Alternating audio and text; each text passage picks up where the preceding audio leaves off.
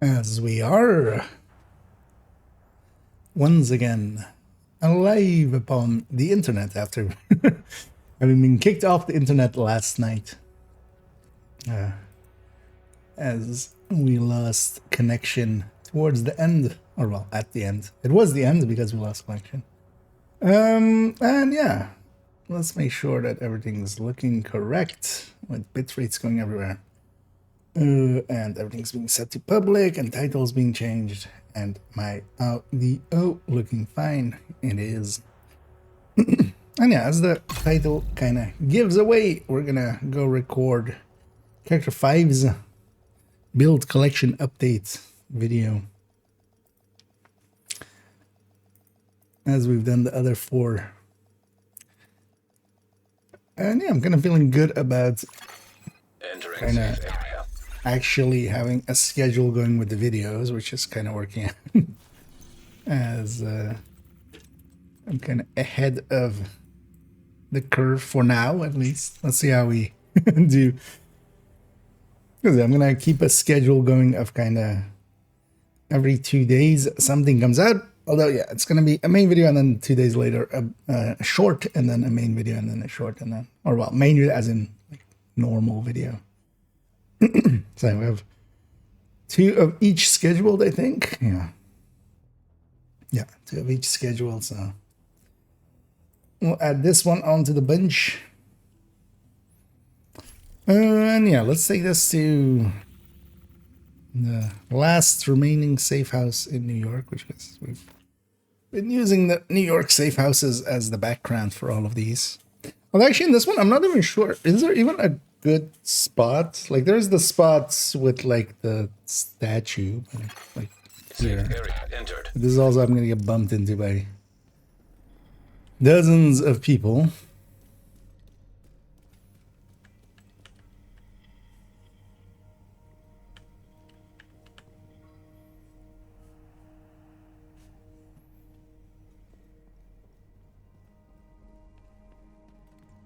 Is there anything cool looking here? Some more statues, but they're like horribly lit.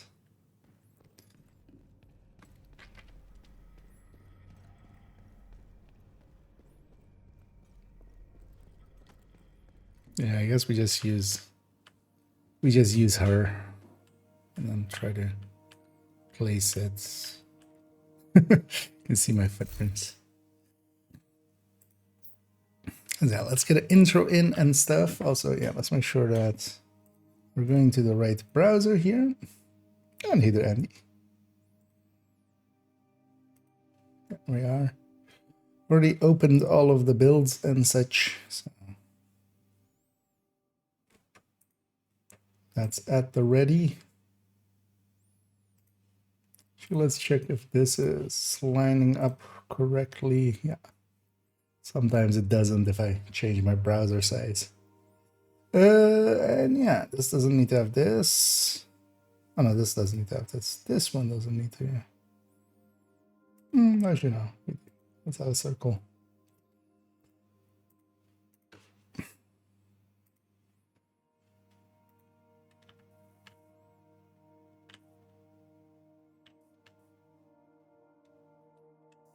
Let's try to find just a decent-ish looking intro position. One thing I should remember to do as well is actually take an actual screenshot of the character. Usually I just take a still frame of the video as like my intro, but sometimes my head is kind of in the way, so I don't hate this as kind of like an intro. Maybe we can even get a little bit more artsy with it. There we go. That kind of works. We don't need to overthink it too much. It's just an intro. Yeah. And let's make sure first though that the hard disk is ready to record, because that's always a thing as well. Yeah. How much does this hard disk still have? Oh, I need to clean it at some point. Although it still has like 80 gigs, 90 gigs there. So. But yeah, we're reaching the end of like the 6 terabytes that it is. But I think I'll just eventually throw away the rendered version of all the videos and then just keep all of the bits that it's made out of, and then we can always re-render it to its whole version if we need to. We don't need the final product saved. We can always re-render it that way. Yeah, let's get going here. I need the renders. Indeed. We're using up the... I've been basically having 5 characters and 5 New York safe houses. We've been using the New York safe houses one by one. Although this is kind of the most boring one out of them. And the other ones are actually visually kind of cool. Or like have at least spots that are kind of cool. This one's kind of boring, but you know. Save the worst for last. Yeah, let's attempt an intro and see how far we get. Might need a few takes, as I always do. So there's a build collection update, build showcase. That's the order of those words. I should know. Yeah, we could turn those around. Hi, I'm IKEA, and for today's video, we're continuing on our build collection updates into character 5, the final character of the build collection. So it does end here, basically. And yeah, we're gonna build showcase quickly through all of their builds. This isn't, of course, like a true build showcase, although it kind of is, although over a lot of builds, basically. If you haven't seen the previous versions, what is going to happen is that I'm going to go build by build through the build collection and the character itself. We're going to kind of showcase all of their builds, and I'm especially going to talk about, first off, what has changed, as that has usually been the premise of these build collection update videos, as we well, finally have kind of everything updated and such on the build collection. Some of the more recent changes of the season, even though the season start is ages ago at this point, how those affected the builds. Then as well, I'm going to actually talk about, as we're going to go through each build, as most builds did get touched, if nothing else, by just a weapon change or such. I'm going to talk about what the build is for, and also how hard it is to put together, as I think that is valuable information to know. Then you can kind of guess if you have a purpose for that build, and then also if you want to go and get it. And yeah, we're going to timestamp everything so that you can jump around between all of the builds, also from the build collection itself. If you're interested in a certain build and you want to reference what it is maybe for or such, you can always jump to these videos, basically, and then kind of get a quick overview of them. So yeah, let's go get started. One take for once.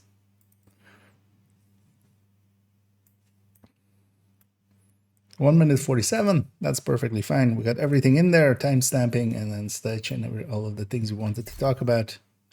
So yay. Do I stand here? I don't hate this, but also I was thinking otherwise here, and we'll just have this lady kind of like fidgeting behind us.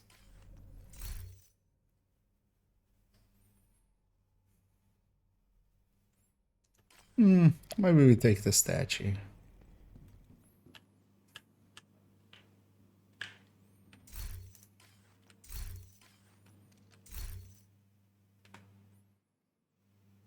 Yeah, that's enough.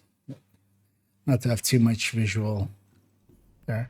Also, I realized, of course, yeah, I didn't play this character at all since yesterday when we kind of lost connection. I needed 12. No worry. And yeah, I'll be responding indeed in between segments, as we always do. There's a bunch of segments here, so it'll be short ones in between. Or moments in between where I can't actually catch up on chat.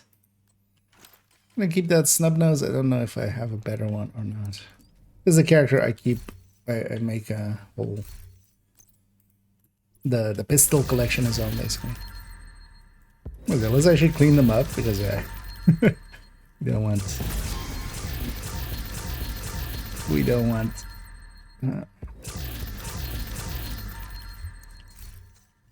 to have flashing things in there to distract.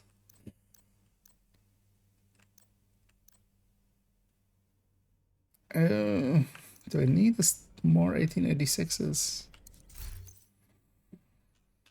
I have 2 Virginians.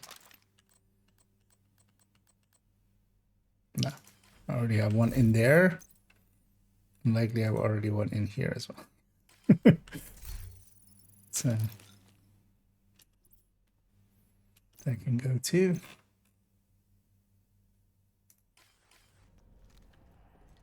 Let's go back here. So New York yesterday, it's a huge XP on story mode in New York. Yeah, although of course leveling through that thing, like yeah, the DZ method is overall pretty good. Getting group scaled up is pretty good. But yeah, failing that, if you're just doing it full solo, going through New York, you want to do that anyway if you're going to keep the character, kind of. Because otherwise, yeah, a bunch of stuff still breaks if you don't do Wony, basically. Yeah, let's load up. Actually, we'll build one already. Why is this mask rated to 11? So one thing I did recently, actually, is that everything, just to use up a ton of resources, oh, it's because it was right under here. I actually made everything in every loadout grade 12 at the very least. So everything is now grade 12, except the 511 mil, of course, right? That's 5 and then 11, basically. So, yeah. But yeah, we'll be seeing that through here. Yeah. So let's take it to here. Let me catch up on chat one last time, and then we'll jump in. Yeah, I'm getting. Well, thank you for being an ambassador. Let's call it that, right? Think about it now. Well, thank you for helping out with that. Although as well that I'm perfectly happy with the reach that I already have. As yeah, it's a niche subject in niche games. Like not everybody is up for watching an hour-long video of somebody going through all their builds or some of their builds and stuff like that. So I gotta get that. Level 16. No, so actually what I have on 511. Had my finger. But yeah, what I have on 511, if we go back here, it's one side is 5, the other side is 11. That's how we keep that one graded. Like everything on the left is 5 and the right is 11. I should maybe make the pistol 16 just then, so that lines up as well. But I haven't made the spec weapons 12. In that going to 12, everything went to 12 basically. So, but yeah, this we kept at 5 and then 11. So that's the only ones we didn't go all the way with. But yeah, that actually means that they no longer fully align actually with the builds here. Some of them are like, but yeah, I'm not gonna do an upgrade just for that. So that is. Yeah, let's get started here. And yeah, so one of my goals is to keep everything under preferably 4 minutes or around 4 minutes, and definitely under 5, basically. So we'll be trying to go quickly through builds. Yeah, let's just get going. Oh yeah, and 5.01. And we start, of course, with 5.01. And yeah, 501 is this character's negotiator. What I kind of have on this character is actually a selection of builds that I enjoy on account 1, coming on over into here, basically, as none of them are really shown in the build collection as duplicates. So, for instance, here we're showing it with the backpack, where the other one we were showing was with a vigilance backpack, just to show different versions. But then usually it is kind of saved in the game, as we'll see in a second, like a 5-piece. So, but I kind of have the builds that I kind of enjoy, as I just have one character on account 2 that I really actually main, basically. I used to have a World Tier 5 character that is now basically a storage space for some of the level 29 gear that used to come from that. And they are also set up for bounty cheesing, so... but then, yeah, this character, we're starting here with the Negotiator, the backpack version this time. We already saw an Vigilance backpack version. And of course, yeah, if we're not going with that, we're getting a Coyote in here. Here as well, with the Lexington, not much changed, of course, for Negotiator, except that the backpack talents became much better than it used to be. It used to take it from 60 to 100. It is now taking it from 60 to 112. That has helped quite a bit. The build overall has lost a little bit of damage, though, still, because, yeah, we did... Our Obliterate went down a little bit, our Grupo Chest went down a little bit, but overall still the optimal-ish setup for this if you want to go with Obliterate and having the backpack here, where we're much more focusing on spreading out. If we take it into the game, we see this is saved as a 5-piece, as they commonly are. This was also the case with the other character that we kind of saw the Negotiator on. And this is, as well, usually how I diversify the build collection a little bit. As yeah, then we'll have a different Negotiator version on there, but then I'll have my options always, because on this one as well, if I wanted to have, for instance, a different backpack here, either Memento or this Cheska backpack, to kind of slot in to have Vigilance instead, or yeah, as with the build picture, to go with Coyote. But even here, Contractors could be a choice. We could go here with the Contractors and then go main and LMG, basically. So I'm keeping my options open, but saving it as this 5 pieces. And we'll see this repeating pattern on a lot of builds here, as yeah, there's a bunch of gear sets, and generally with the gear sets, unless there's an item that isn't really worth it, so with the Negotiator, that's chest, we're leaving that out. We're kind of creating options for all of the other slots by having it saved as these 5 pieces. But of course, yeah, I'll never run it as 5 pieces, except if I load it and then forget to change it, which quite often happens, but don't tell anyone. And yeah, what this build is for, Negotiator is a really good red build, especially just in a normal-ish setup. Like here, we're also not per se going, for instance, for focus or something, keeping it pretty easy. And what we're trying to do is basically mark multiple targets, spread damage to multiple targets. And if we do that, it is actually pretty powerful. It can go toe to toe with strikers in a theoretical sense if we're marking multiple enemies. But even without just continuously being perfect with our marking and such, it is still a very powerful build. And it is very easy, of course, to get together. All of these are red cord pieces so that we can just slot in. We alter this, the miner, we try to get a really good roll on the main and just get it going that way. The Coyote would, of course, be something to farm for, but this could also just be a high-end piece if you're missing that. Together as well. If you don't have a Lexington, a FAMAS or Anfal is a really good pick for here. Yeah. How long was you? 352, even with the extra explanation at the start. I'm getting good at this. Too bad it's the last one. Too bad we're never doing it again. 55 grade. Yeah. Someday out there. Well, we would need to be 511, right? That's how high we would need to go. And hey there, Cress. Yeah. I felt good then. Getting all that in under 4 minutes, even with the extra explanation. Yeah, let's take it back to here and go on to 5.02. Not this one, actually, this one. Okay.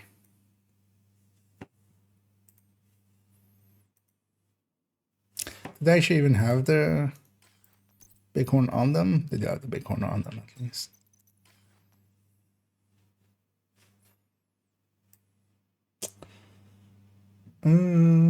Yeah, let's go.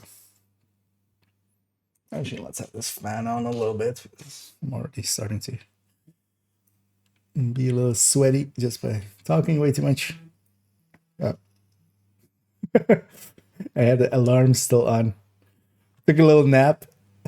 But yeah, we got it early there. I was like, at latest, I'll get up 8:30, but I got up kind of before that.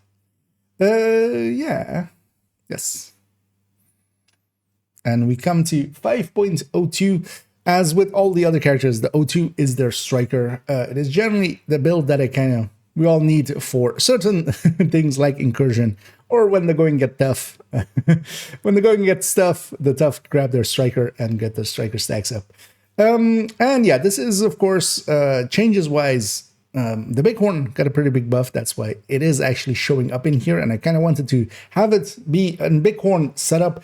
Then as well, kind of setting up the crit chance and crit damage to kind of align with that. We're going here with 54-105. This would also actually, 54-105 is a better balance between these two. We can also go 48 and then 117. But we're kind of showing it here as for a mid-range setup, kind of a mid-range and short-range setup. And then, yeah, we're kind of aligning our crit chances to kind of align with that, at least on this build picture. And the changes to Striker was basically only its backpack got changed. It went from at 100 stacks being a 100% increase, separate multiplier basically, to a 90%. So it's a 1.9 multiplier at full strength in this setting where we're going with Obliterate. Obliterate, of course, as well got hit a little bit. Same with Cheska, but that's more. Those are kind of minor as well. All of the pieces kind of went down a little bit, bringing overall strikers and as well a lot of builds that do learn Obliterate a little bit lower. Not that much, not in a significant way, but enough to be felt a little bit. If we take it into the game, we see actually that it's not saved that way. I'm just using that build picture to kind of illustrate how to set up for a Bighorn, because honestly what would happen if I wanted to run the Bighorn, I would just change these attributes as I have here, or change out my crit chance, crit damage kind of to with mods or these roles to kind of align for the Bighorn. But I kind of want to have that Lexington setup, just a standard AR setup ready to go, because the Bighorn isn't usable in all situations. It's pretty good, especially against things that do have heads and things that we can headshot pretty consistently, doing content as well, where there's a lot of enemies going around. For more general use, I would prefer something like this. And as well, with all my strikers, this character as well has all of the options available to them by having basically all 6 pieces in their inventory at all times. So I can go in and, yeah, if I want to put in a Coyote, we can do that. And then with a piece of Cheska, for instance, here on the glove slot, I have actually a Cheska and a Grupo piece, for instance, as swap-in pieces. So yeah, we could go a chest striker with Coyote, and that together here as well. I could even go, for instance, for incursion. I can go Cheska here, Bloody Knuckles here, which is a setup that usually we have one Coyote, and then the other two are kind of set up like this. And yeah, so opening up myself for all of the options that we can kind of go with. That's usually as well what I recommend having. There isn't really a debate on is Obliterate Striker better or is Chest Striker better. If you're still doing that, that's like saying, like, you know, my Nintendo 64 is better than my Dreamcast, stuff like that. It's kind of meaningless. Both are really good, and you kind of need both setups available to you, because certain content will lean to much more towards having a chest striker, other content towards having an Obliterate striker. And yeah, as strikers is it's pretty easy to get together red core pieces with red underlying talents, or red underlying miners. So yeah, just find pieces with good enough weapon damage and record them, or even good enough crit damages, and you can record a core, and then you can also put in maybe like 2 blue cores if you would want to. And overall as well, again, you can replace, if you don't have a Lexington, which, yeah, it's going to be an issue for a lot of people joining us, and maybe as well people that missed that time that it was available. You can replace this with either a FAMAS, or of course some of the SMGs are also very potent with attack vectors and such. But yeah, there's enough things to replace this with, especially as well some of the exotics like Struck-Off or Solo Play. Yeah, 429, which is fine with showing all of the options as well. 5 503.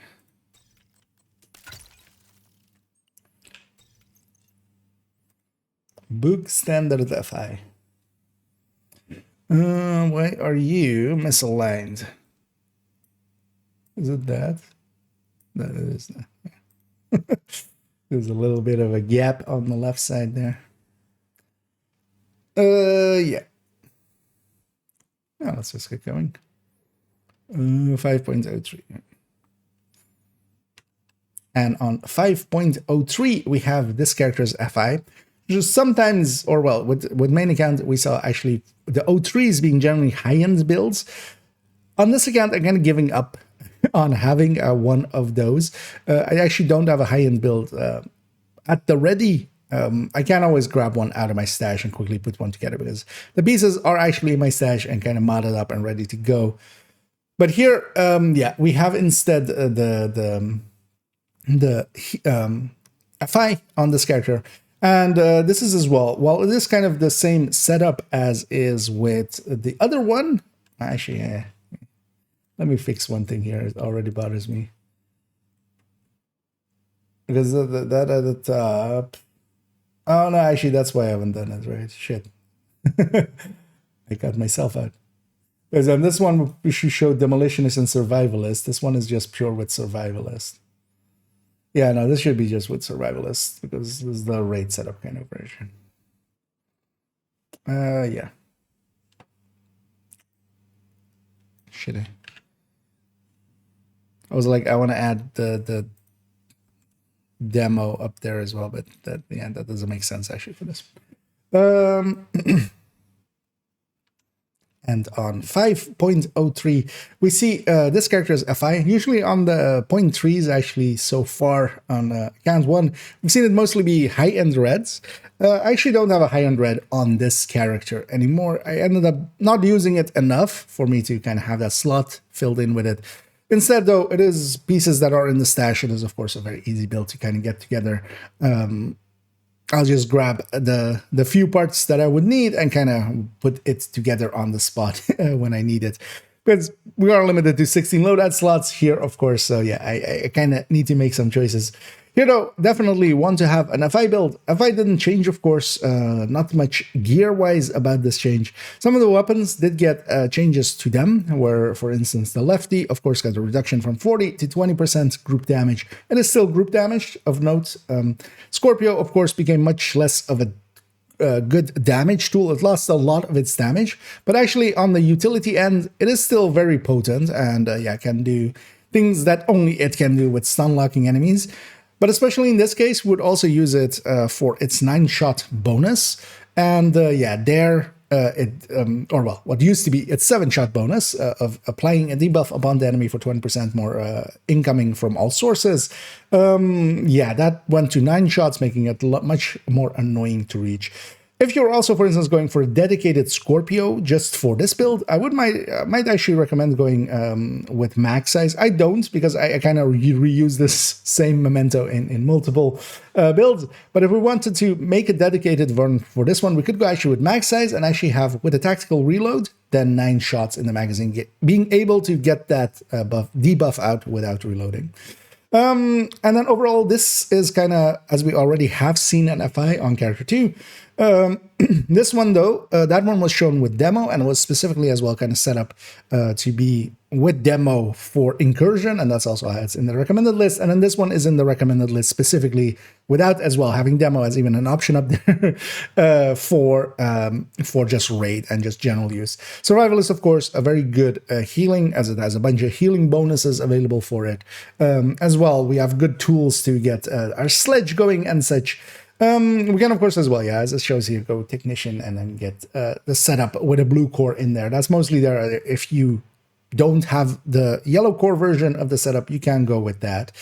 And then if we take it into the game, we see that's actually saved like that. There is not much variation to be had here. And then what this specifically is for is really very much the raid healer with Survivalist. Survivalist isn't that useful, for instance, in Incursion, so there we usually replace it with either Technician or Demolitionist for its buffs. But yeah, for the raids, we definitely want that extra healing. And it is very easy to get together overall, except for the setup on the backpack.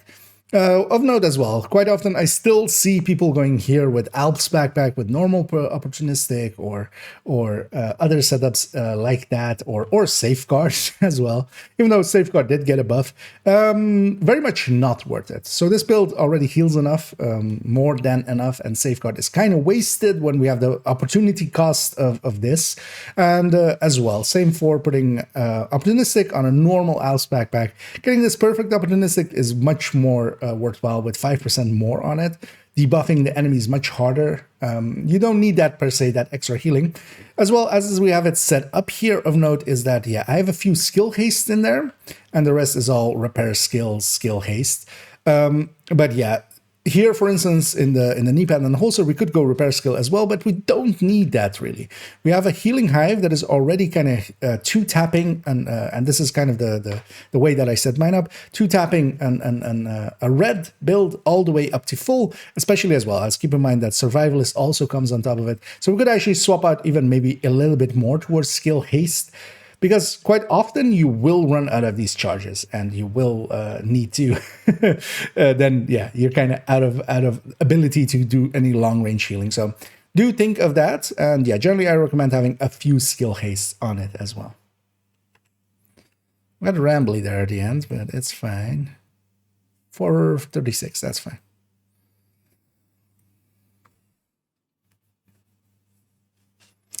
Yeah, let me catch up here.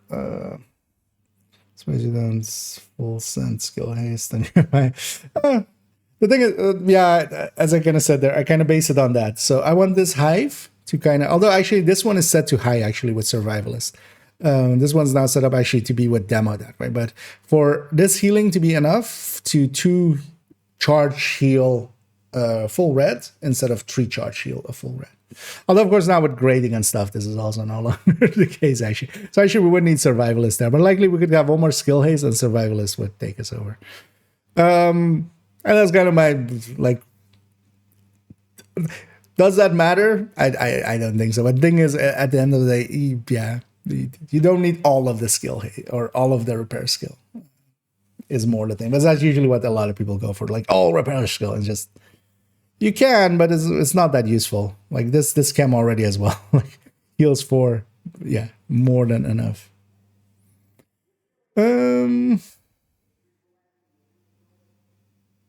Nice version of my mind. Oh yeah, accidentally. But yeah, that was definitely gonna talk about that.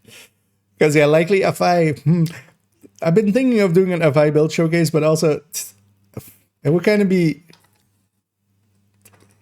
I hate to almost say it, but it would be boring. Just the gameplay parts and stuff. I don't think I have like. I mean, we could do an incursion a few times, and that's kind of as exciting as it gets for an FI build. Hey, is measured best on Lexington with strikers in a group setting in general. So overall, yeah, I would for a group setting pick measured. And kind of depends also on your group as well. Killer is really good as well. That's the other big option. And even in a group setting, you can make killer work, especially if you're if you're in matchmates, for instance, right? Like the team isn't super strong. Actually, even though that's gonna be none. Yeah, kind of should actually check where my framing is.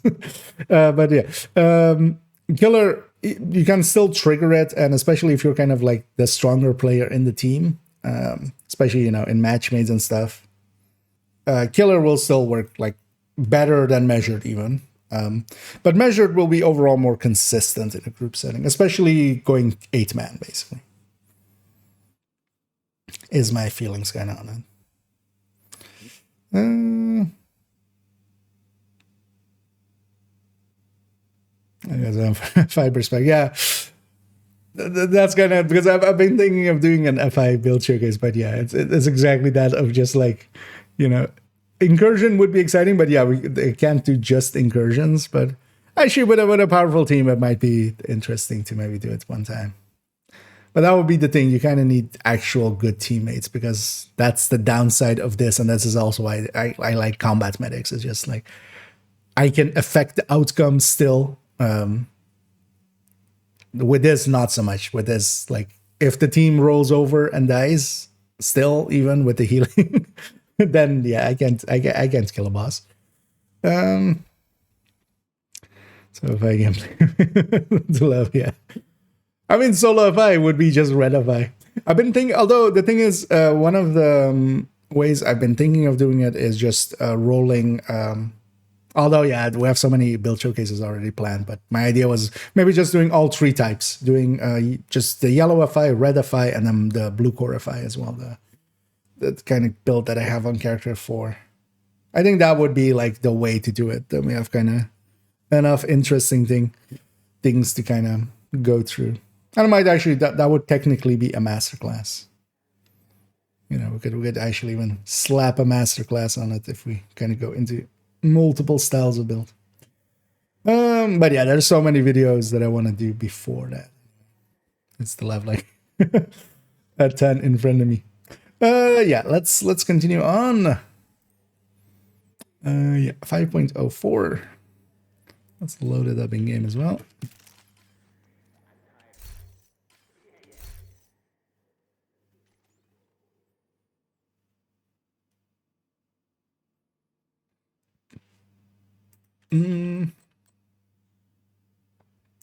Why do I have it saved with Scorpia? Not that it matters, like it's not like the capacitor isn't in my inventory, but yeah, we'll just leave it as that. To not cheat too much. Yeah, let's go here. 5.04 here. And continuing on to 5.04, here we have an explosive build, a mortar build specifically kind of set up to make use of the mortar. This used to be a go-to, especially with Hollywood in the past. Now, of course, Hollywood has changed quite a bit, and we do run other things for that, especially just glass-chested strikers is kind of the go-to, as we have much better tools nowadays to make the explosion happen. Overall, changes-wise to this build, yeah, Empress took a little bit of a hit, but then actually Grupo gained a little bit, because Grupo went from 15 to 20% on its two-piece. So yeah, we gained a little bit there, more so actually than we lost on the Empress overall. In damage sense, but of course that skill efficiency is also all of the yellow stats is also skill haste, so we did lose a little bit of haste there. And yeah, that's usually as well the setup that I kind of go with for especially explosive builds is, while I advocate for with turret and drones to go something else than haste, to go skill damage and then crit chance, or even if you want to like going a regen route kind of with it or something. You basically don't need the haste on a normal turret drone build. On a mortar build like this, you actually kind of do, because yeah, generally the skill you'll be pairing it with will need it. So for instance, if we have a sticky or such, or we want to use seekers, we kind of go that route. And then yeah, this build though is pretty hard to get together, as we'll go into the game and talk about. Getting these two Grupo pieces is usually the hard part. These can of course be any of the slots interchanged with basically anything. Although yeah, the mask and the holster is the other obvious places it could go. I like having it actually in this specific way, and it is actually set up very specifically in this way, because then the left side, that skill haste, skill damage, is also, of course, overlapping with an Oxy build. That's also a thing that on this character I kind of do a lot.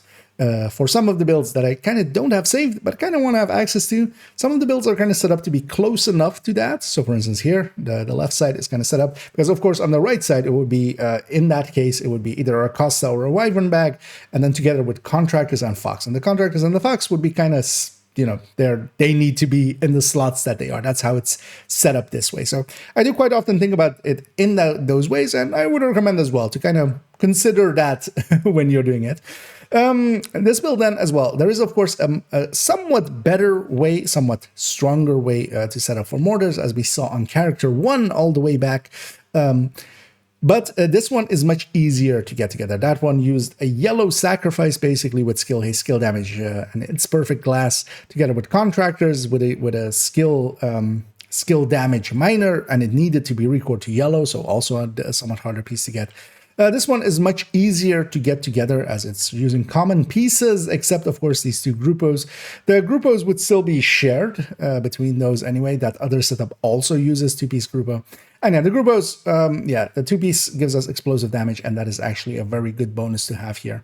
But yeah, we do need to find them with skill haste, skill damage to record them, making for just normal unicorns as with the minor pieces here. Yeah, this build is overall well worth messing around with if you're kind of into skill builds. Nowadays, they have, a little less potency for instance, Hollywood and such than it used to be. That used to be the go-to for Hollywood, but yeah, not so much anymore nowadays.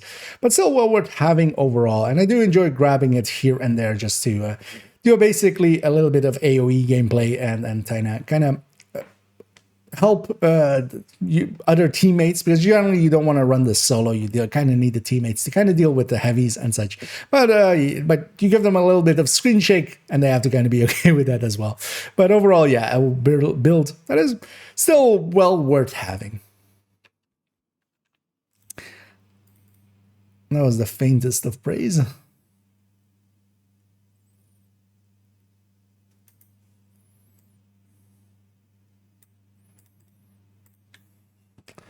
I'm catch up here as well. And hey there, Sunny. That felt weird to say. Hey there, Sunny. Now get off my lawn. And hey there, Wendy.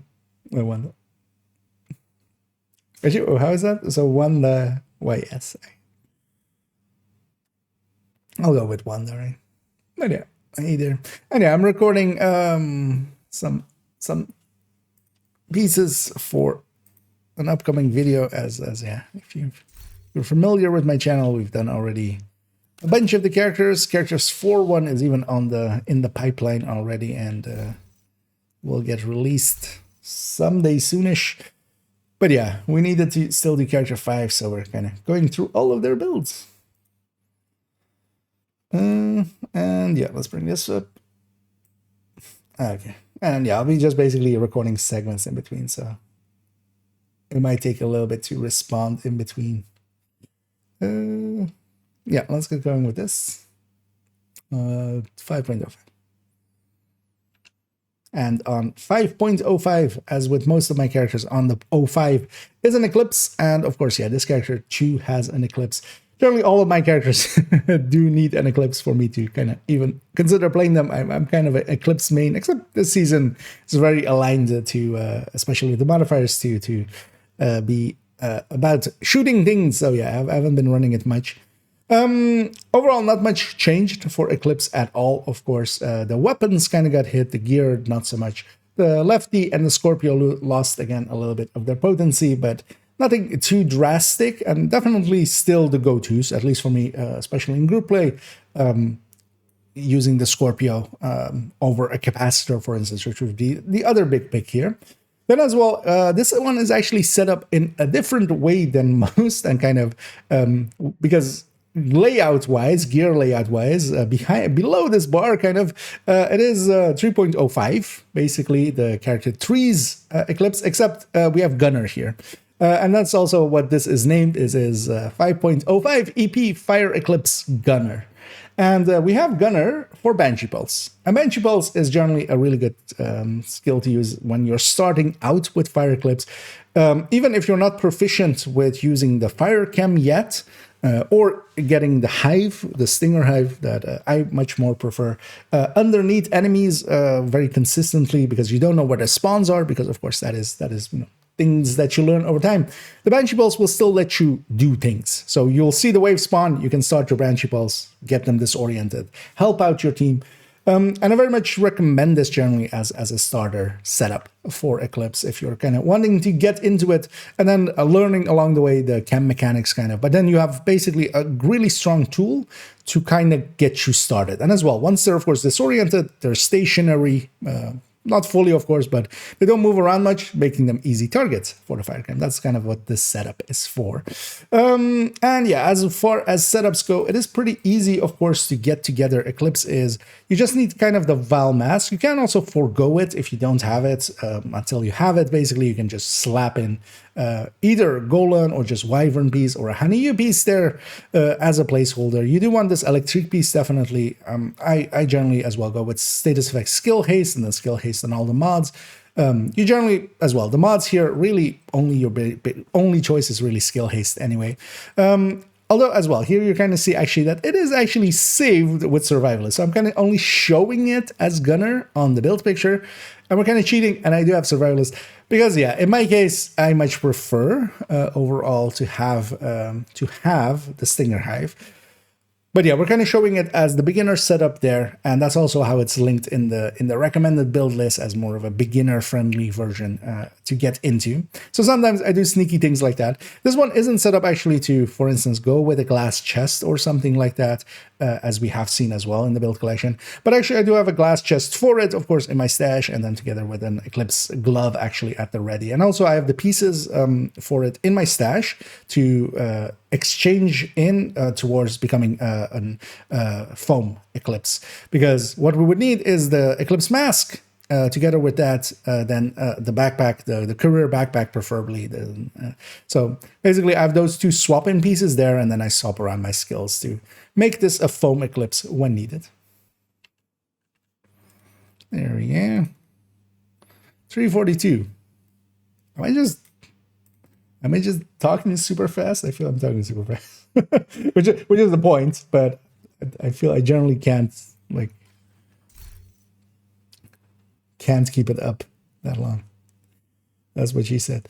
I just started this game about a week ago. I realized I had put 2 days into it and figured I should check out the community. Well, welcome in. And yeah, overall, this game has a pretty good community as well. So I think you'll fit right in, especially if you're kind of open to it.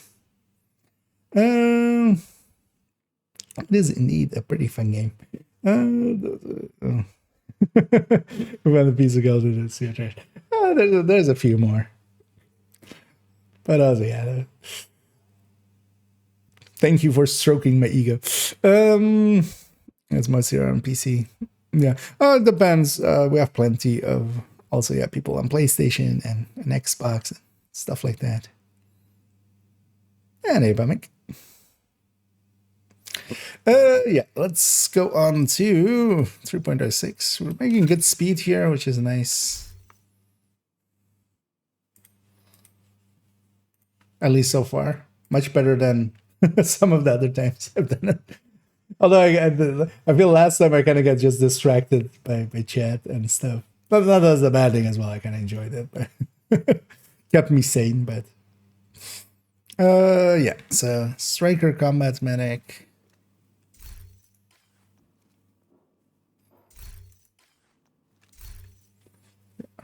Let's get in there. Is anything different? Yeah, the FAMAS, but that's fine. Yeah. 5.06. And with a 5.06, we come to the Striker Combat Medic on this character. I generally have a Combat Medic on each of my characters as well, or a form of healing, as I quite enjoy that. And on this one, yeah, we're going with the Striker Combat Medic. This one then, we've already seen a Striker Combat Medic that was set up for with much more crit damage, crit chance, crit damage. Basically, the minor rolls on the Striker pieces, instead of the yellows that are here that are repair skill, it had crit chance and crit damages there to bump up its crit chance, crit damage a little bit higher than these poor numbers. And this one then is an experimentation the other way around to try to get a little bit more healing out of our skills, because yeah, they are 6 skill tier, so now we're backing them up a little bit with a little bit of repair skill as well. And it definitely feels better, much better on the healing end. It feels a lot worse on the shooting end. But I feel there is yeah, it is a worthy trade-off, but I also feel at some point, I might just go for a balance and maybe put 2 repair skills, maybe 3 repair skills at most, and then make getting basically 2 crit damages and a crit chance and a crit damage into some of these slots. That as well would actually align to have it be together with the Striker Short Drone Hybrid, because yeah, this one definitely locks it into becoming the combat medic only. Changes wise, of course, again, this got hit a little bit by the changes to our Striker backpack talents, and yeah, it did lose a little bit of damage, but it is really only a little bit of damage. One thing that it did make me want to consider is maybe going Chest Striker as well and going Safeguard, as yeah, Safeguard is a little bit more than it used to be at 130% instead of 100%, but I haven't messed around with that yet. And yeah, overall, this build is pretty annoying to get together as we'll go into the game, and we'll again see as well. It is saved as a 5-piece, of course, and that is that, yeah, I can either put in a chest or a mask, depending on, well, I have the Cheska chest and I have a Cheska mask, basically, if I wanted to become a chest striker or not. Generally, it's a or not. Because, yeah, the chest striker, I would need to stack to 200, basically. I could maybe put in an ACS and here and there try to sneak some of that in, but yeah, generally I just run it as an obliterate, and that works well enough. And then, yeah, getting these pieces together, because we're basically getting here, which is just minor unicorns, yes, basically, as we sometimes call them, which is just gear set pieces with the right minor attribute. And here as well, they aren't the same color as the core. So we're going for repair skills there and then recording them. This will eat up a lot of optimization as well to kind of get those bars up, although it's just 1 bar, of course. So it's not horrendous ever. But yeah, that way we can have it set up this way. And yeah, as I said, I might kind of change it a little bit, balance it a little bit more towards crit damage, as I kind of feel it could use it. Although as well, I wouldn't want to go all the way, because it would be a direct copy, and generally, as we do, we avoid those. Of note as well, this is where my FAMAS on this character went. It was already grade 27 by the time we got some Lexingtons in here. And yeah, I just went here with it becoming my future perfect weapon, just so we don't have to keep re-changing it. Although, of course, yeah, it would be nicer if it was a weapon with a long underrail, because we could actually use it for spotting as well. And yeah, this build I quite enjoy for running around in teams with, especially in nowadays with no regen being a directive. This is then kind of used by me to run around with my allies, and I'll offset no regen while still keeping a lot of my own damage. Because even though this is yeah, yellow cores, and which we're recouping a little bit with the capacitor, and yeah, it doesn't have much crit chance, crit damage, it still has that bonus of Striker, and that is actually very strong. The talent of Striker is very strong, so it makes up for it that way together with some obliterate. It hits hard enough to be usable, and then yeah, offsetting no regen for the team. 429. That's fine. 507. It's loaded up already.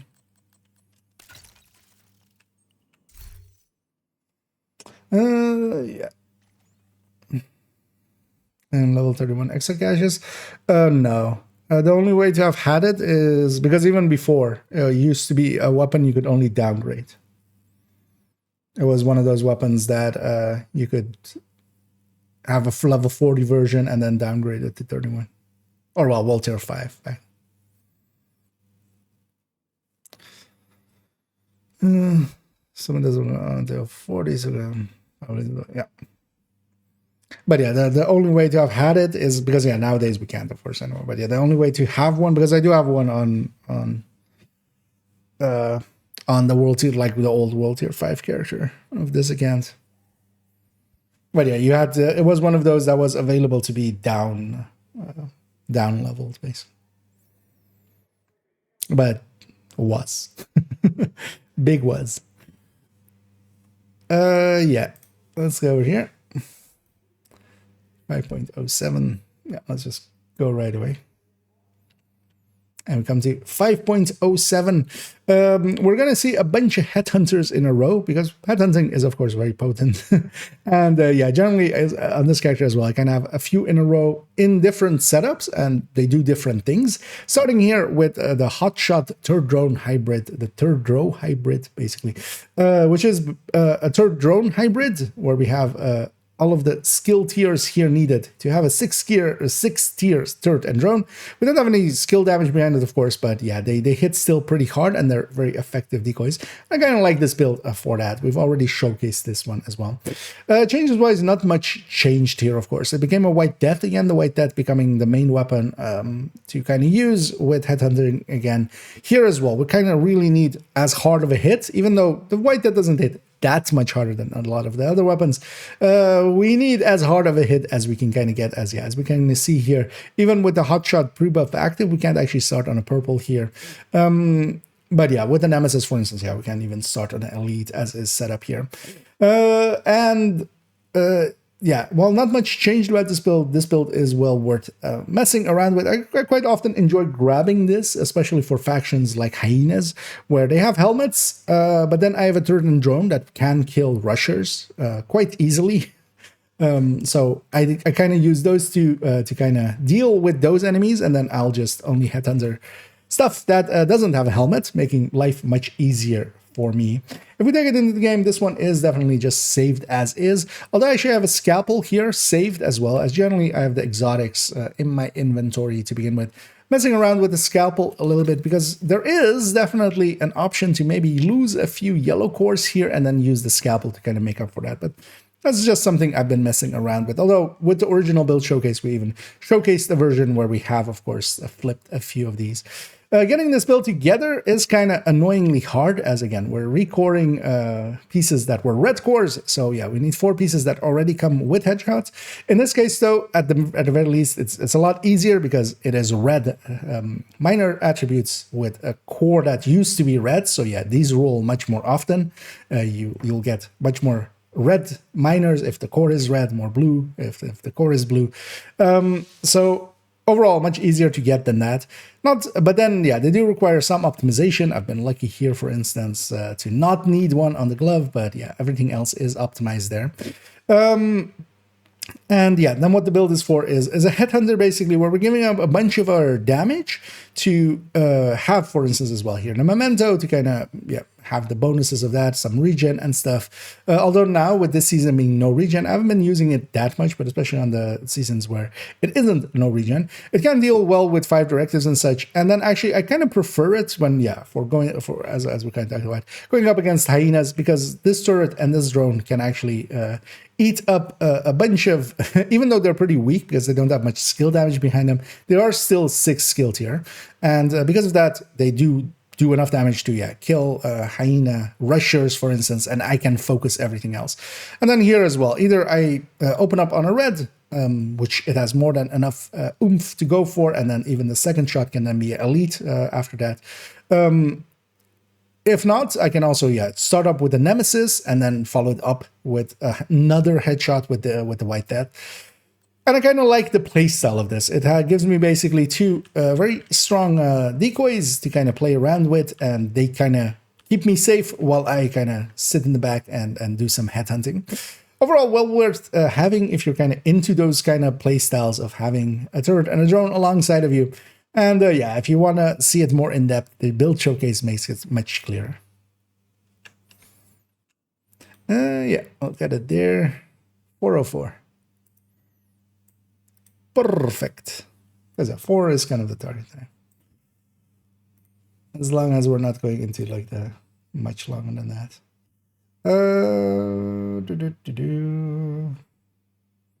Is that the same story with the Regulus? Nowadays, yeah. Because I don't think in the past it wasn't, because you could do the Iron Horse at level 30. I don't think you can anymore, right? Dark Hours and Iron Horse are not available anymore at level 30.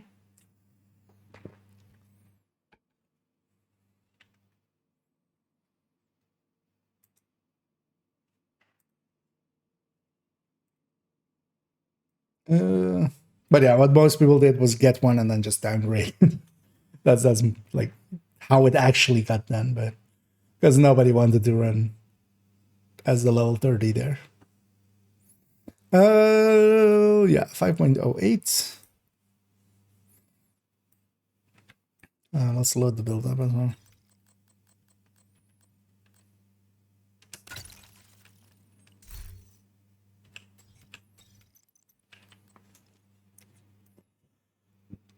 Yeah, let's get going here. Yeah, high-end headhunter tech. That order. Continuing on with a 5.08. This is the high-end headhunter tech tank. In that order, as I quite often get it quite wrong, but some other talent in there. And yeah, this is the Ninja Bike version. This is one of 2 Ninja Bike builds on my build collection, and this is actually, honestly, the only good one I would consider. Like, I would classify as being above a 7 out of 10, above the B grade, close to an A grade, basically. So this one is the one good one. And yeah, I quite enjoy this. We've built showcased this one as well. And yeah, another headhunter on this character, as we'll see, kind of 4 in a row, the second of 4. But then a completely different thing in this case, of course. Changes wise, we did get a little bit of changes to some of the bonuses here. That is especially to the Pika Rose went kind of down a little bit, and we do feel that. But then actually we gained quite a bit on the 1886, meaning that nowadays, even with the blue cores that we have here, as with the build showcase we were talking about, you needing to have 25 grading to have 2 blue cores basically here. With 10 grading, you needed basically this one to be a red core. That's no longer the case. Basically at grade 0 even, you can have this amount of blue cores as we have here, have that 6-tier shield. That's how much the 1886 kind of improved as well. It got a few more rounds and a better reload, so it's much more usable than it used to be, even though it was perfectly fine kind of here. And yeah, in this setup, we kind of see we can start on a red, go to a purple, and on the second shot it can be a red and a purple, or a purple, and then from the third shot onwards we can do most elites except for the LMG elites. And that's kind of the setup for this. And then we have basically we have a full, well, in this case, not a full tech tank shield, because a full tech tank shield would also have the skill efficiency from a memento fully charged up. This, of course, only has the Ninja Bike backpack. It does have the same cores and there, but yeah, it doesn't actually reach the shield, especially the shield health doesn't reach that high. But it has actually 3 yellow cores instead of the 2 that most tech tanks have. So it actually the healing of the Artificer is almost the same anyway. If we take it into the game, this build is not too hard to get together because, yeah, we're not recoring too many pieces. We just need 1 piece to kind of recore. In this case, I've chosen that to be the mask here. It could, of course, be any of these, especially here, for instance, as well. I would have the opportunity, if I wanted to have it on the Fox's Prayer, to have it there. And overall, a build that is well worth having. I quite enjoy this for doing activities, especially solo. I prefer this much more than just running a hotshot for solo activities, because there's generally going to be a red there anyway, and we can just open up with them and then go from there, and then also have the shield to kind of hide behind and be not basically hiding at any point. We just stand out in the open, shoot the enemies, although generally near some cover so that we're not exposed to every enemy at once. But we just kind of don't really hide. We just go from left to right or right to left and just clean up the place. Well worth having, and yeah, it is definitely a build that has a special place in my heart.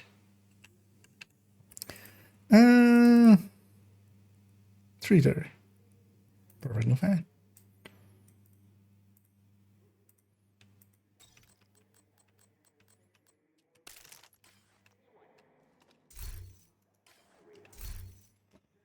And yeah, the Habsburg hotshot. Yeah. And it is Pachinki. And yeah, all the steps and things.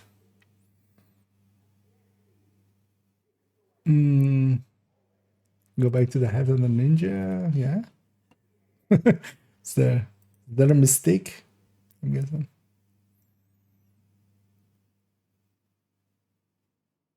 See if I can find it before it gets told.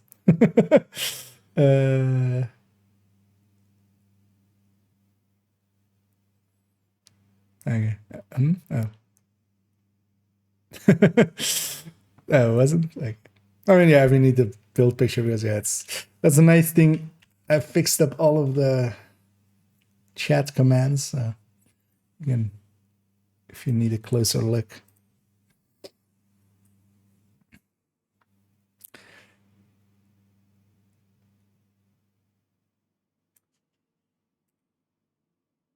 I should have actually explained with that one.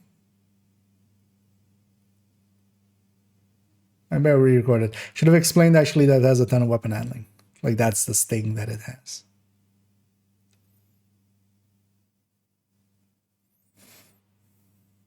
Mm-hmm. Yeah. So that's for second word leaves. Yeah, there's of course the one piece Picaros is a core as well. I always often forget about that one as well. Yeah, let's do this one. 5.09. And continuing on to 5.09, the home of two super unicorns. We'll get to those in a second, the two Habsburg pieces here. But yeah, this is the Hotshot Headhunter, basically. But then indeed, the Habsburg variant. So we're using two pieces of Habsburg in here. Changes-wise, not much change to this. Of course, the Habsburg did get a little bit of a reduction on its first piece. On the one piece, we went from 15 headshot damage to 13, which isn't that big of a loss. The White Death, of course, kind of came back into this build as it was running an SR1 in the past. Together as well, the Harvest is, of course, the pistol to kind of go with here. Even though we're not really set up to use the pistol, but sometimes you just need to if you run out of ammo or starting out, maybe. So sometimes you get that in there. And then, yeah, this is using the two Habsburg pieces where we're recoring them from blue to red. And yeah, we're going for a chest piece that in this case has headshot, weapon handling, and headhunter. And on the backpack, headshot, weapon handling, and then vigilance, recoring those. And those are true super unicorns because as well, this is a blue core, so it mostly gets at least 75% of the time. It gets at least one blue minor. So one of the two minor attributes will be blue so that leaves just 25% of the time where it could be a red or a yellow. And then together with that, trying to get the right talent, that can take up a lot of resources. So actually, starting off, we're going to discuss how hard this one is to get because it is very hard, but it's also not per se necessary. You could, of course, go, as we saw on character 1, all the way back, the Araldi plus Chainkiller or Gift plus Chainkiller version. That is very potent, but yeah, this one is a step above. It is in all ways really better. It is much more weapon damage. It is the overall, the loss of perfect Headhunter is not felt at all. You're doing overall much better, especially on the first shot and the gap shot, which matter the most, really. But then, yeah, we need those super unicorns to go with these. And for instance, on this, why it is on my second account and isn't on my main account. On my second account, of course, I have one character. On main account, we had 4. 4 means that all the character slots are filled in, and I don't do watch alts, basically. I don't have the ability to do watch alts. I also don't per se want that as well. I kind of enjoy the game without that for main account. But on second account, I do actually do watch alt in just as well to know the mechanics of it and such. But as well, we're just keeping one character, one main character, basically. And that means that we can go and all in and try to get these. These are, of course, also gettable if you just go with Headshot and kind of waste the second stat and Headhunter.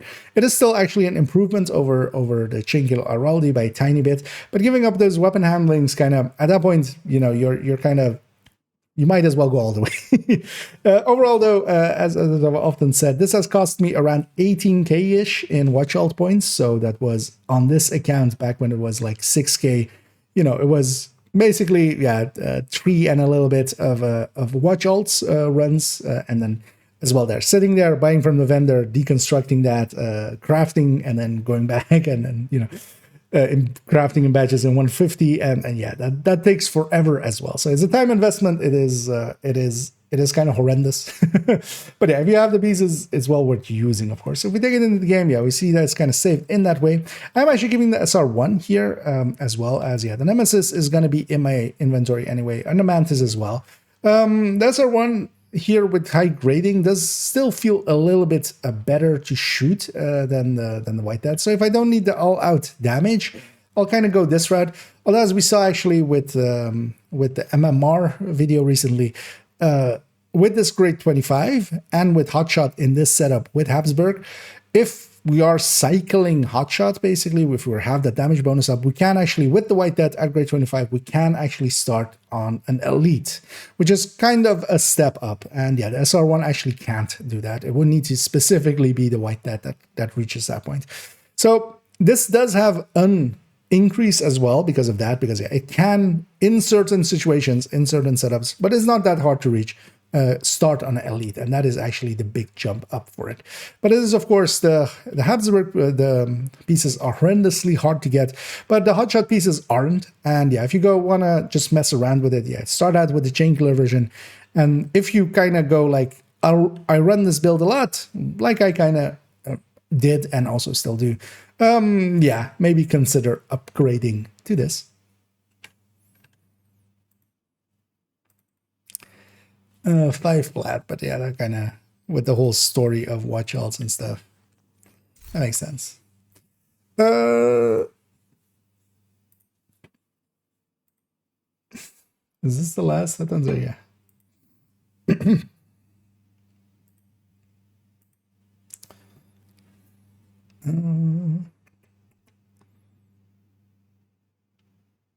We're gonna say, okay.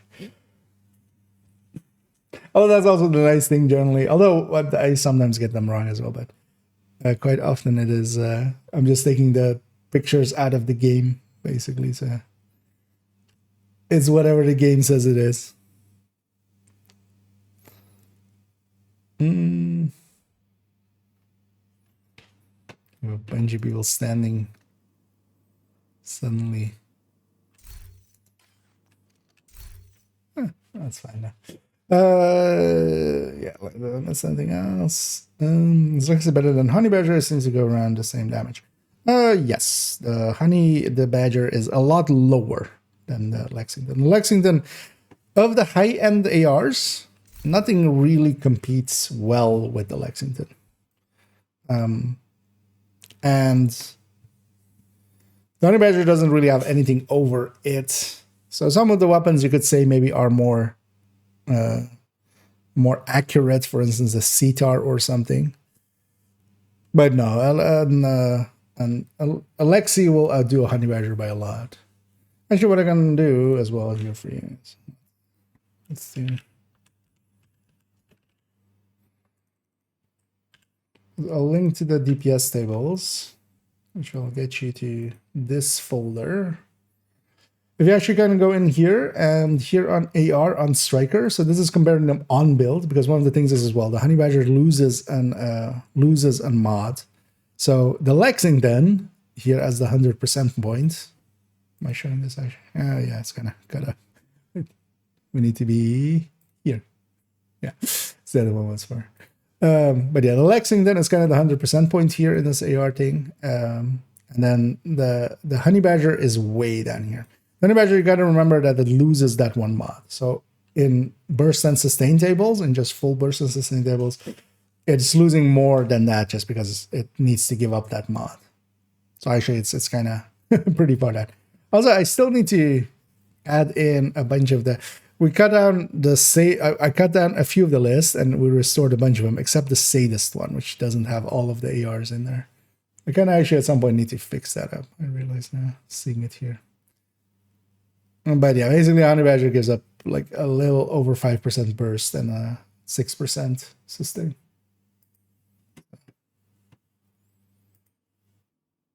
Lexington is just a little bit too good.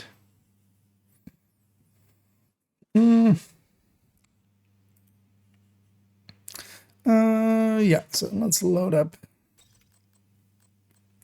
510. We're making good time this time. It's nice. Although, well, it's taking the same. It's likely going to be the same 2 hours-ish that we had last time. Oh, yeah, I need to be here. There we go. 510.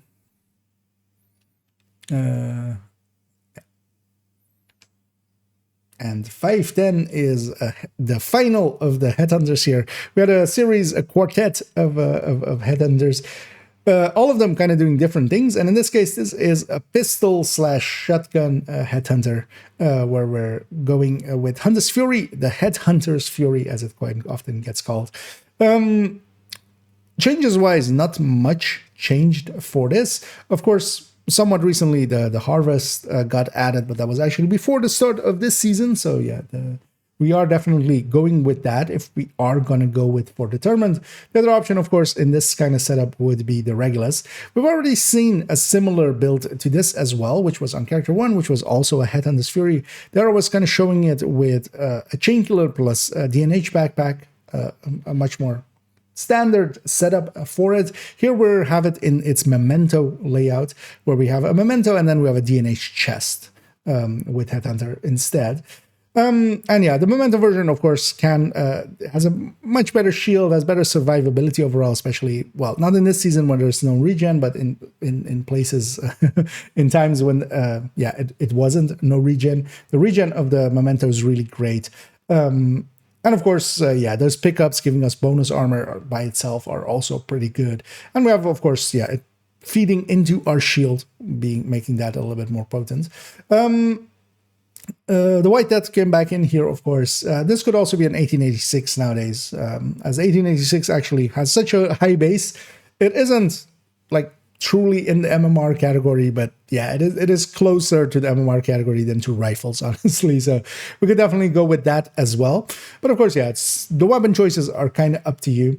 If we kind of take it into the game, we see again that this one is one of those ones that is saved as 5 pieces. And the reason for that is that I actually quite often find myself going a different route, which is that we go with the Dodge City holster here. And what this was for, especially in the past, was that the spread range of this of the disorient is a little bit higher. And actually for convoying, I much prefer this. Of course, the Dodge City coming into here as well gives us a great opening shot, as we'll just swap to something else. And then we have one very powerful shot to kind of get Headhunter kind of started much more easily than we would without. But of course, then we're giving up the memento. So that's why it is saved in that 5-piece layout. Quite often handy to do so. What the build is for is just going around and farming up, especially activities and such. This can, of course, as we need actually a headshot memento backpack as we have there. Going around, and actually, as you can see here, it's even saved with the 1886 nowadays, even though on the build picture I was showing it with the White Death, and that's because the White Death is already saved with the other build, with the hotshot Headhunter. So we can always bring that in if we need to, and then here we have this one saved. This can go around and really easily deal with, especially solo heroic and such. It is very easy to get those headshots kind of in, especially nowadays with the Harvest instead of the D50.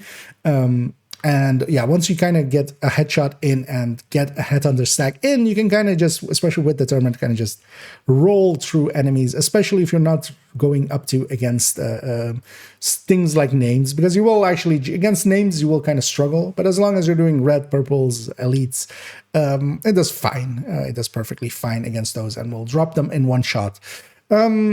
A build well worth having, pretty easy to get together. The chest is craftable, and likely, actually this one isn't crafted, but you can craft for the chest for this.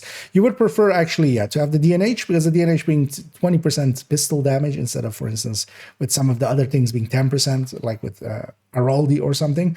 You definitely, if you're going the memento route, you want this to be the DNH on the chest. That 20% is well worthwhile against a Chainkiller, for instance.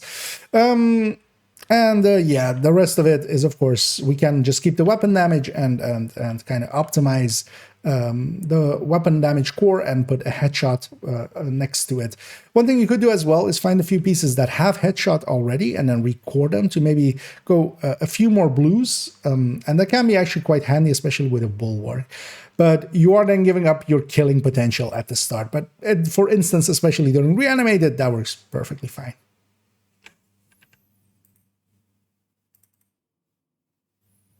Yeah, 444.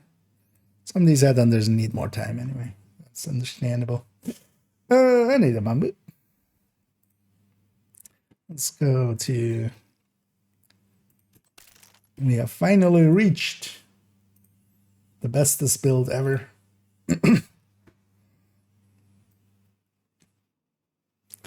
Yeah. Let's see how many puns we can make. Yeah. And in slot 511, we 511 with some 511, as we have some 511, and together, of course, with some 511 and then 511. And what 511 about 511 is that 511, 511, of course. Okay, let's stop the silliness. But yeah, this is, of course, the bestest build. This is not even the one-man army. This is the zero-man army, or the 511 army. Yeah, this is, of course, kind of a joke build. It is, of course, a slot 511 in the build collection as we reach that point. So what better build to put in there than, yeah, a build containing nothing but 511. And yeah, there's many ways you can set up joke builds, as we as well had a build showcase kind of with different ways of joke builds, as with, for instance, having improvised pieces or purple builds. The other one is to go with a brand and just go 6-piece on a brand, especially if it's something silly. And for instance, in this case as well, record, as that makes it, of course, extra hard and extra spicy.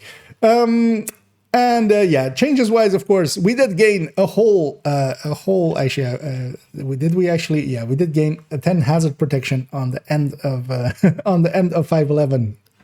Woohoo. But yeah, of course, that is nothing meaningful. What I did change, though, is actually this used to have a Born Great. The G36 is no longer that great. So yeah, we're kind of, you know, we tried to find something else and we burnt ourselves out. And then, yeah, just for shits and giggles, or Sleipnirs and giggles, we put in a Sleipnir just to have one of the major damage dealing tools and still kind of do silly things here and there, of course, for just one little moment with it. If we take it into the game, we kind of see, yeah, that is saved that way, and the build is actually saved. We do have those pieces. It's not photoshopped. You're not losing your mind. Let's talk about how hard it is to get something like this together. It doesn't need to be that hard. You can, of course, go with several stats being wrong or such, but of course that's unacceptable for me, showing it on the build collection. And then we have pieces like this, which is crafted, actually, the 511 backpack here with vigilance, which technically is as much of a super unicorn as that Habsburg backpack that we had. And actually this one just by itself cost me around 30,000 watch points. It still hurts to say it. I kind of got invested. I kind of got, you know, obsessive about getting it. So in the end, I did get it. But yeah, it cost by itself more than yeah, the Habsburg set together. I likely could have had a second and a third Habsburg set if I wanted to. That's usually generally said to be around 10k for each part, and kind of as a guesstimate. The rest of these are, of course, also all unicorns. Most of them, though, are actually looted. This one's crafted, though. The mask is also looted. And actually, even on the chest, I don't have the true super unicorn here for it, because I would want this to be, of course, all red, but also what I want is everything to be crit chance, crit damage.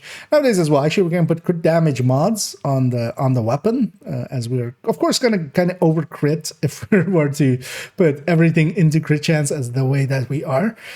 But yeah, I wouldn't mind this becoming all red, but of course, the backpack is craftable, the chest isn't. And the chest drops very little, as just a trivia thing. The backpack, just because there are so many different variants of the 511 backpack, if you ever paid attention to the transmog items for the backpack, there's a whole list of 511 backpacks. That's also how much more it drops. So yeah, you barely get any chests to begin with, and the chests that you do get are generally going to be, of course, yeah, it is also would be a super unicorn. So yeah, still working on that one, but overall, kind of worth it if you're kind of into silly things. If you've done a lot of stuff, why not do this? And of course, what this also is kind of a challenge build. We're making a weaker high-end build, and I quite often enjoy just grabbing this thing and kind of doing a mission with it and just, you know, giggling to myself as we kind of go through it. Yeah, we'll cut it there. 421. That segment. Although that's going to be too hard. I should keep rambling till it's 5:11, right? that segment should be 5 minutes 11. I'm kind of that would be so hard to time though.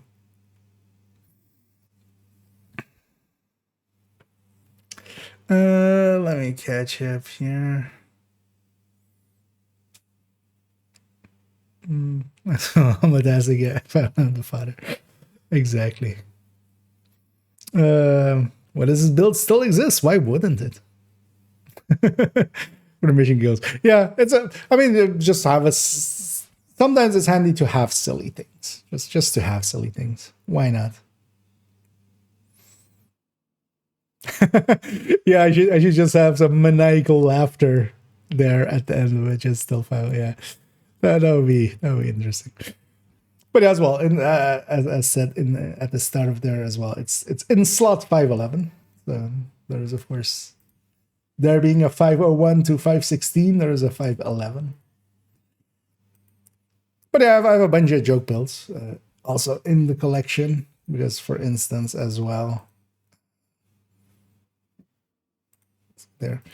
There, the purple builds, these are even sillier kind of. This is what main account kind of has as joke builds as well.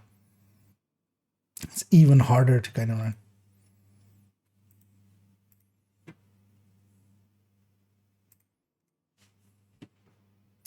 Yeah, 512.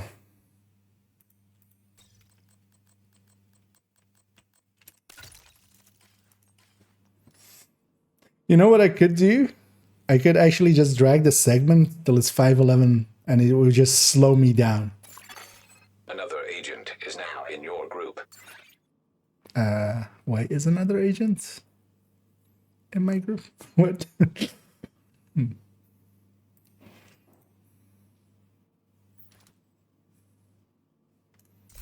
not set to open, am I now?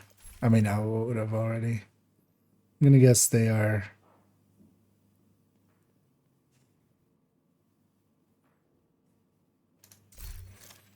Are they on my friends list? I'm not familiar with the name. You are no longer in a group.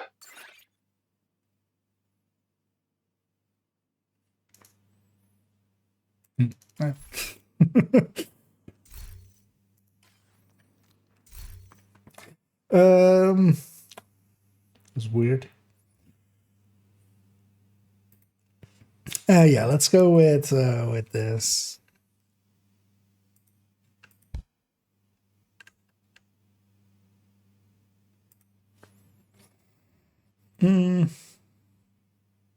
It's over here. Yeah.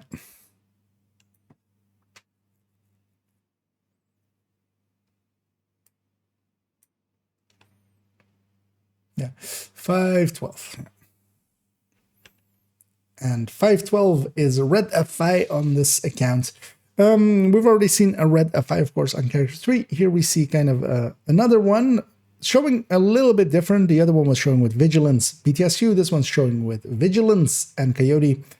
Not much changed here build-wise, of course. We did lose a little bit on the Cheska backpack. But yeah, FI as such did not really change.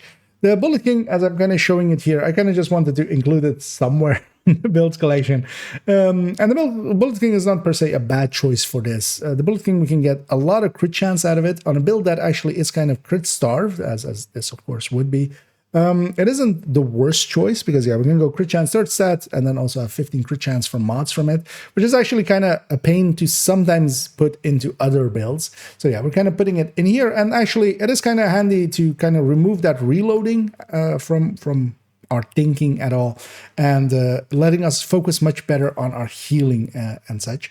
If we take it into the game, we'll see the repeating pattern, as we'll kind of see as well with some of the upcoming weapons or builds, I mean, is that, yeah, it is saved as a 5-piece again, as of course, yeah, I would want to have the option to go the same BTSU setup as we had with that other character. And this is, of course, yeah, a thing that we oftentimes do just to have multiple variations, but of course, yeah, I can just put in Coyote as we had it there. Red FI is, as a build, kind of hard to get together, much harder than, for instance, Red OD, which we'll see in a second. And that's because we need to have these third stat, or the stats, the minor stats. Actually, let's I'm kind of distracted by some sounds outside. So let's do that again. I was kind of fumbling my words. I kind of lost my train of thought and couldn't really get back on it. So let's try again. Yeah, 512. And with 512, we come to the red FI of this account on this character. We've already seen a red FI, of course, on character 3, kind of in a similar layout, but then instead of the backpack, high-end backpack and Coyote, we went with a high-end backpack and BTSU, just so we could do some BTSU shenanigans there. Here we're showing it with the Coyote. Changes-wise, of course, only Cheska got a little bit of a hit to its crit chance amount, but overall, we didn't, not much changed for FI or the Coyote. I'm showing it here as well with the Bullet King. The Bullet King already was kind of an okay-ish weapon to kind of grab, but now actually with it having 15 crit chance for mods, it is basically a Negev with infinite fire, and then, yeah, if we... Here, for instance, as well, we're using it with crit chance third stat, and that means that usually is kind of harder to kind of put into some of the builds because you have 24.5 coming from the weapon, which kind of doesn't align well with a lot of build setups. Here, though, yeah, we're definitely a lot more crit starved, so we can make use of that. Also, I kind of enjoy having the Bullet King to kind of remove the thinking at all of reloads, just to take that out of our mind completely, just so we can focus more on our healing. If we take this into the game, we see that it is saved, as with most of these, and we'll kind of see a similar pattern with a few builds coming up, is, yeah, again, 5 pieces saved. And that is just that if I were to want to go with the BTSU version that we have on the other one, we kind of can, as we can just take the BTSU glove there, or of course, yeah, the Coyote and have it as we have it there. And there, again, we're using the different, basically, character 5 builds to kind of show an alternate version of some of the builds, especially as well for the recommended build list, to kind of have different links going to different setups for it. In fact, they are kind of similar, or well, copies, especially when it comes to the gear. Both of them are saved with 5 pieces, but then, yeah, we're just showing them differently on the build collection. To get this build together is kind of a hassle. This is record yellow pieces. So yeah, getting them with crit chance or crit damage as we have them here, it can be quite a hassle. And yeah, we need to get them and then record them. And that will take a bunch of resources. This isn't per se a good starting build. As well here, I have it actually saved with the Elmo, even though, yeah, I do have actually a Bullet King here. Although, of course, the Elmo would have a different amount of crit chance, crit damage to it. So, because it is just 15. So it isn't actually per se set up as it is in that picture completely. But close enough, and yeah, I kind of prefer it with the Elmo here, just for my general use, and then Lexington secondary here with Flatline. Yeah, this build is, of course, very handy for especially countdowns and such, especially when you're applying this buff that we have 15% total weapon damage to all our teammates, here to 25% with the chest, applying that to 7 other peoples as we do in Countdown, and having a decent enough uptime, because people will get hit, but they'll either heal themselves or we'll heal them with our pitiful healing here. We don't have much in the form of healing, but we have enough to kind of heal up an ally here or there. But generally as well, when people get hit, they'll medpack themselves back to full armor anyway in a Countdown setting. So we're providing that buff to our allies and kind of keeping our own damage up, because that's important as well. If we were to buff allies, but we give up all of our own damage, overall, that, unless it is per se needed, so for instance, in an incursion setting, we really need the healing that FI can provide. In a Countdown setting, I would say we don't really, and I much prefer, for instance, red FIs. There we go.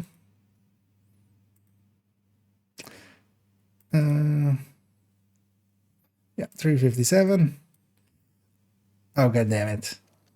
Does that show in everything? That shows in everything, doesn't it? Server restarting message at the bottom. Yeah, let's reboot. Just to get that off the screen. It's just gonna annoy me otherwise in all of it. And yeah, really the only way to get that off the thing, because the second, if I were to fast travel to DC and back or something, it would resession me and just basically get me off that server. And then the timer would just expire and nothing would happen. But that timer would be there the whole time still. So yeah, instead, let's reboot the game. In the meantime, we'll set up 513.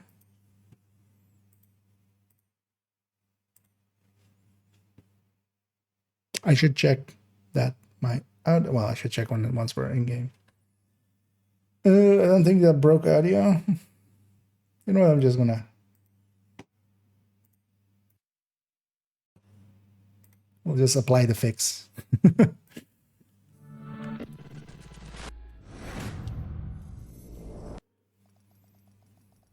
Load faster. That even shows in the in the menus and stuff the whole time at the bottom. So let's not have that. I just find it distracting for myself. There we go. Entering safe area. Because that's just that specific server we were on restarting. Yeah. Let's load up 513. We're making pretty good progress here. 4 more to go, including this one.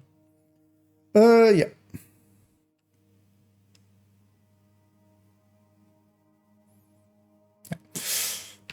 $513. Here we have OD, kind of in a different setup than we had it as well on character tree. we had OD there. Here though we're going with the Carnage, and we're kind of set up as well actually to be well, this is kind of set up to be at 60 crit chance as we have it here. This would also be my go-to if we did not need that Coyote, for instance, that the other one is set up with. Also as well, that one is Vigilance Coyote, this one is Wicked, just to show Wicked in there as well. Yeah, changes-wise, of course, OD, the chest became much more useful. It used to take the buff from, or well, the amp to yourself, not to your allies. It will always be a 1.2 amp for allies. For yourself, it would take it from a 1.2 to a 1.35. Now it takes it from a 1.2 to a 1.5. Making the chest pretty useful and pretty usable, especially if it lets us get in different things that can really benefit us. So for instance, in this case, we're maining the Carnage here, definitely. The Contractor's Gloves is a really good pick for that. And then as well, Wicked and Vigilance is kind of up to taste. For countdowns and such, I do like Wicked, or I like Vigilance. In a smaller groups, I prefer usually Wicked, because basically it's the amount of decoys that I have, right? Or teammates, sorry, that I have.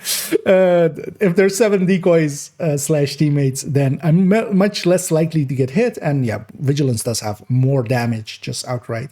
If we take it into the game, though, we see that it is all a lie, and it is actually, of course, again, saved as a 5-piece. So if I were to want to, I can go with the Coyote. I even actually, of course, have the Cheska backpack with Vigilance from a different build here from the Red FI that we saw a second ago. So I could actually duplicate that build if that was what I was going to go for. But yeah, we also then have our options available here with a Wicked backpack. And of course, yeah, we do have the option to go as is with the build picture here with the Contractors, because generally you can actually have multiple variation of a build, especially if there's a Coyote in there. So in this case, us taking that Coyote out makes it so that we are actually, so yeah, with this I could drop, for instance, the crit chance mods here if I were in a group setting. We're going with a crit chance third Carnage as well here, but yeah, I could take out for instance here 2 crit chance mods here if there was already enough Coyotes, and yeah, it depends really on what the team layout is, because here we're landing now on 50.5, and yeah, we have a little bit more damage, and then we have that Contractors, of course, pretty good here as well, applying to the bleed with the damage armor. Not that the bleed is really that strong. And then yeah, what this build is especially for, of course, is In a group setting or even solo, you can go use this to basically bypass a lot of the ammo directives. So Pistolero, even if we were to have Gunner and get that initial ammo just from Gunner, once you have that, or you just get a pistol kill in, or the reduced ammo directive as well, of course. Once we kind of have a little bit of ammo, that will last us infinitely, basically, because we make the bleed rounds happen. The bleed rounds will continuously kind of keep us topped off, and that will also happen for all of your teammates. So this is our go-to, where, for instance, in teams generally nowadays in open world with the directives that we have this season, especially having Pistolero and also having no regen, generally one of us will go an OD, one of us will go a combat medic, and the rest can be whatever they want to be. And yeah, this offsets Pistolero for us, the combat medics offsets no regen for us, kind of not having to deal with those, and the remaining ones are just special ammo and fog of war and cool skills, and we can all just separately deal with those and get a lot more XP out of it, of course. And yeah, nowadays, especially having the ability to kind of swap crit damages to crit chances is very handy, as you kind of saw there. The build is kind of set up to be solo, but if I'm in a group and there's already coyotes, I can just swap out crit chances on the weapon to crit damage, which in the past we couldn't really do. Setting this build up is pretty easy as well. These are all red core pieces coming in, and we're just putting miners on them. So yeah, just find pieces with good enough cores on them, and then just put the miner in there the way that you want it. The Cheska backpack, of course, usable in many places, so you want many of those anyway to begin with. Contractor is also pretty easy to get. Carnage as well, it's just an LZ named. Here I'm pairing it as well with the Iron Lung. It's saved actually here with the Iron Lung, even though the build is showing it with the Scorpio, because yeah, of course, the Scorpio we have in other builds as well, so it'll be in my inventory anyway. So here we're saving it with the Iron Lung just to have an Iron Lung with us as well, as that is also a really good tool for this. And we'll cut there. 5:14. Okay. We're getting rambly towards the end. I feel that's been the case for all of them. The later builds we go, the more rambly it becomes, just because my brain starts to go.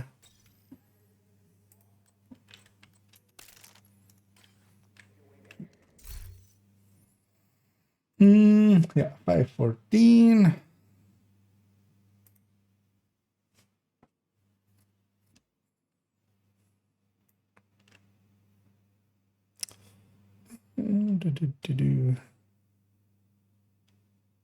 Yeah, let's go with this. And with 5:14, we come to Hunter's Fury.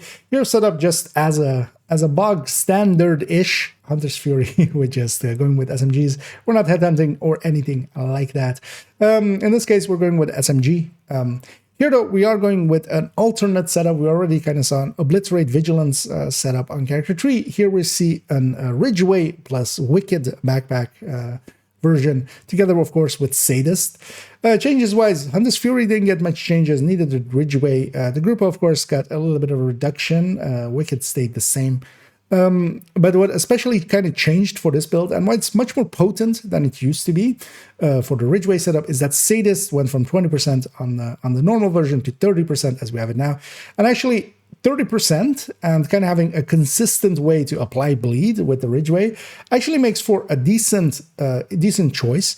The only downside, of course, is this does not work well against mechanical, so you kind of have to be picking your faction that you're fighting, especially in Summit, for instance, where I do run a lot of Hunter's Furies. It can be frustrating whenever it's Black Dusk and they have a bunch of Warhounds and mini tanks that don't bleed, and you can't make them bleed, and yeah, then you're losing a lot of your damage.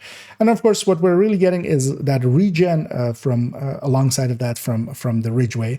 And basically, the way I kind of look at it is, if we kind of split this up into a 15-15, we have like a 15% talent on up there, which would be, equivalent to, a measured or something. And then that other 15 we can kind of see as being down here as a damage talent. It kind of covers it a little bit, but not, of course, to the degree of some of the other ones. If we take it into the game, we see actually that it's saved in a little bit of a weird way. I've saved it here with 2 Grupo pieces. One Wicked on the backpack. That, of course, aligns with having that Ridgeway in there.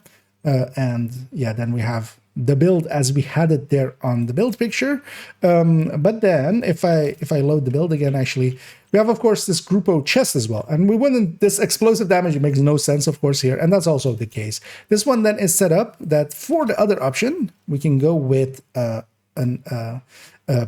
Memento backpack together with a Grupo chest. Even though actually, if we're going Memento backpack, you would want a Cheska chest, but of course I have that as well here available. So then we could go that route.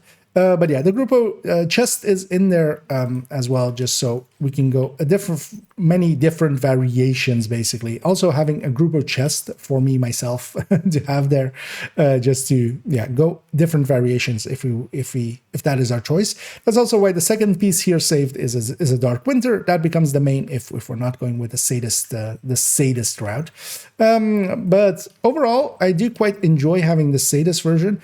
I always had it as well, and it has become much more potent because of the sadist changes coming in. And Ridgeway is definitely a useful piece.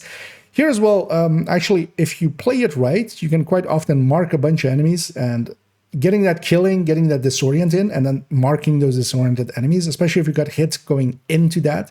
For instance, in a summit setting where enemies spawn from a door, you'll kill one of them, you can kind of just spray towards the other ones, you'll get a bunch of regen going at that point. And yeah, that will heal you up, and it does work decently well. Alongside of it, of course, triggering our sadist for us. Getting this build together isn't per se that hard. These are, of course, red core pieces. We could go actually full red if we wanted to. I generally choose to go 2 blue cores. That's mostly there for the shield, actually. So I don't really care that much that I have a little bit more armor here. Although here it does actually matter for how much we're regenning as well, of course. But yeah, it's especially there for the shield. But as you see here as well, I have some of the other pieces saved or optimized in a way that the core can be recored. And I have it set up that I can go up to maximum of 4 blue cores if I wanted to go that route. But generally, yeah, I either run it full red or with 2 blues. But of course, as well, one of the things is if I were to go with the Memento, I generally just find those 2 cores enough, and then I would make these red, actually. And it is actually handy to have yours set up this way as well. That's usually how I recommend it. But yeah, you can go full red, of course, making it a little bit easier to get together and just having 2 pieces, maybe, or 1 or 2 pieces that you can recore with. Because it's only the pieces that you recore, because these are red core pieces that you kind of need that with. And yeah, overall, Hunter's Fury is very handy of a build to have. It's the classic run and gun build, especially learning to play it as well, learning its playstyle. It's very fulfilling. I quite enjoy running with it because it is definitely a different playstyle than just sitting somewhere shooting out like Striker does. With this, you want to close the range. You kind of need to. You need to be generally in that 50 meters, and even more so in 10 meters, even quite often to get the bonuses from the Striker shield from Firewall. And here as well, we're kind of holistically going with that Wicked that we can't really easily lose. The way that Vigilance would go, or for instance as well, Unstoppable Force, of course, we would need to get 5 kills going to have the full bonus. Here, we're kind of getting that from the Bleed, and then the Sadist talent is kind of bringing this up to be quite decent nowadays. And get there. 540. Yeah, I'm getting more and more rambly as we go. It's fine, though.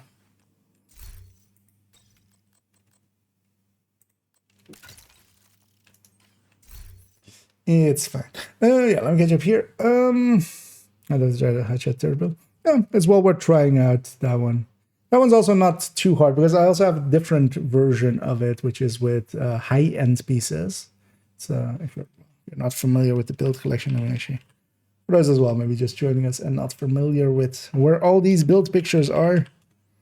That's in the build collection, like there. That takes you to this, which yeah, we're kind of going now through like these last 16 builds here. Well, 501 to 516, because there's actually a bunch more underneath it, but these are the last actual true builds, basically. And yeah, I actually have on character 3 a high-end version of that as well. I think the hotshot version might be my preference, although I'm not sure. But yeah, 3.07 is the other one.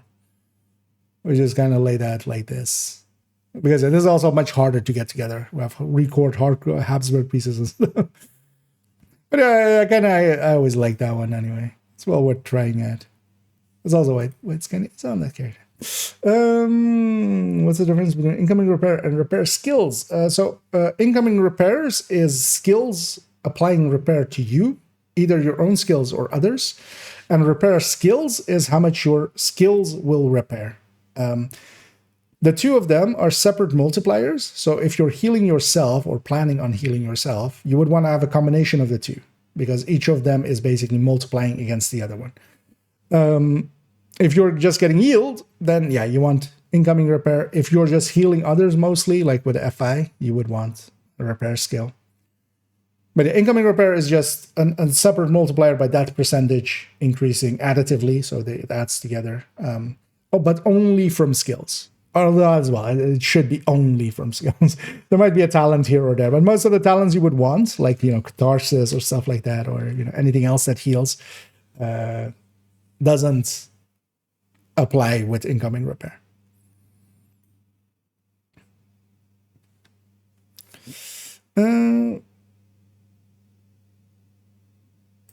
But yeah, hopefully that made it a little clearer. Where were we? 515.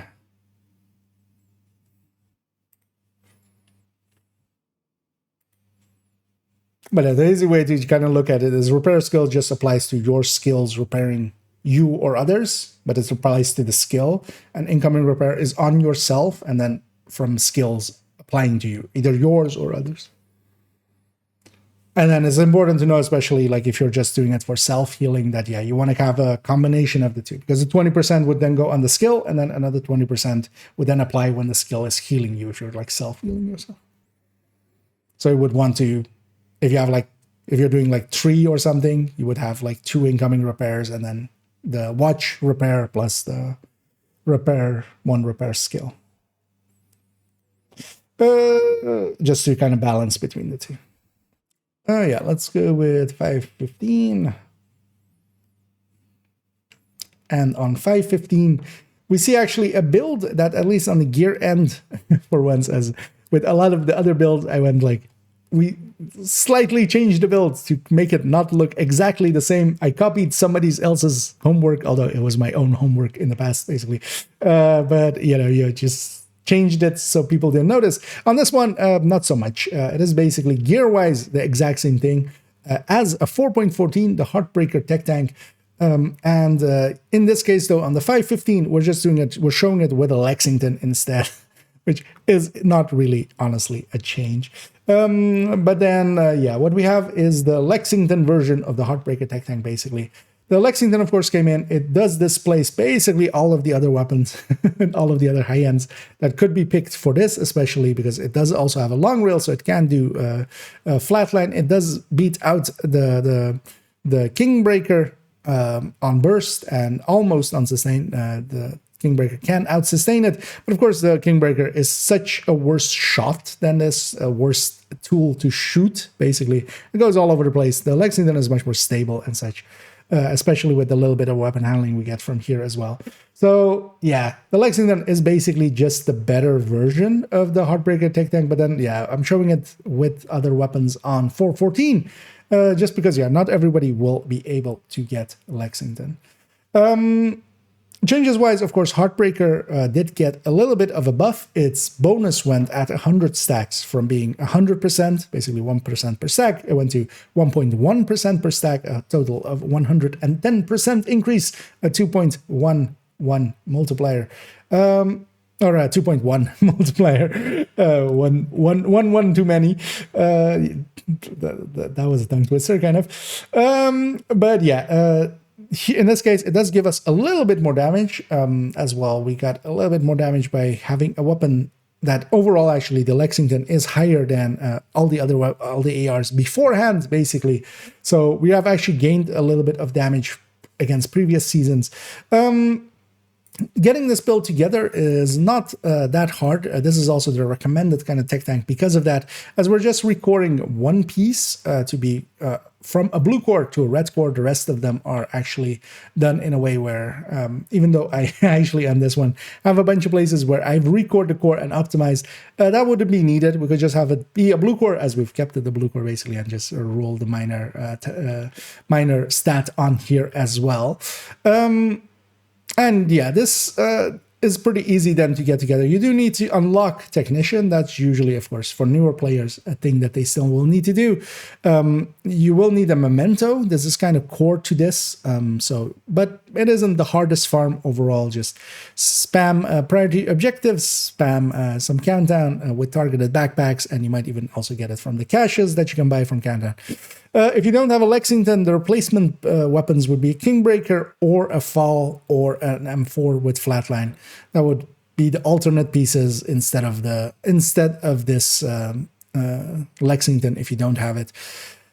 But yeah, not too hard to put together, and yeah, very worthwhile. This is generally the build if I'm solo, if I'm doing something solo and I'm just doing some missions or some activities or scouts or whatever. This is the build that I'll grab. 9 out of 10 times basically. It is very powerful in its ability to survive a lot of stuff and then output more than enough damage. Basically, this is a very strong shield. It is a 6-tier shield being healed by a 2-tier artificer and front towards enemy basically that way. And the rest of the build is set up with the Heartbreaker bonuses and the crit chance, crit damages to kind of deal enough damage that we can, hide behind their shield, but still murder and go forward with our build. And yeah, this comes highly recommended. This is generally one of the higher recommended builds on the build collection.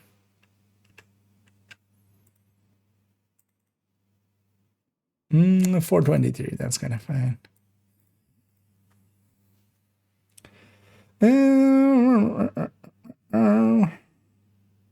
Let me catch up here as well.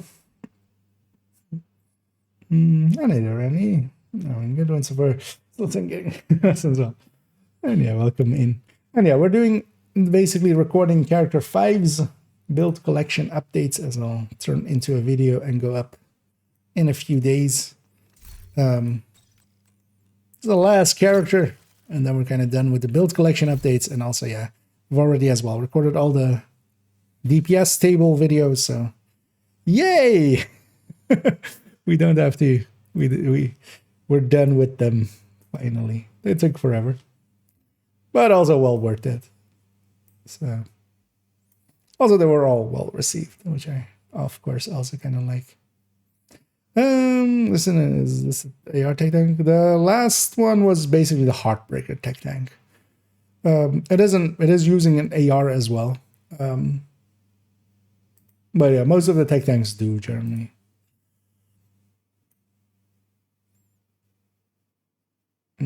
Yeah, that one's well worth. I mean, we're gonna even link you here to it. Although actually I'll link, yeah, the version we saw there. Oh, actually I need to change that text of it. It still says copy of 414. I changed it to just be tech tank in there. You know what? Let me, because I'm totally gonna forget. Let me go to Nightbot and quickly change that. Am I gonna?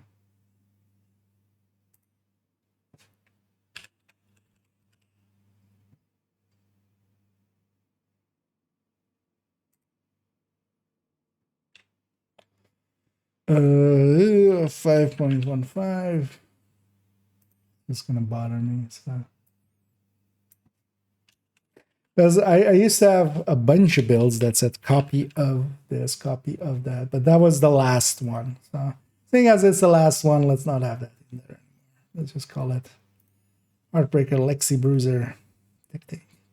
And yeah, last one, PFE.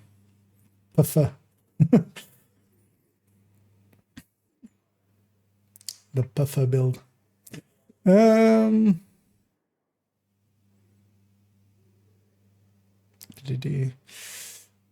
This one I scored my first harvest with D-Tag. I'm just wondering what's the best all-around talent to roll onto it would be. Overall, of course, yeah, determined. Like, if depends how you're using it. Like, if you're using it, because generally what we use that or the harvest for is like headhunting pistol builds. If you are okay running determined and just want to use it, because for instance, a build we showed earlier on, actually, we kind of go back here. So on the build collection, this one 510 is kind of a go-to for that, just a memento at Thunder's Fury. But then, yeah, determined. If you don't want to go determined, then either preservation is pretty good or optimist.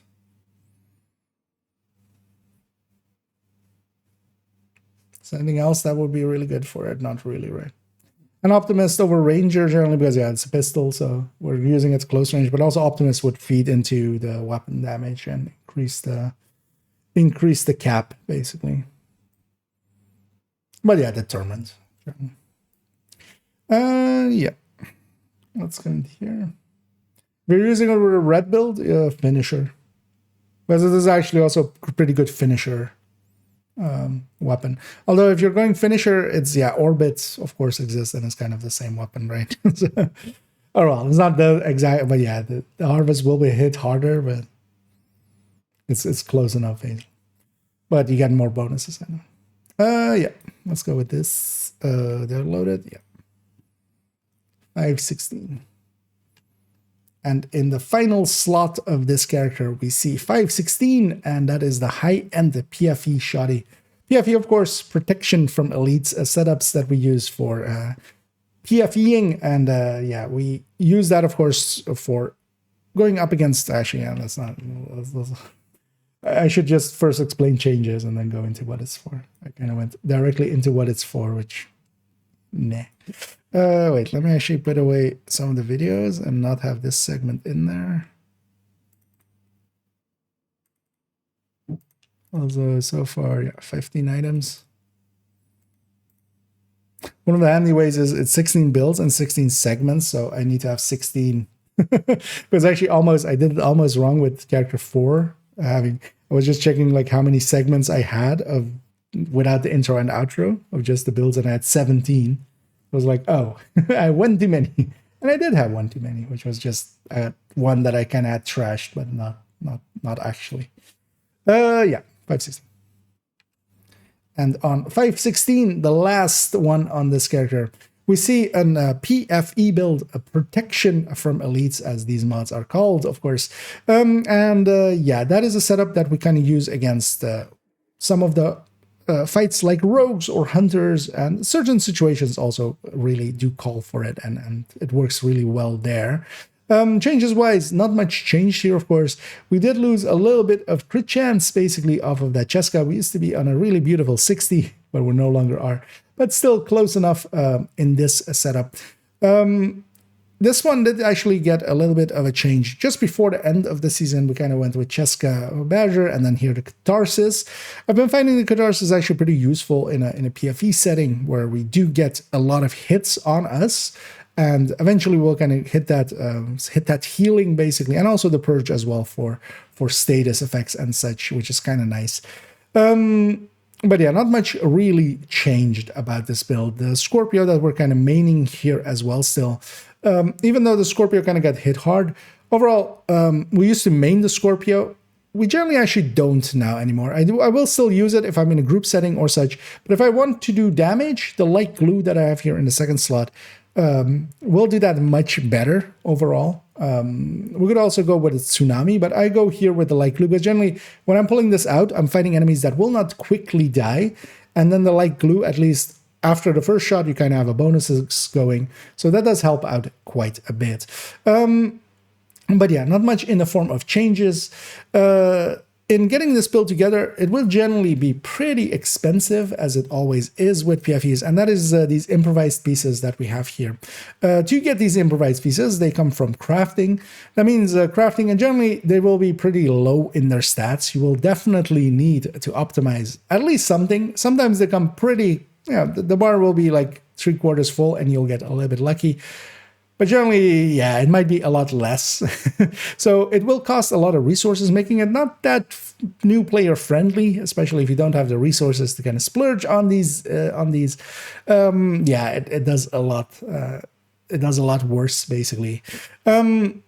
But it isn't impossible, of course, to get together. I generally do like having these setups, and it's well worth it as well.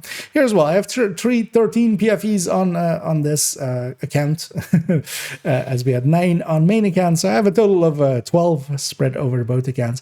That lets us, with these 13 PFEs, we get up to the 75 protection from elite, meaning that we as well go with something other than survivalist, and we go here with, of course, with firewall, especially for that shield, and also my proximity to allies damage buff for my proximity to enemies being a damage buff to my allies. Let's say it the right way.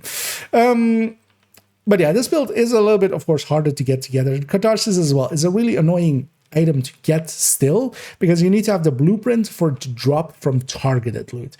But it's specifically targeted loot, so a full random drop, or it's coming from exotic caches or end of mission rewards, all of those things that are basically the same pool as the exotic caches.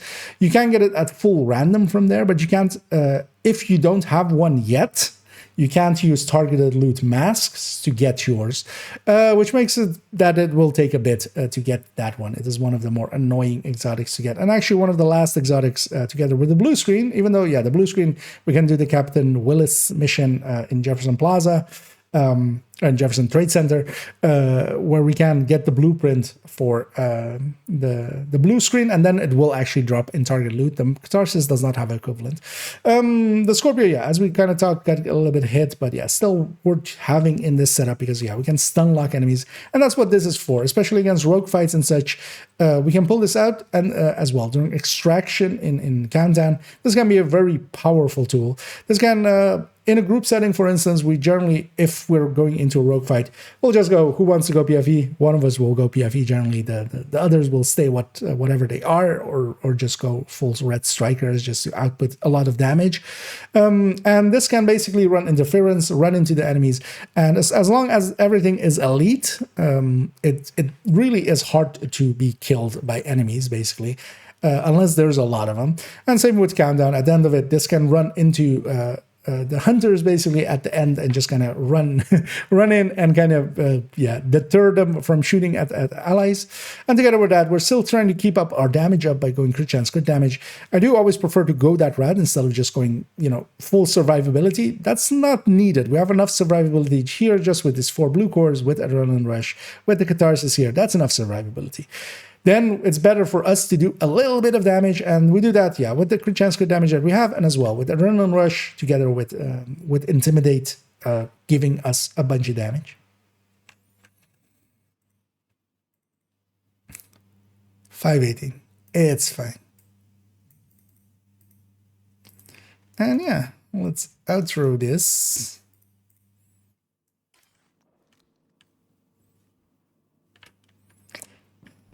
Anywhere else?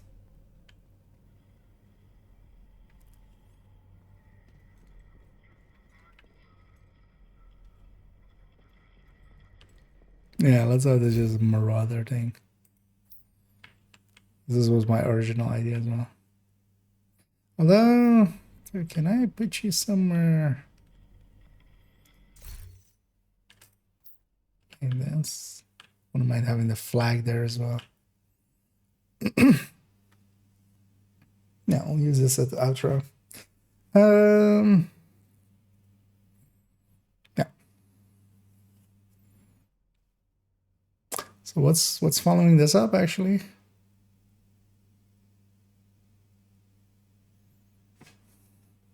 Oh yeah, build collection history.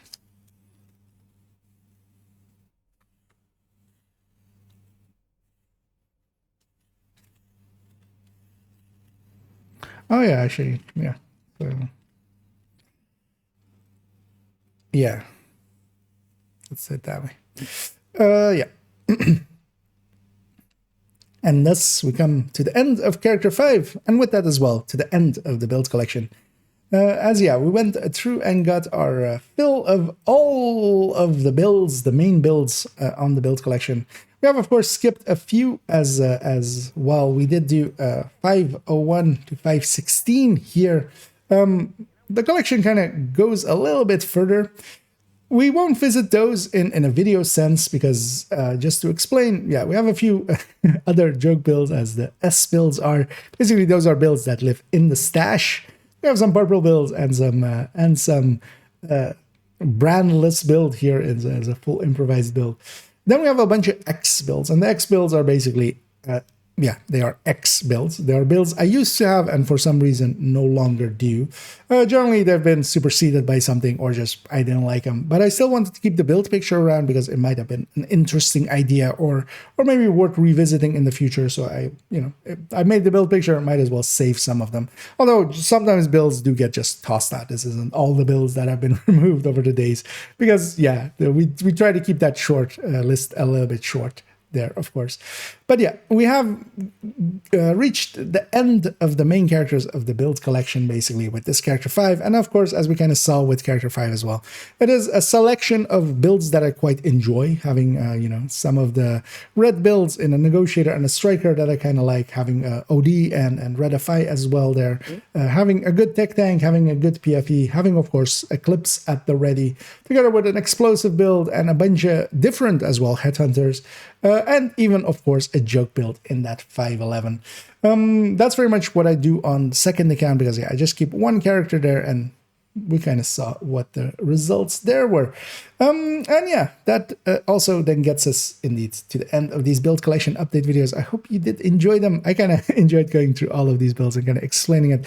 I have, I've gotten word as well from a lot of people that they did quite like them because it does explain for some of the builds what they are for and such, which they weren't per se. They didn't know really what the builds are for. And, sometimes it can be handy to think in a different way, just knowing that there is a build for that, basically. There is already an app for that. Well, in this case, a build for that. And that you can already kind of prepare it for that way. And yeah, in future videos, we'll go actually into an history, into a nostalgia trip through some of the other parts of the build collection, which aren't actually shown on the build collection itself, but older build pictures. And I kind of just want to, we're just going to go on a nostalgia trip. And I'm also going to kind of more explain even what kind of my philosophy is behind the build collection. Also, this history of it and kind of how it got started. But together with that as well, how I'm laying it out. It should be obvious that there is kind of a pattern to the characters and how their builds are going from the start to their end, basically starting out usually with more red builds and going towards more blue builds and such. And yeah, we'll show some very old pictures from all the way back in season 1 or 2, back when I kind of started with the idea of maybe putting some builds on a picture. So yeah, we'll go into that, and together with that as well, we'll go into something new pretty soonish, and I'm kind of looking forward to that. I'll hint to it that it will be a call for backup. Some will know what that means by watching the streams. But yeah, we're going to start that series pretty soonish as well. Hopefully getting the first one out before the end of this month. But yeah, I hope you joined me for those. If you did enjoy this video, please do any and all of the algorithm things down below, as that always helps out. So it's very much appreciated. And I'll do that a little bit of shilling here then. And yeah, I hope you join me for those future videos. And as always, have a good night. And yeah, we're ending it there for the video, of course. For those in the stream, yeah, that's just for the video, so no need to jump out right away. I'm not going anywhere yet. Although, yeah, maybe you wanted me to go, but but I won't. You can't make me. Yeah, let me quickly put that last 2 segments in the folder. Let's actually see how long it all is. What was that outro? 4:11. That was maybe a little bit longer. I got rambly again. That's the downside of, yeah, too much of it. 117, which, yeah, is kind of in line with, which is in line with the rest of it, or with the rest of the versions. So finish it working right now. I don't know. The say builds, yeah, exactly. Do you prefer 45 round mag or the 50 rounds? Yeah. Generally, although I wouldn't put the crit mag in, like that will lose too much. But you can actually go with the 15 rounder and play around with it. It really depends on your playstyle more. So I've been messing around actually with the 15 round mag here and there. Because one of the things with it is that if you're really generally not reaching the end of the mag, which I often too have that issue, it is advantageous to maybe go with this 45 round mag and then have a faster reload if you're like hitting the reload every single time. And this might actually be a future video as well. But you generally don't want but also, yeah, the crit damage is, I was about to say, isn't the crit damage 10? Which it is here. This is too big of a loss. Like, this is not really worth it for 10 crit damage. The thing becomes, though, calculation-wise, the 15 round does lose out to the 50 round in, like, if you actually calculate it out in sustain. Because of the reload difference isn't more than the 5 round difference, basically. But yeah, it's basically kind of up to the player.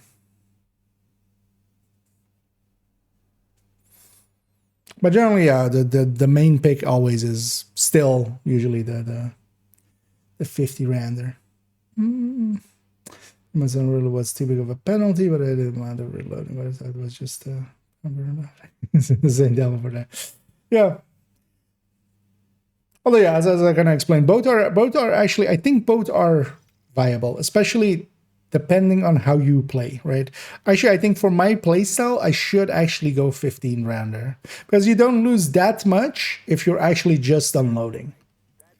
But then it might also be more, you know, situationally, because yeah, if you're doing raid bosses or something, yeah, definitely the 20 round mag. The 10% reload difference is not that big, basically. Partially as well because it just gets offset by the watch, so you basically have the same reload as the base. But then of course, yeah, if you take the 50 round mag, you have plus 10 reload from the watch. Yeah, let's take this back to DC as we finished our recording there. Okay, yeah, that took around the same 2 hours and a bit that the other ones did as well. And then yeah, I'm gonna yeah, yesterday we had some technical issues as my internet cut out. Although actually it turns out that my ISP had sent me an email. I just hadn't read it well, or I hadn't paid attention to it. That yeah, it was gonna do some maintenance stuff. So I should have known, but I didn't. Oh yeah, actually Cassie and Danny are open. Did I? I'm not sure. Did I go to Danny yet? Let's go see if I've been to Danny yet. And then yeah, afterwards, yesterday we were trying to get the the weekly den. It was the daily today. I haven't looked here. DCD and Coney.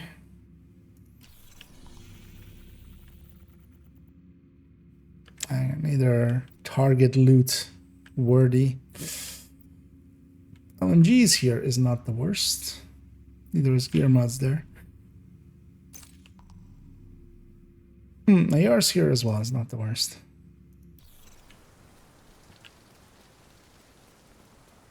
But yeah, let's first go check. I'm not sure if I've been to Danny on this account. Because I definitely got it on main. But yeah, I'm gonna go do the weekly, and I'm not sure if anybody is interested in joining me for that. That is as well. Go and get that done, basically. Because I just need 2 invaded missions and title. Oh, okay. Good thing I checked actually. Yeah, the modifier. Yeah. You want to make a deal? Yeah. Let's take that. Running low on this. So I might just not even take the rest. I just only care I about the... appreciate the trade. Just don't want to open caches. The other things are likely not. Like the exotic component I can definitely use. The rest not so much. How much does that put me on? 24. We've used up quite a bit here. Yeah. So we get set up for here. Also, yeah, let's go back here actually where we have chat on screen. Is now in your group. Cross chain. And either Lampros. Then saves is natural compared to 5x around. Yeah. The 45 is much more about just if you're not mostly going to the end of the mag anyway, which I end up guilty of quite often. I just hit reload after every kill. So. Actually, if you guys are up for it, let's do it without modifiers. Although I'm gonna set up my...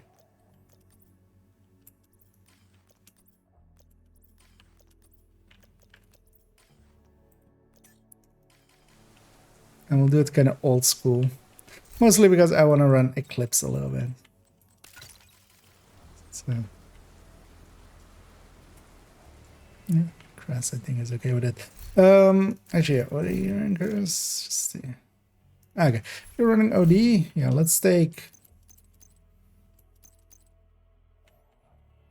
we can deal with no regen, right? We'll just heal. We'll just med back. No, with alter. I was kind of considering not fitting no regen, but... Black Tusk has already established a foothold here. Dislodging them isn't going to be easy. And actually, yeah, there's some shock rounds here. Oh, that Warhand's gonna get me.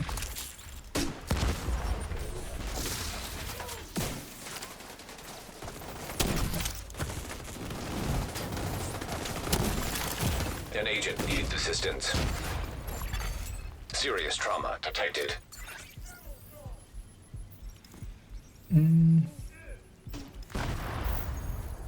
Yeah, Vital signs critical. System curtailed. System back online. Watch out. I helped Kate Dillon. Yeah, likely we were still, because generally when we start a mission, we don't have it for a few seconds.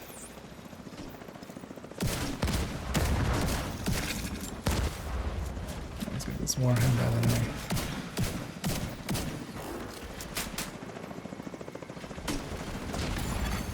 Immediate medical assistance needed.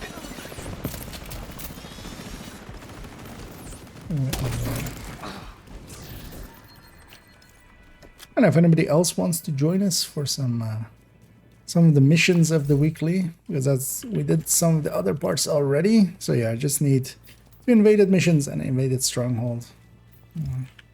Oh, actually, wait. Oh, I think we had the same idea there. Yeah, but I read that too late there. Because yeah, we're both survivalists, so. Because one of the things with survivalists, indeed, we can heal each other. Do have a crossbow bolt.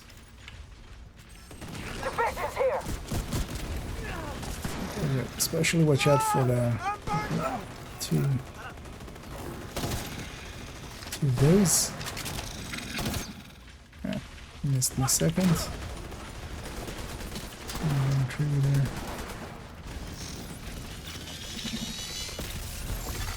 System disrupted. System reactivated. Didn't spawn much.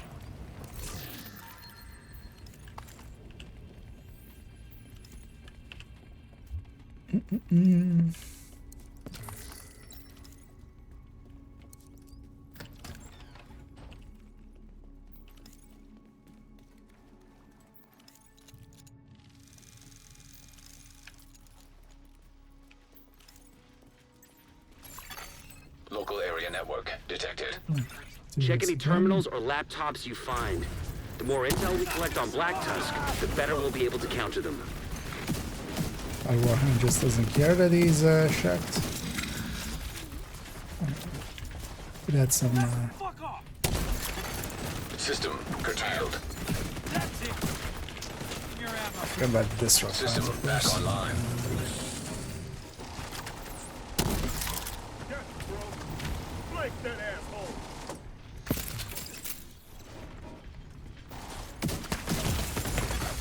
Serious trauma detected.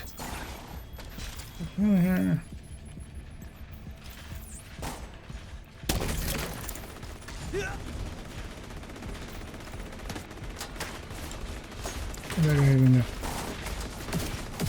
Did I get him with explosion? I might have gotten him with explosion.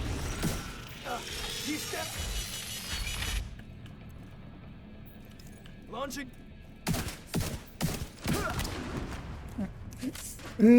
Yeah, let's cross gets or Asymmetric encryption protocol detected. Installing backdoor. let's get there. I hope this encryption is to protect something juicy.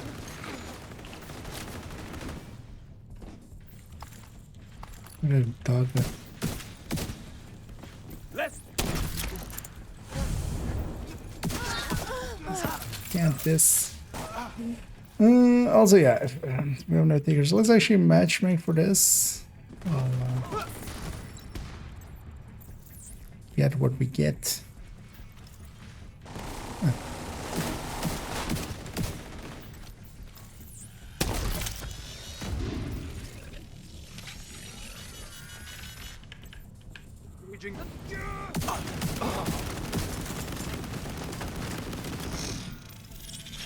Well, let's see if any like, random stick around for 5 directors.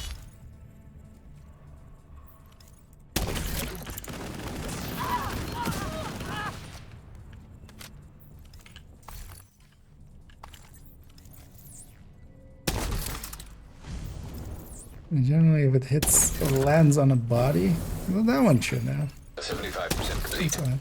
Connection remotely terminated. Shit, they cut off the terminal. I should be honest. So we got the key chest, indeed.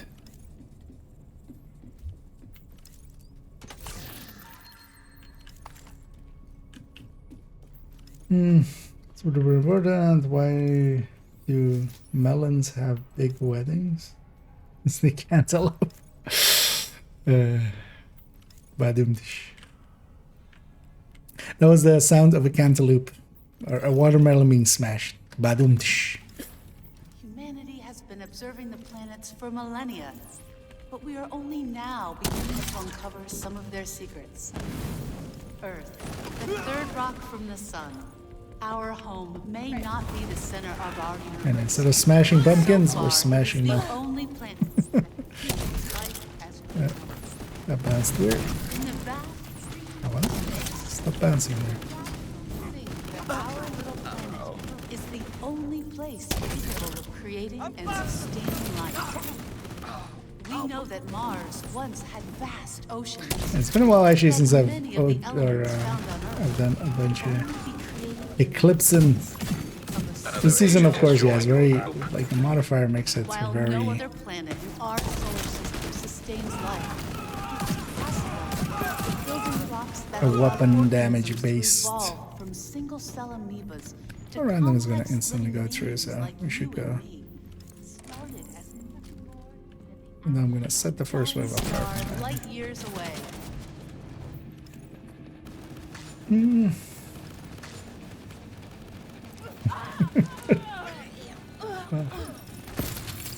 For the dropping the watermelon. I mean, I did it, and I'll do it again.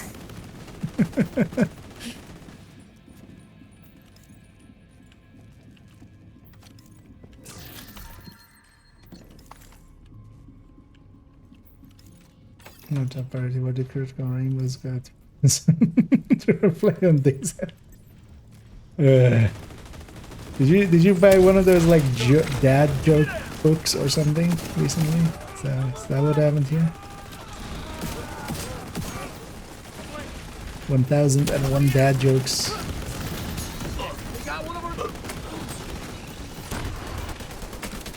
Or was it one of the bundles maybe?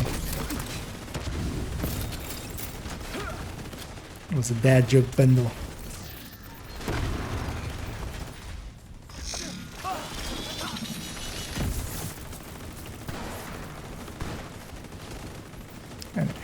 In here, I'm basically just a fire cam because of cool skills, but that's still enough System disrupted.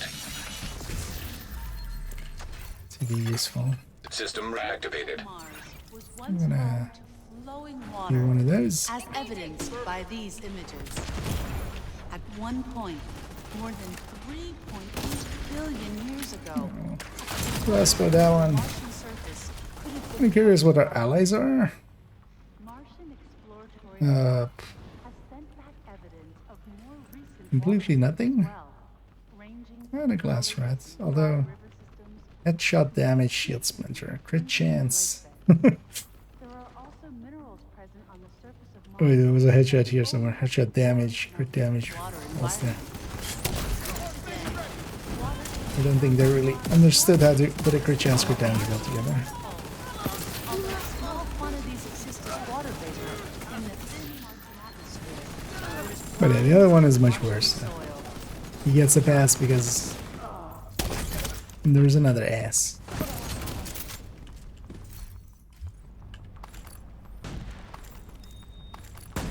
That is Friday, right? Weekend matchmakers already Network already signal on the go, detected. on the go. Sounds promising. But sometimes actually it's fun to play with others just to remind yourself how it can go with randoms.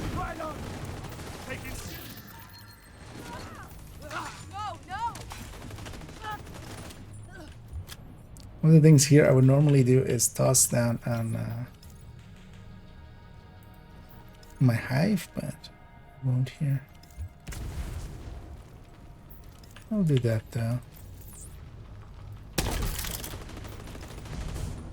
An area denying that. But you're gonna hit the button right away.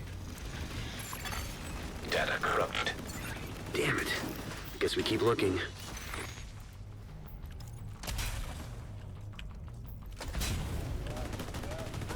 Turn that into a sledge. So even 20% of a sledge is still pretty.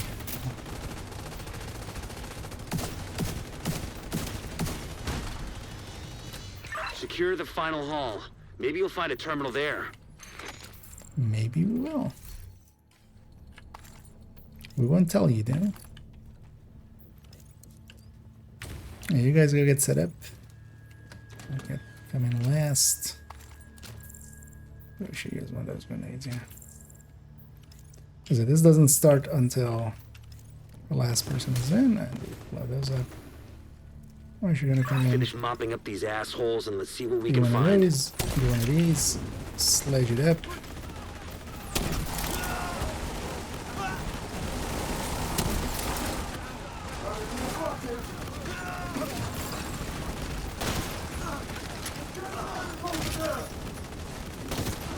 Put one in him. Oh, that's not percent needed.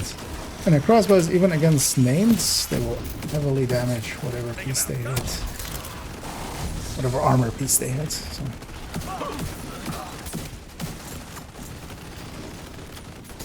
It's one of the few ones that is It's probably okay bricked, using but against check out the names. server just to be sure.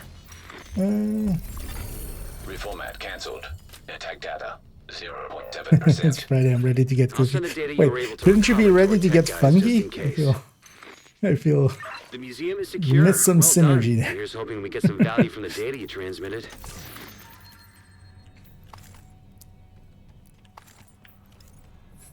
I know our allies joined way later, but still got it done in 12-ish. Yeah, let's go do Plaza as well. The edge of my seat, yep. Would be funny if there was no terminal at all and just mission Considering what we failed. know about that, there's been a lot of Black Tusk activity around that metro entrance. No, Clear no, all fire hostile them. elements from the area. There's been a lot of Black Tusk activity around that metro entrance. Clear Man, all he just hostile elements repeating from the himself. area. See if our randoms stay with us. If they want to stay, they can.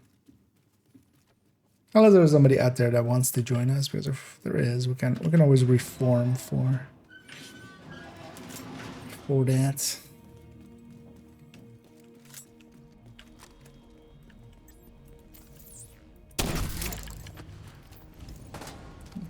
forget to keep my crossbow bolts. These against that heavy, although it's kind of hard to see what I'm hitting actually.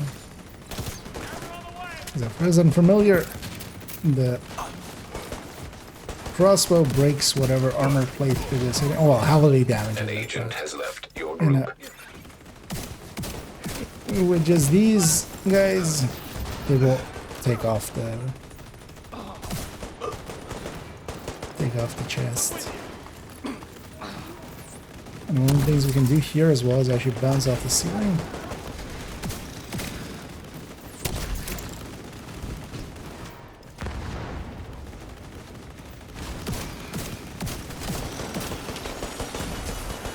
I've totally missed playing some. Keep your eyes peeled. Because the auto modifier is just everything's dead too fast. There's no point to an Eclipse there. It's also why we're kinda doing it modifierless. Actually, in here, let's go get the crate in the back.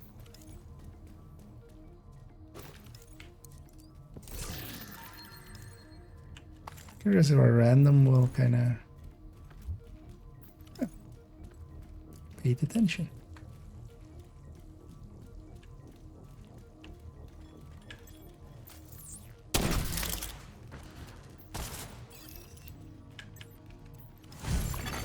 Another agent is now in your group. Could have maybe gone to a safe house. I would have gotta go on some grenades.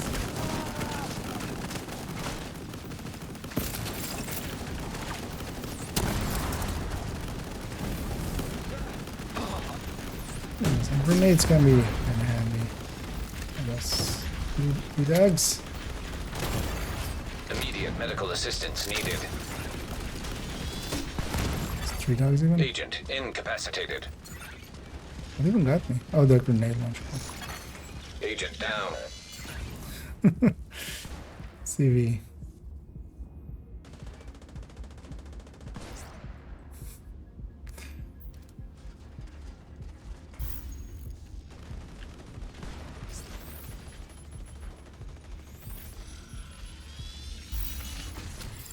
It's very. Actually, which guy stayed? I don't even. Oh, it's that guy. Yeah, he has no damage. And the other guy is an OD as well. Although I have no idea why. I'm guessing that's a Hollow Man, which is not. Keep pushing through. They're trying to get around to the food court. It's not gonna wait for my allies. This guy is full sending it. He's also running directly into the enemies, and he's dead. Nice. Barely survived. Should we just land there?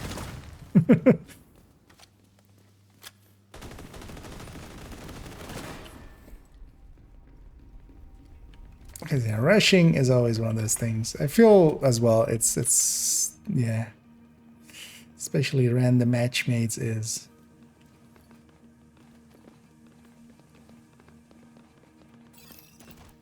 There is no working against that.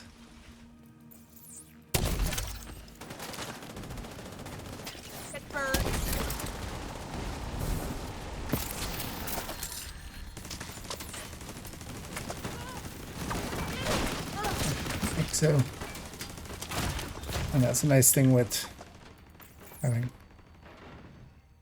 a target like that.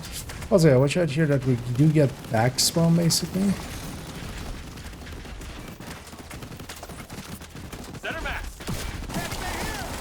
We want all spawn up there.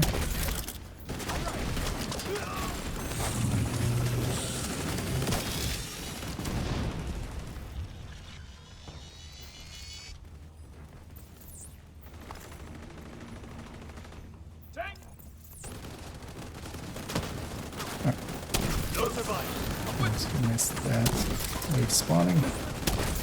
I mean, I didn't almost. I totally missed that wave spawning.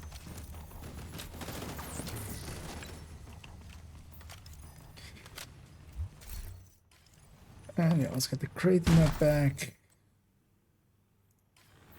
Ready to fire merciless. catch up with my allies.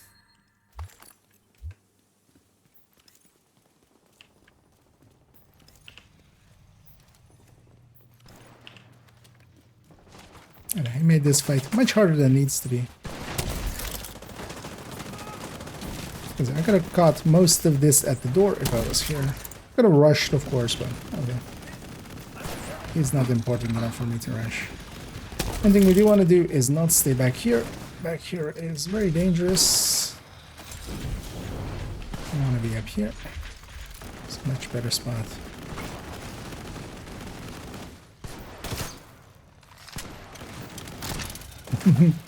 And then this is the downside. We have 2 ODs and then also like 1 non-build.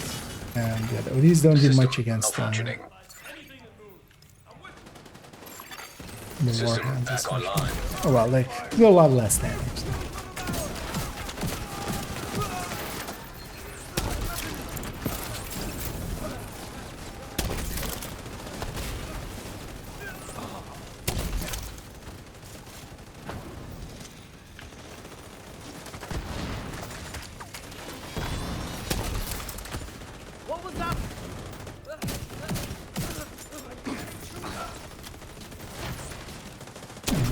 Didn't reach that guy. Get down to the mall.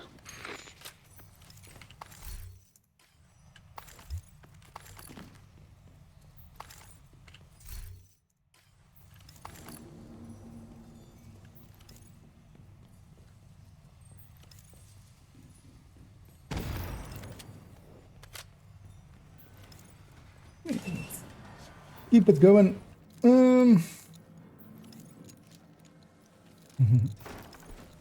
don't know, feels nice. Anyway, overall, that's generally the always pick. Because in the past, of course, it used to even be Oh no. The DC-62 we see on the streets has lost 10 some rounds, potency which over time and definitely exposure to weapons. wasn't equivalent. This stuff is fresh. Black Tusk must have found a stockpile of sealed barrels somewhere. Half clip there. 0. Active terminal detected. Transmit any data you recover, so we can try to figure out what Black Tusk is up to.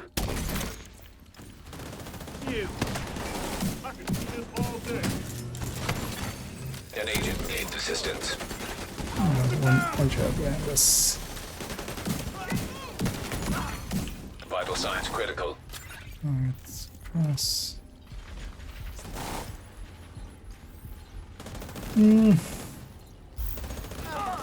Oh, I missed that earlier. We'll get you in on the next one if you want to.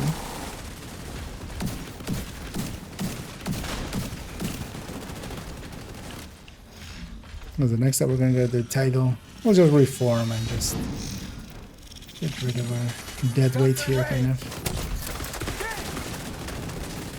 Our anchors. If you already have your in-game name for me, then I'll invite you in after this one. You just put it in the chat. Keep an eye out for any Black Tusk intel.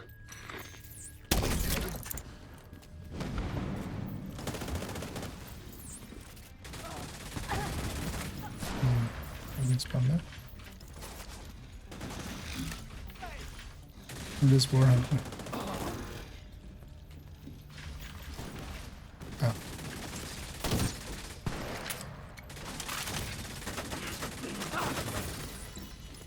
I might try for now. Back spawn here always. There's one guy, but I'm already.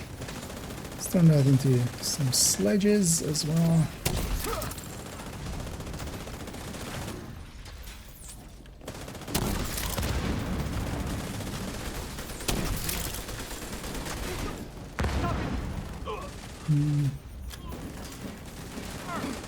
Is that a chem launcher? That is indeed. I mean, the one, what I'm using. Basically, I have fire eclipse at the moment. And for fire eclipse, my preference is very strongly to the fire cam over sticky or anything like that. There's a map of the tunnel system here. Looks like we were right about their intentions. Request priority Try seeing a hit transport machine. from Farm. Should have They're just there to give us a little bit better scaling. We get more loot out of it. But yeah, for the next one, we'll get one day in here, and I won't matchmake for title because people don't know how to do it. You just make it harder than it needs to be for everybody involved. Set that guy on fire.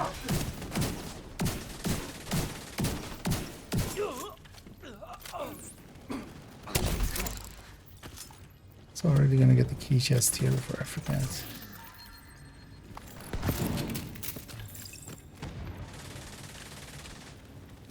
I should save these grenades.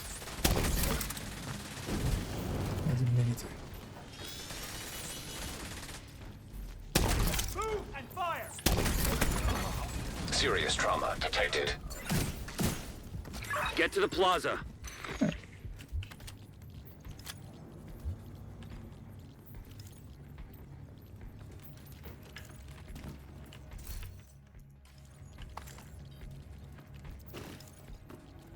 Because yeah, basically they're extra directives for us, yeah. Okay. I'll get you invited in. After this boss fight, we'll get reformed. I almost forgot that we're invaded, of course.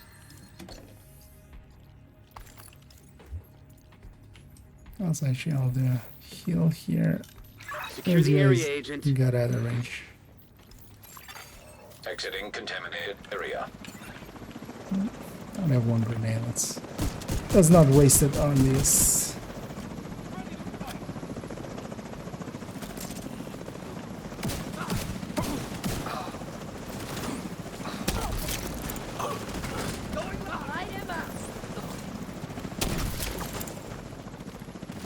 That sniper seems determined to deprive you of viable cover.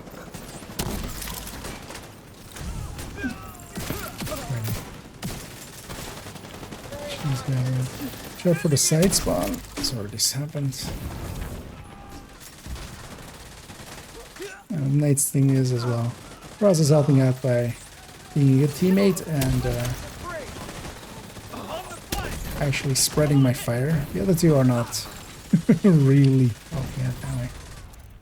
Because the one things we do want to do is, yeah, if we can. If something's on fire, generally, it's best to shoot that. But there's also up to the Eclipse player, like in randoms. It's quite a bit about getting it underneath enemies. Or setting enemies on fire that you kind of go like, yeah, they're gonna... That's likely what other people are gonna shoot. The Black Tusk are smarter and more ambitious. Your actions here prevented a major... Kind of curious what our random that was there from the start. Okay. Yeah, they didn't contribute much. Like not that, because here as well, I'm just one skill. If I had my hive, I can do a lot more damage, man. Oh yeah, of course it is. Yeah, let's reform across, and then we'll also get You have one in here. And yeah, if anybody else wants to join us, we're gonna go do title next, which is gonna be part of the weekly, which is also like the final part I need for the weekly.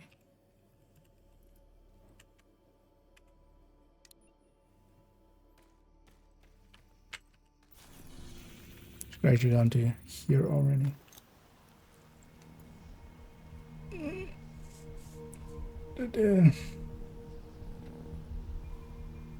Played with Division way back, but now it's Division 2. another agent is now in your group. Division 1 is less forgiving. Overall, yeah, you don't have the revive hive and such there, but you have... And yeah, the enemies are definitely a lot more, yeah, chunky and stuff. You don't have the quick kills on some things, which knowledge can help. Yeah, let's take the 5 again, right? Sure, maybe for this one, just do it with modifiers instead, and just, I'll go combat medic. That might be a better... about 30 minutes. Oh, yeah, that's yeah. Let's maybe do it. Yeah, do it with modifiers and then auto combat medic. Because with modifiers will beat it faster than with the clips. Oh yeah, I'm set up correctly.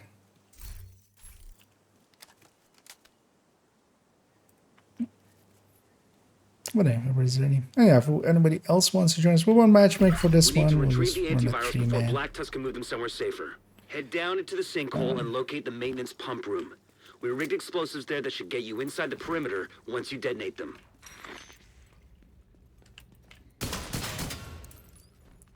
Get this loot at the start. Oh,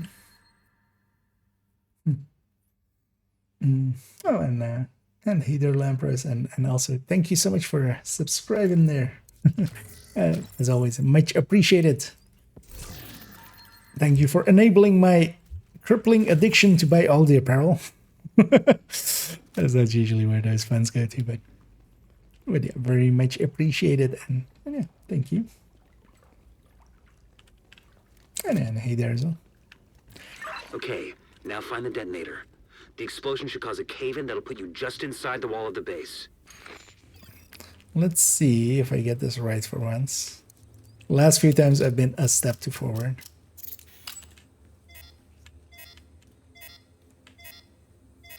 I mean, this is way too far back. This is gonna be like, oh, I don't know, my toe is in it. So. Anyway, we should actually kill this guy, although... Oh, he didn't actually die. The Stellite even saved him from from the fire killing him. Normally, if it isn't the Warhound there, it will actually just die. And yeah, let's just have some starting ammo. Interesting, the Stellites are even applied to like game applied fire.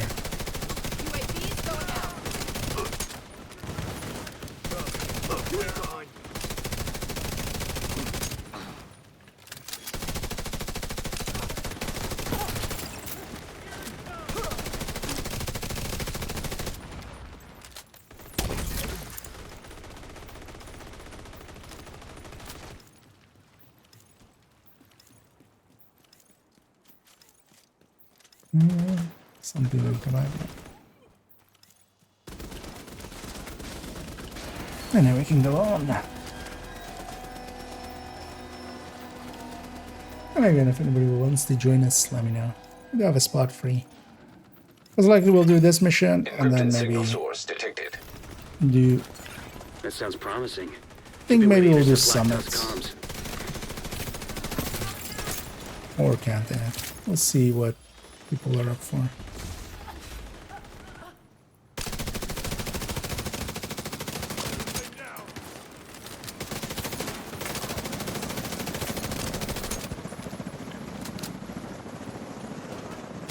Keep thinking about pulling out my cam, but yeah, no longer claps.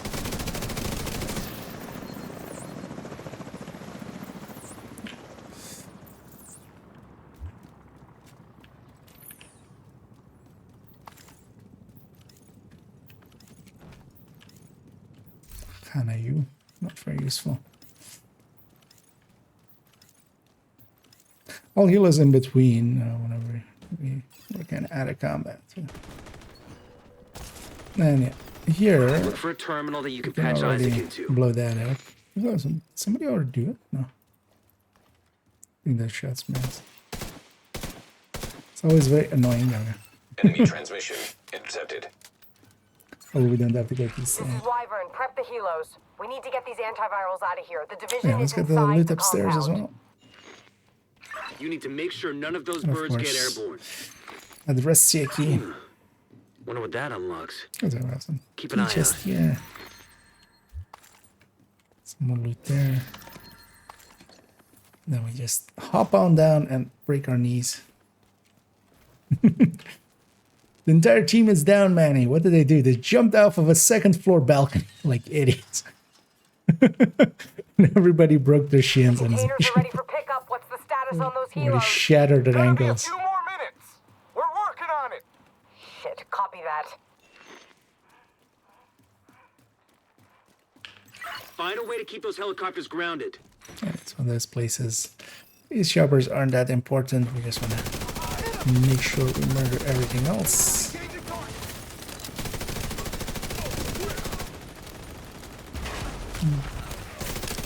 Oh, you don't have to shoot because the choppers as well. There's a barrel by them. If you want to destroy them, you can just shoot that, like literally one shot now. Generally, just shoot at the enemies first. And then...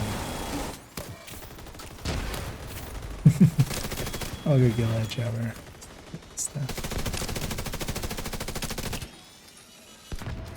Shots on there. That'll be a lot of wasted shots otherwise.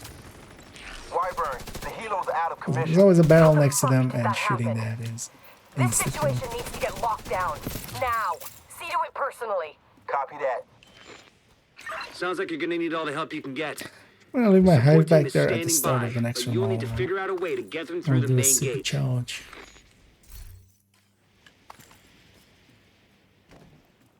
Or it'll get reset to me. I think we'll get far enough away.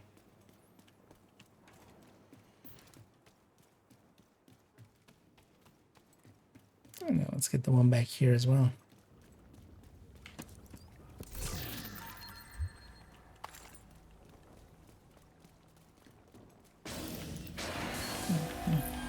Supercharge here to bring my hive over, basically. I've got your six. That pulse now is damage buff, which is nice.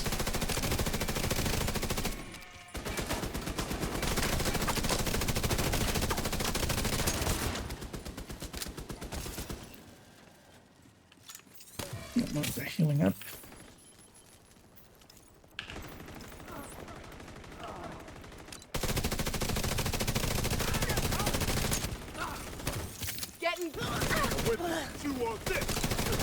Healing on this combat map is Pinned down by definitely turrets at the main gate. Find a way a to little disable better. them.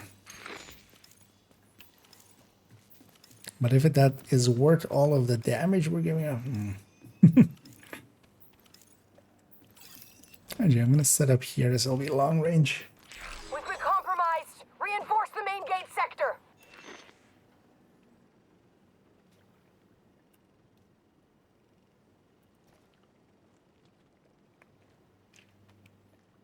Our peeps are just getting into position. A lot of stellites.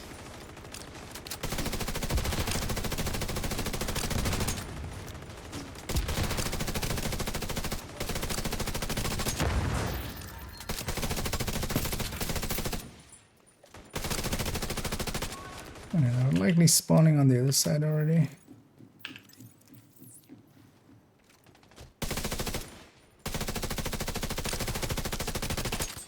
Move over here. And by the look of things, most of it spawned that side.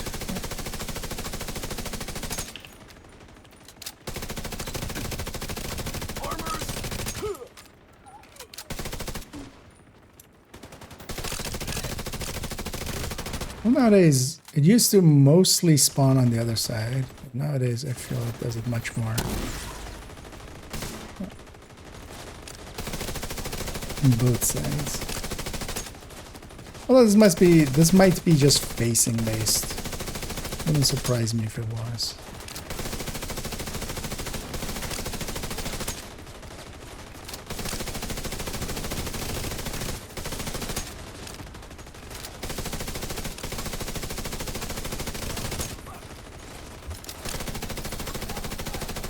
And then here as well, modifiers with a little bit of by the feet.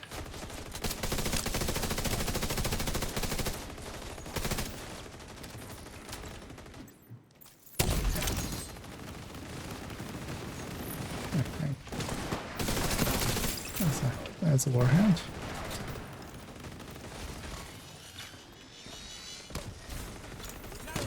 I'm ready to open the gate as soon as the area is secure.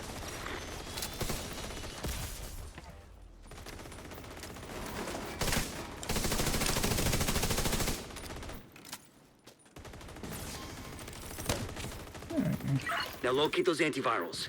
As soon as you make sure retrieve we them, get all send our up a flare to loots. signal the support team. We'll stand by here and cover your ass.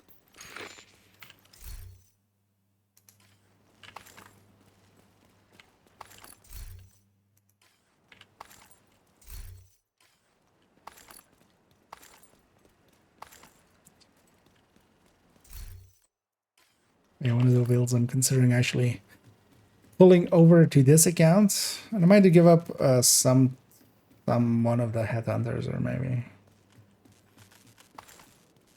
Although actually no, I like all 4 of them. Maybe I'll give up the explosive build. That's more likely the better option. Where am I having the listen up. bestie over here? Plan B. We'll transport the antivirals by hovercraft. I want these cylinders on separate vessels. Intercept those cylinders. Well, I kind of have the We pieces can't in let my Black Tusk stash get away if with I a were single to. sample. But I don't have the Lengmo pieces, of course. I just have I do have like a glass red.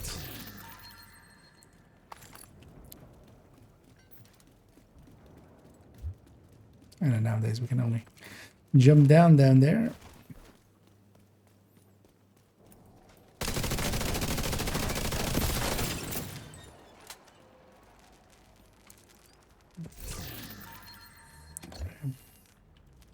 All the loot.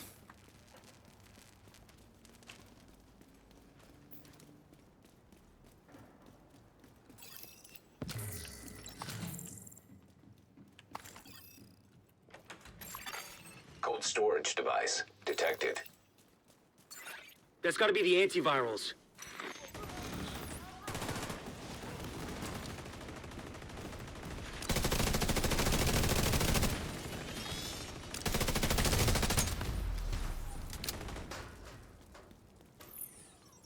Yeah.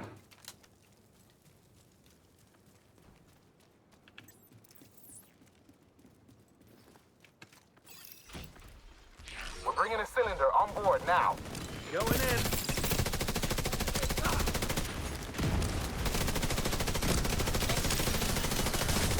Get that jammer. Pazzer are not the best tool for mid-range, long-range stuff. They work out. We're gonna hit prime time here. Well, actually, against those enemies, it's long range. But I got to kill the heavy pretty quickly.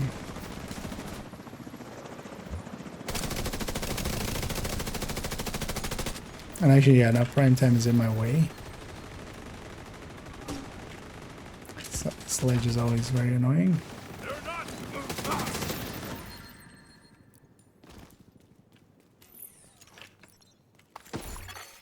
Additional cold storage device detected nearby. Get that second antiviral cylinder. The support team will secure the first cylinder in the meantime.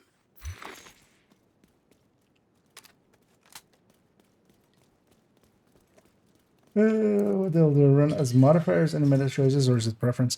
Overall, there is, if you want to unlock basically all 3 actives have their moments. Reversal is pretty good for close range builds. Prime time, like I have here, is kind of okay for like mid-range builds and kind of easier to use. But then all out is actually one of the most powerful ones. You have to trigger it with a kill though, so it's oftentimes it's just too much of a hassle basically. So I go prime time. And then the really good picks are especially Liability, which is the close range extra damage one.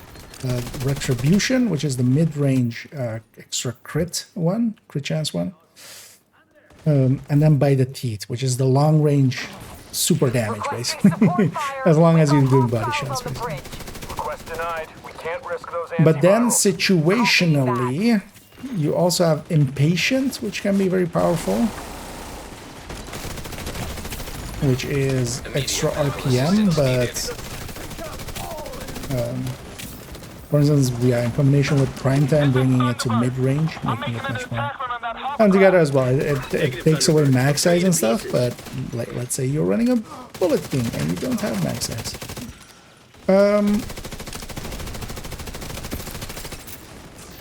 So yeah, there's like stuff like that. And then Tapper is really good for headhunting builds, which is the headshot one but reduced body shot damage. and persistence. But yeah, liability, retribution by the teeth is kind of just a general red builds thing. And then you can give retribution up, for instance, for persistence, which like has just nice bonuses, or the 2 weapon handling ones. Well, there's one stability one mid-range, and there's a weapon handling one short range. Those can be used as well, but basically by the teeth is kind of mandatory. That's the thing that is really carrying on. Copy that. Good work.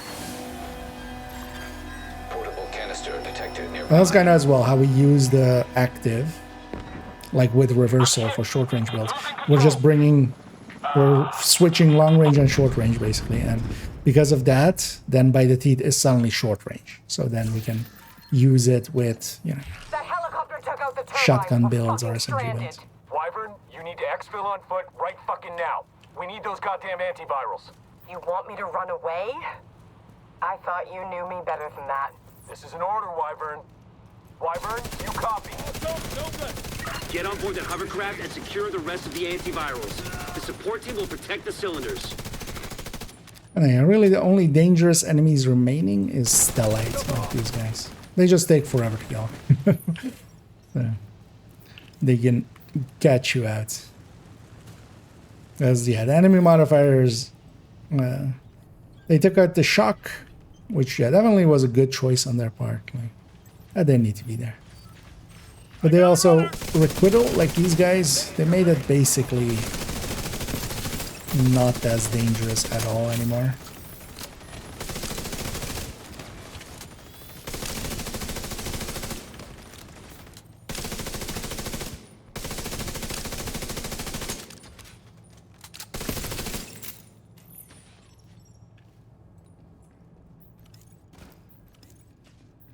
The modifiers overall are just a big boost, basically.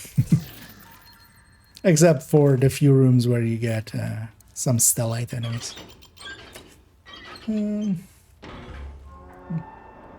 Anyways.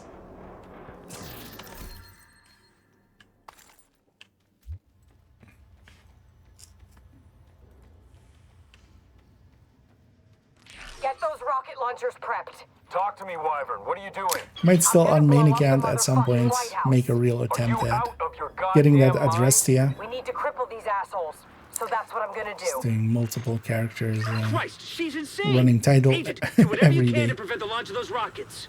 The Adressia is normally just the starting weapon for getting the Nemesis Rocket launchers are loaded. kind of quest God damn kind of it, going. Wyvern. Stand down. But yeah, you can Negative, get sir. duplicate I ones refuse. basically and stuff. But yeah, it's not recalibratable, so you kind of need it to. It can be optimized, but it can be recalibrated. So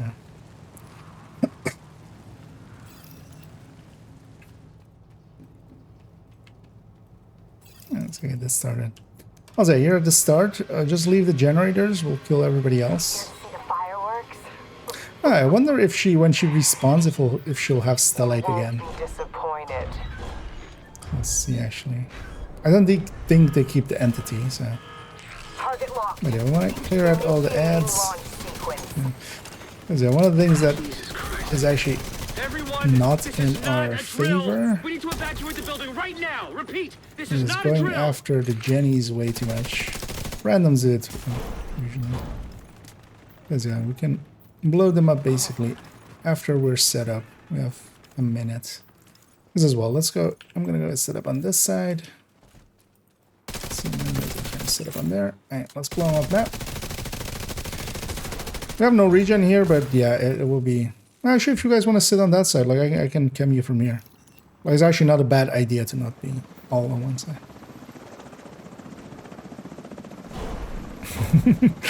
Raz just made it here. Just the delay get there. Unless you want to be on this side, this guy. I'm not your real dad. You can do what you want.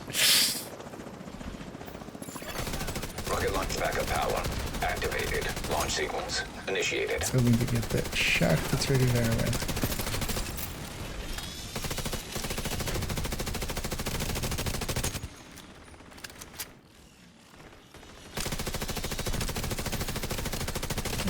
run through there. But on that one, the rockets, you can just get them right away. It's been a while since I could say that about anyone. The next wave isn't contingent on that.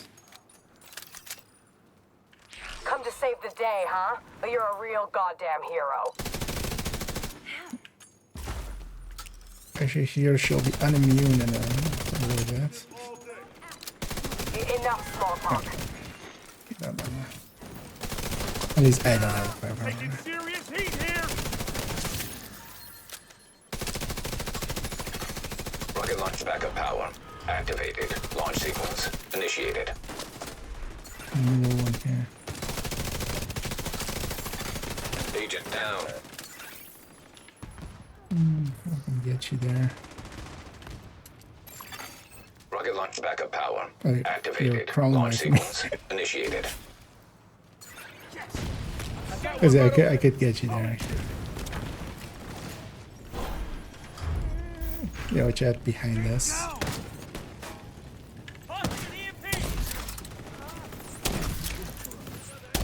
Anyway, we do want to get the... We want to get these.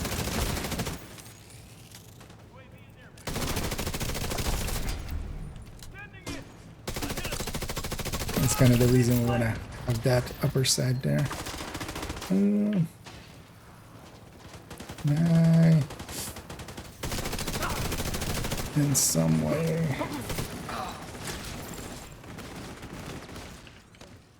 Where are you? Hostiles, back up! I'm making a run. Affirmative. Do not let them get around us. They're on me. Done for. System disrupted. Serious trauma That detected. was my hive. Oh yeah, System launcher. restored. An agent needs assistance. Don't think. Get out of there. Completion. Starting to piss me off. Quick and painless is no longer an option for you. Target's not dead. Agent down. Alright, there's a medic out there. Who's likely UAV's going reviving stuff. She does.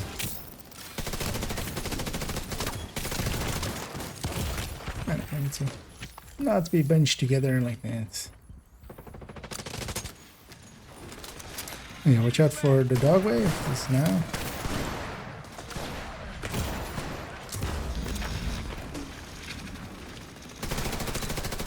Need one of these dogs to be Immediate medical exploded. assistance needed. Yeah. Agent down. We didn't do too great there. Let's actually bunch up on this side and kind of hold this zone. Because yeah, there's shenanigans we're going to do to get the other sides, man. But yeah, we kind of got too focused on the wrong things there. Here to see the fireworks? You won't be disappointed. But first we'll clear out this again. This time at least they don't have starlights. Initiating launch sequence. Everyone, this is not a drill. Don't worry about We need it. to evacuate the This building is right now. Repeat, not the easiest not a mission drill. anyway. We've all been there. Place to learn, place to grow.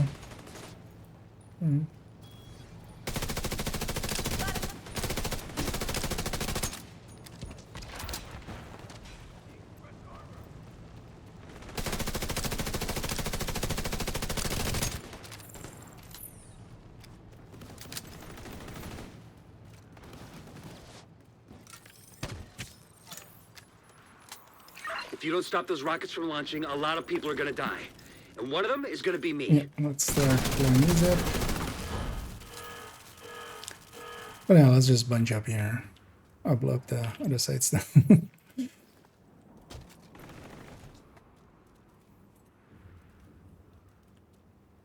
Now you can just shoot it from where you are. Oh, okay. Because we didn't need this gun.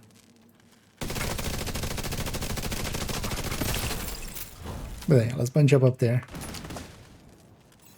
Indeed.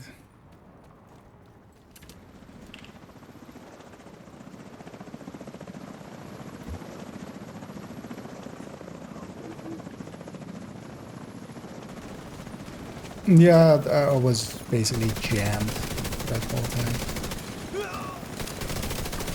But I'll try.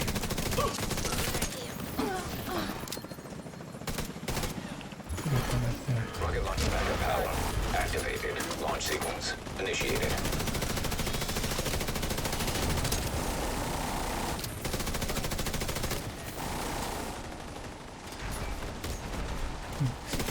No one.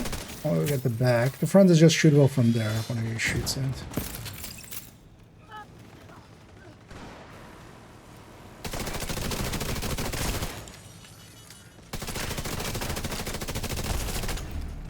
I'm gonna remember killing you. It's been a while since I could So say here, that for about a little anyone. bit, she's actually not immune. If we set up a Come to little bit save the further, we day, have huh? by the You're a plate real actually. goddamn hero. Enough small talk. Definitely gonna just take her out, but yeah, she'll be immune again. Don't focus her too much. Actually, she's not immune. Maybe we did focus her. Rocket launch backup power activated. Launch sequence initiated. Wyvern, what's your status? Wyvern, come in. Wyvern. I need to put a few charges on this. I'll go for the back there in a sec. I'll put my high down here. Rocket launch backup power activated. Launch sequence initiated.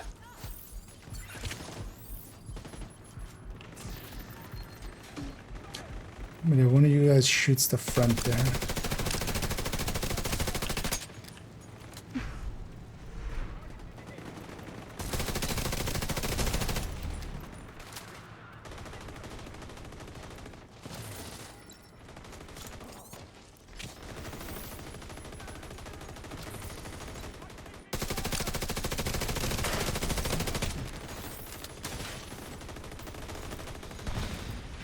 Charging. So need it for this as well.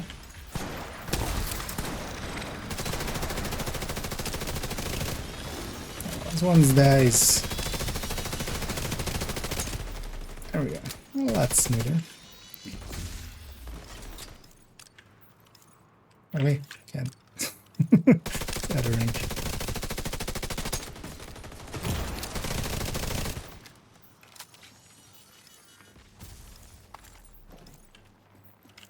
Just need to pick up the antiviral.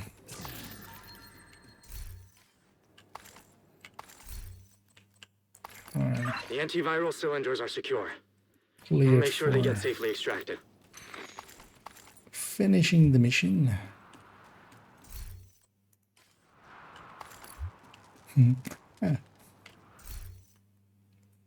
Yeah, one that I got there.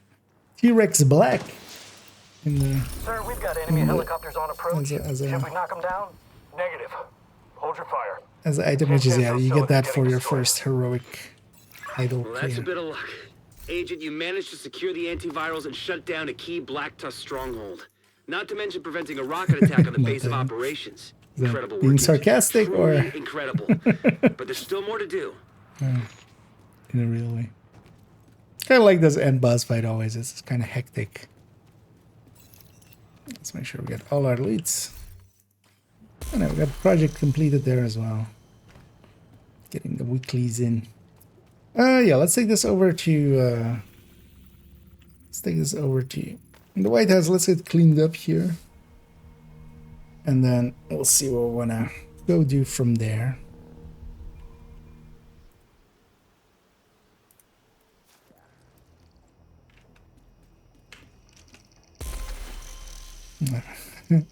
So robot is fun group. Oh yeah, I wouldn't want to solo legendary that one either. Ever really.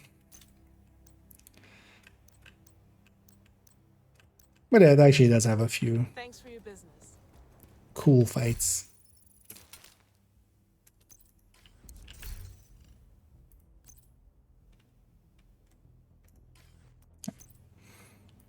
Pump that one in, and we'll need a few M45s. An agent is no longer in your group.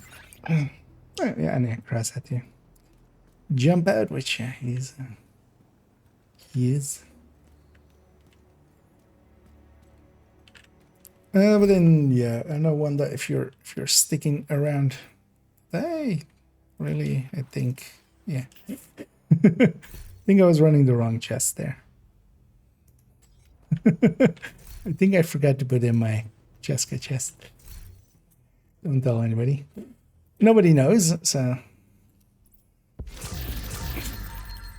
Because yeah, that build needs to be loaded, and then a piece needs to be put in it, which I think I forgot.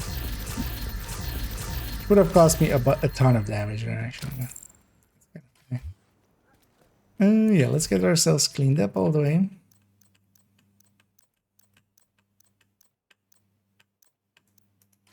Thanks for the business. So let's just see, what is my checkpoint in Summit on this account?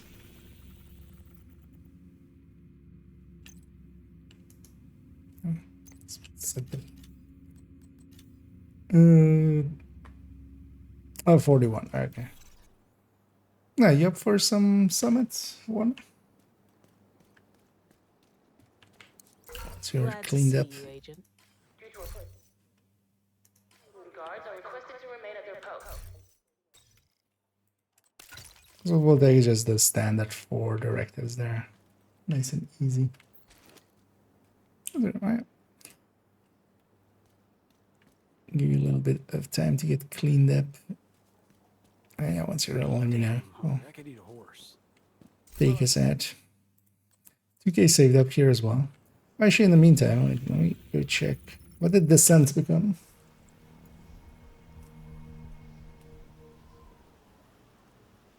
Combat simulation program active. Greed.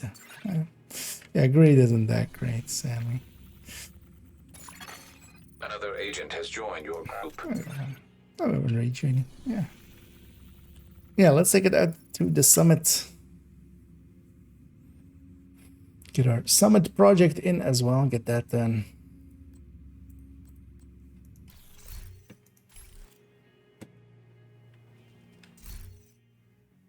And I'll just run Tech Tank here. I could have into.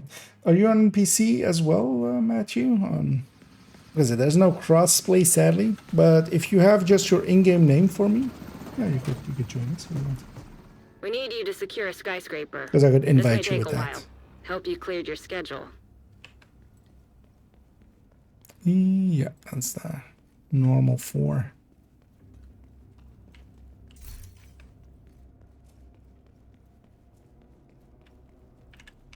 Also as well, let me quickly check if I have any challenges remaining. Just some of the standard ones.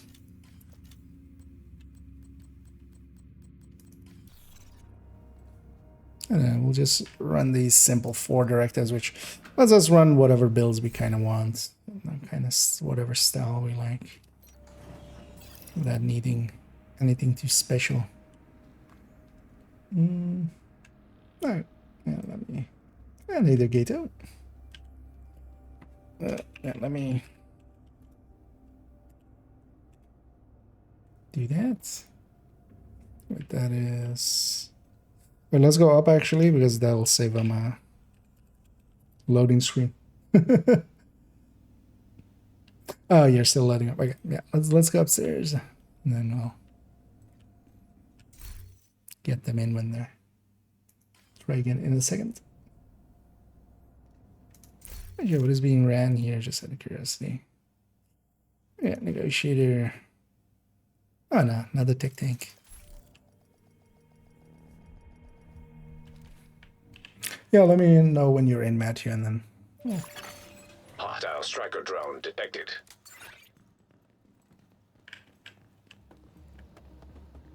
That's it, we're gonna go do the 15 floors here. Let me just double check that my. Yeah. Well, actually, on this one, it's saved, of course. We can already start kind of clearing this. Hostile drone detected.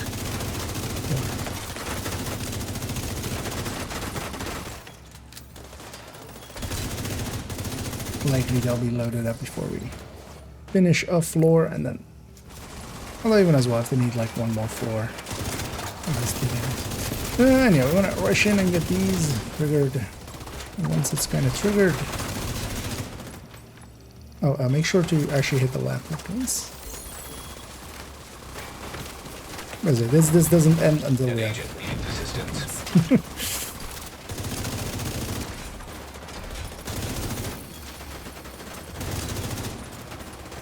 Because in here, in Summit, generally we want to do the objective. Because once this is at 100, everything gets Terminals accessed.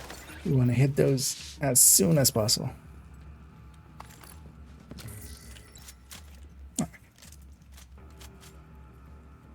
Oh, it's double invite.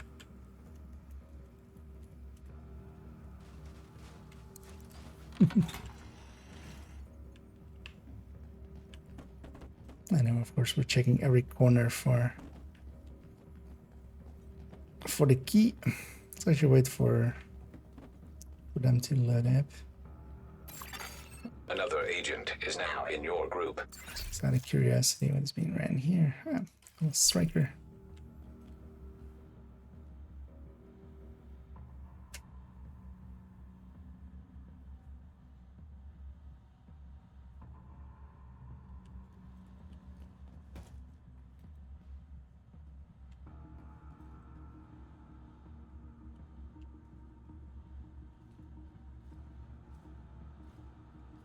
Yeah, let's get going. I'm actually gonna play it right and just actually stack my breaker stacks a little bit. Also, I should swap my active from prime time to reversal. I'll use it.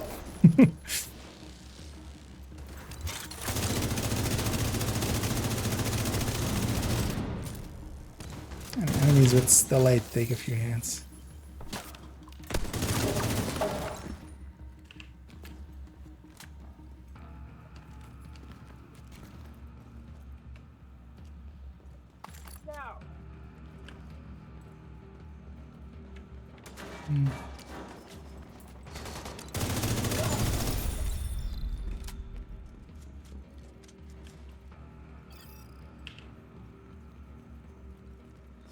You know what, with us being 4, maybe. Well, there's actually also up to OD. If we're buffing 4 people, then it's kind of worth it. As good as ever.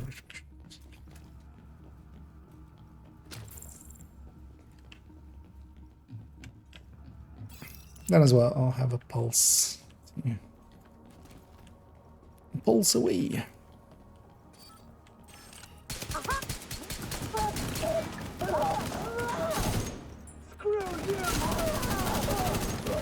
Oh wait, was there already an B? Oh, actually, it went OD already. I'll go something else. I'll just go striker. Okay. Something with a pulse.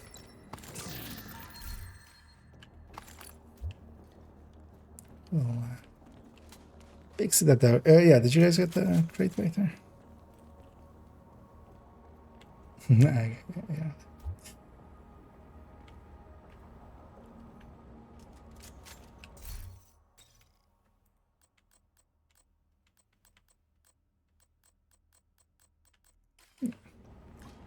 Is it in there? Because the pulse is very handy in here.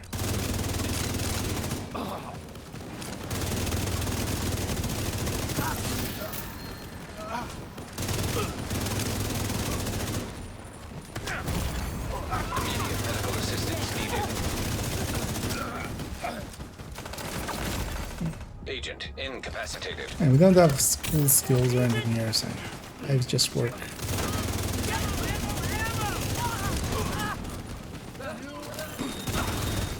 Agent down. Yeah, we tried sitting on that door.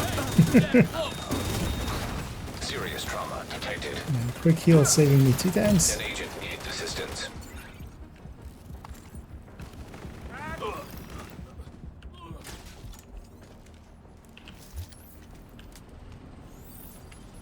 My fragile is bugged already.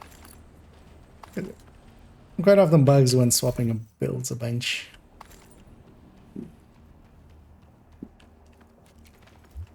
But we can fix that in between.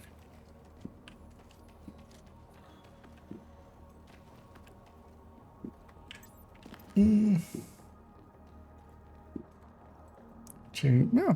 yeah, we actually did it pretty quickly. Hey, there, Jenny. Yeah, we did record character 5. One nice thing as well with Pulse, we know there's a dog there. So we're gonna prioritize getting that in a second.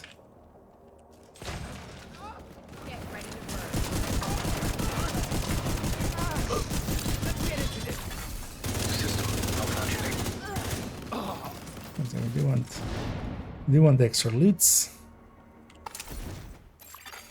System reactivated. Yeah, but yeah, went pretty smooth. Although as well, it's been like doing it for a few other characters helped quite a bit with that.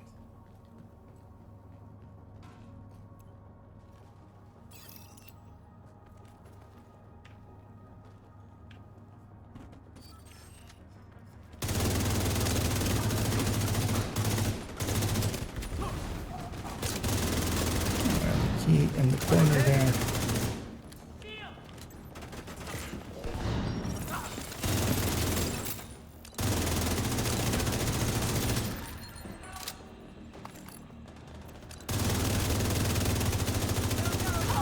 Let's grab it before moving forward, before I forget.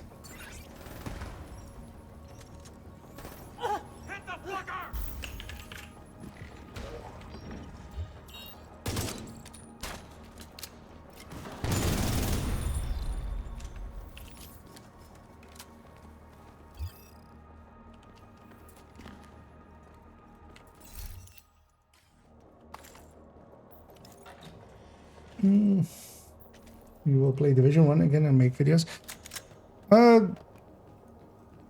Definitely will play it here and there again. I quite often, once in a few months, we'll go back in. Sometimes as well, when there's maintenance and stuff, we'll have like an afternoon of Division 1. And likely as well, actually, when the 5 times XP hits, I'm either gonna do that or gonna see when we get closer to it. I'll either play again Division 1, because I don't play Division 2 during the 5 times XP. I might do this time a little bit for third accounts hardcore, but not so much.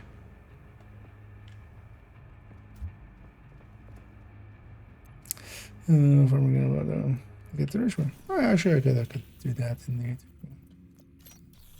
Let's see what getting a rich me.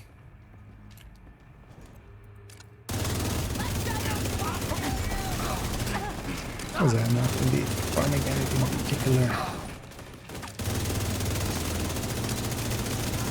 Could actually use some chest parts anyway. So it's not even a problem. But yeah, generally videos on it, like I've made a video on it of just like, hey, consider revisiting it too. But yeah, likely not actual, you know, like build guides or stuff like that. That's not like build showcases.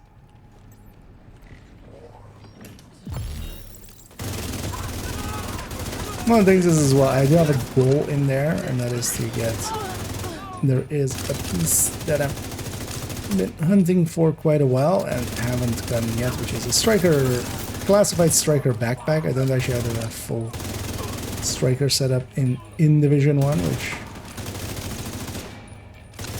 I definitely have been missing out, of course, because of that.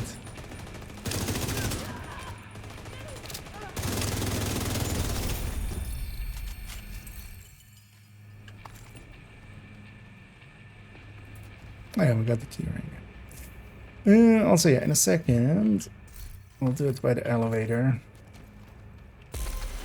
I'll just grenade myself to reset my... Oh, is yours broken as well in Rage? Or have you just not tried to heal?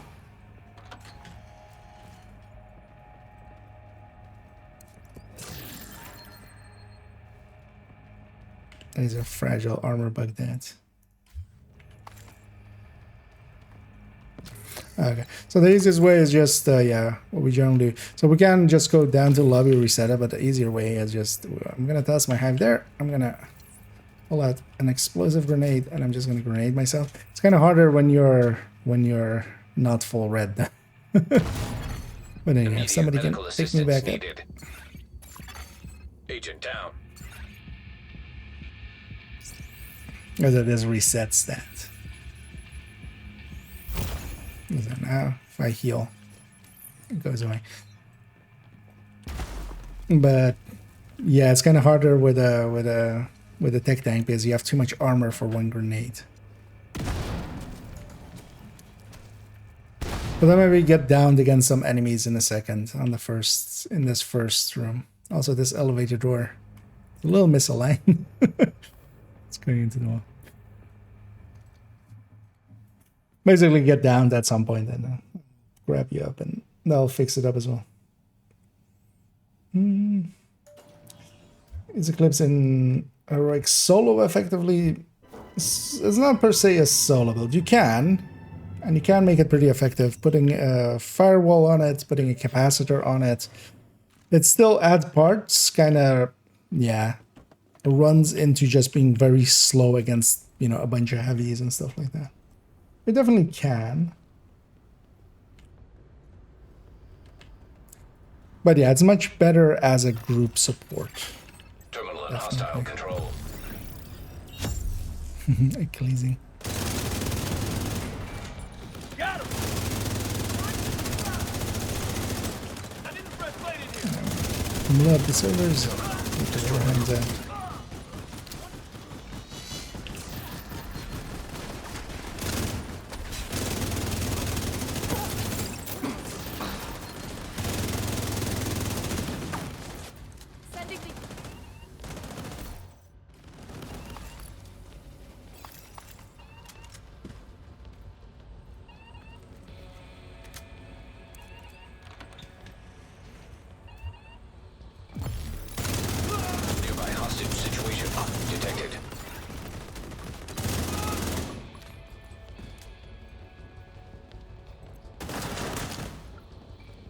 Everything will be spawned.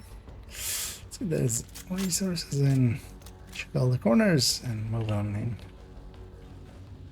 Be cool.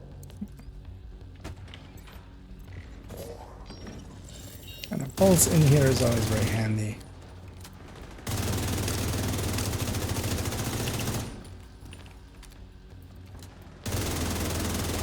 I mean, everywhere is handy, but especially in Summit where they, you know, where it's not predictable spawns. There's no way to I have them in my sights. know where they're spawning.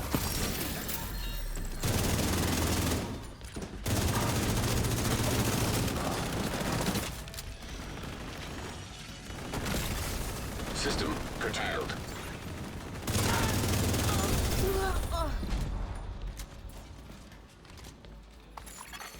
System back online.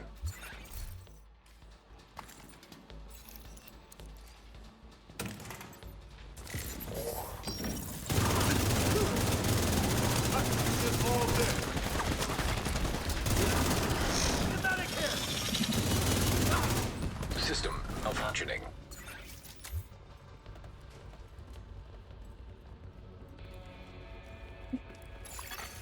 System reactivated. Just check that the key isn't back here, because that room is fake. Even though it has a door. Can't get in there.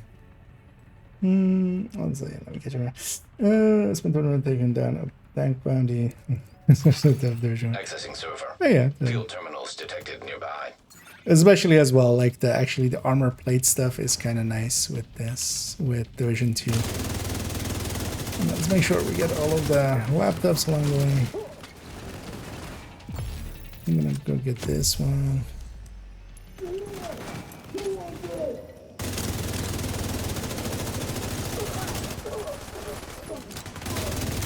I should trigger prime time here.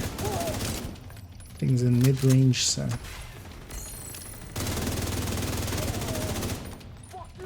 Let's get that Forward one.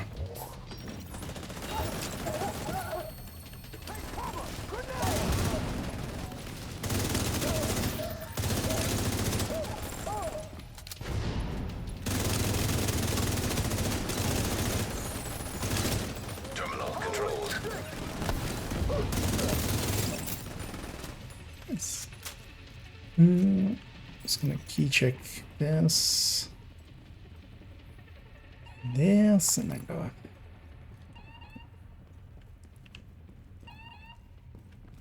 Because I do want to get the key. That's always nice to get.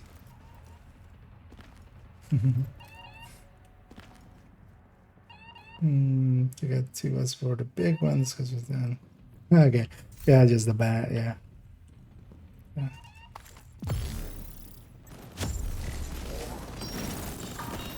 Hey, Division 1 definitely at parts kicked my ass. I actually did kind of like a playthrough not too long ago. We just went basically add a character. Actually, no, we took it all the way from 1, I think, in the end. We just reset that character. So. But yeah, I did basically a 1 to 30. Although we skipped world tiers in the end just because, yeah, I had of course had the ability to just grab gear from my main character and just put it on them. So we just did 1 to 30 and not the world tiers.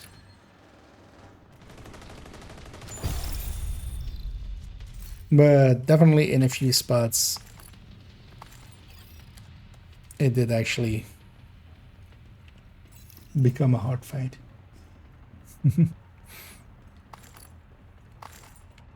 Although Division 2 can do it as well. There's a crate back here. Let's go too far.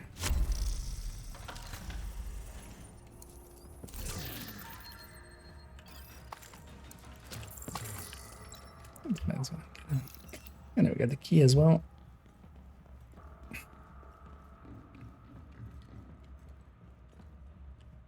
Though my brain is still checking the corners automatically.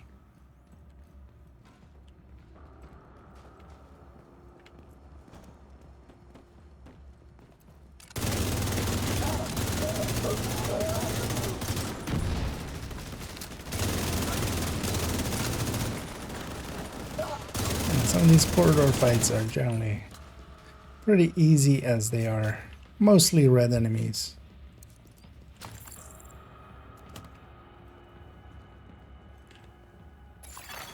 Server terminal detected. Oh, actually, when there's no enemies, it's best to just wait till we can get both at the same time. Yeah, so, exactly. But the enemies don't spawn until we touch it. Once we touch it,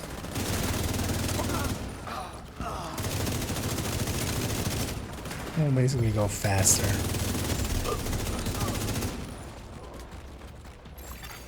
Terminal accessed.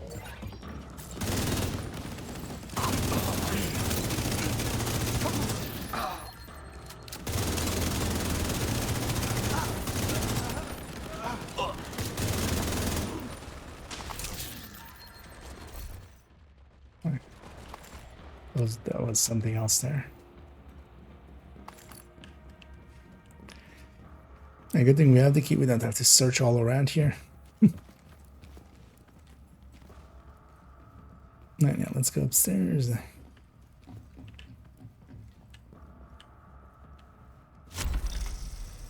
Yeah, hostile lieutenant. Means there's a boss at the end of it.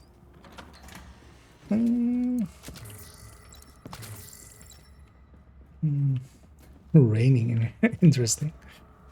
Yeah, sometimes the initial elevator, especially if you load over, it can be weird. I've also had it be full of fog sometimes.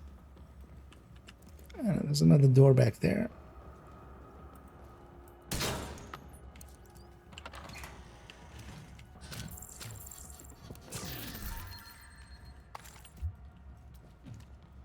What did it need? Let's see, the interrupt is back. Yeah. Yeah, yesterday was kind of annoying that it cut out Although it turns out that, yeah, I actually had received a mail saying that that was going to be the case. So Incoming. I could have known, but yeah, I wasn't paying attention to it. What was it? They were just doing maintenance things.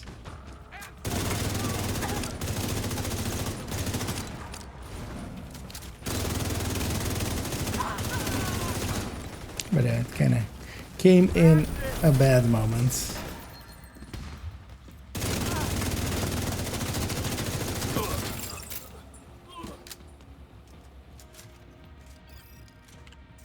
And that's another 3 floors down.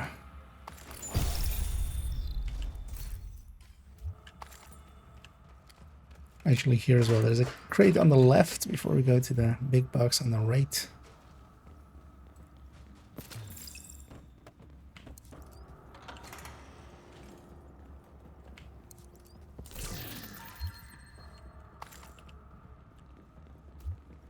A little bit of extra loot.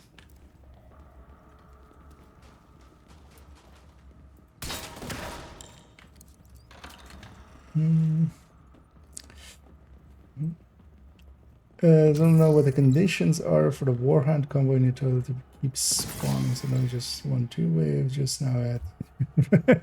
Yeah, so if there is in their spawn point, if a Warhound spawns, no, not a mini tank spawns with its controller. If you kill the controller with and the mini tank stays alive inside of the door, that seems to cause basically infinite spawns to kind of happen. It's not infinite; it'll eventually end still, but it's basically if you get a mini tank in there and you don't want it to end, then yeah, you just leave the mini tank alive, and it will spawn quite a bit as you find it. But yeah, the thing is, it doesn't always spawn a mini tank, of course, so it's not a guarantee. But yeah, with 4 waves into, oh well, 3 waves spawning in there, you know, it's a pretty likely that a mini tank spawns. Rogue agent detected. Rogues. What is already set up as? Kill 2 people already pretty tanky. Oh. Yeah, let's just go BIV here. Let's be the real upfront guy. And yeah, let's just kind of push him, but also yeah, watch out for the skills and stuff. And we want to kind of shoot everybody, kind of go for the same one. Okay.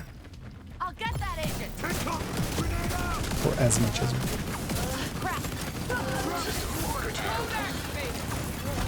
Hostile explosive trap detected. Try to keep him busy. Hostile striker drone detected.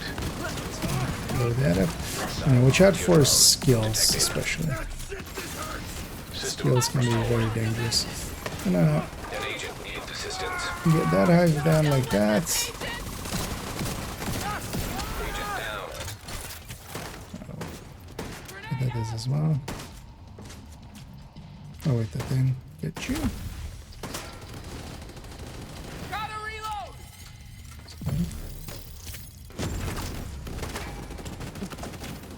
Might have become disrupted as well.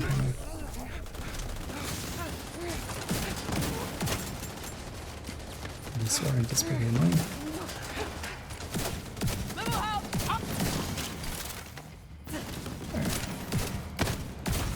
Damn it! This is the last one, right? Okay. Rogue agent eliminated. That one I'll share.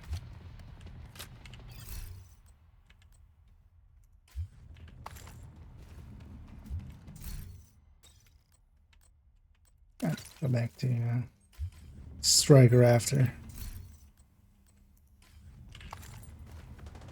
As a BFE kind of guarantees a clear, even though it might not be the fastest way. Also have a lefty here if somebody needs one, which is kind of, you can just put detox on it and it's maxed out. I'll drop it by the next door.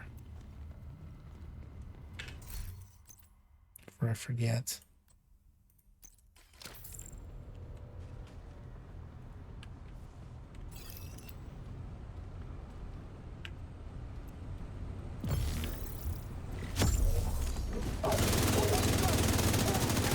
save some optimization. Although that, not that those things are rare. It's worth having.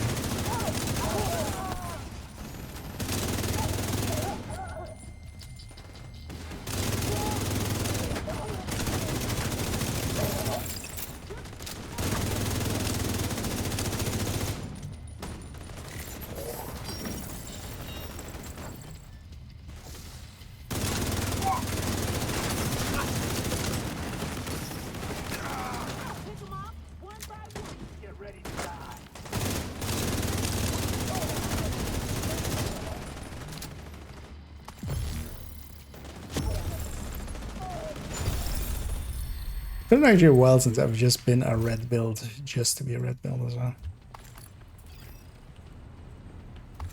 Kind of fun.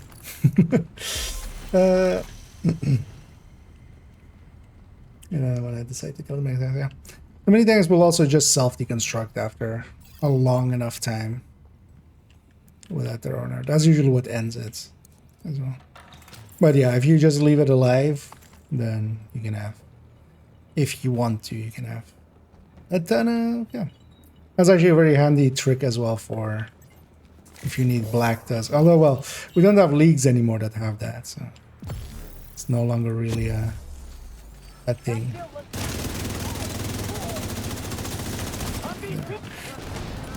From the heavy in place. But that's also a thing that just a lot of people often don't keep in their repertoire, is just remembering that, yeah, you can use your grenades and stuff.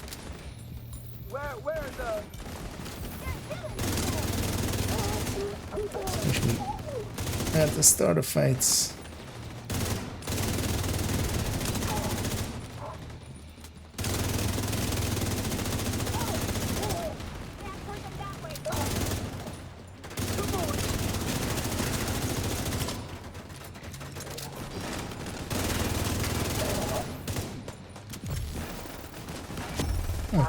Sorry. It was just a little bit more to the right than I thought. Oh.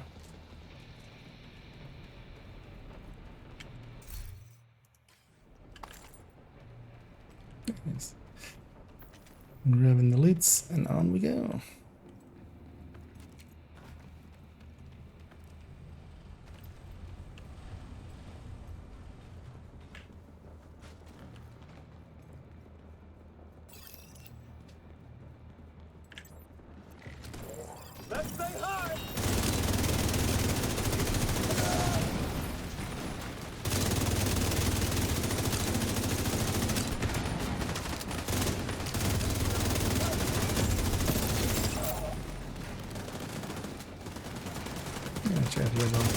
Spawn behind us.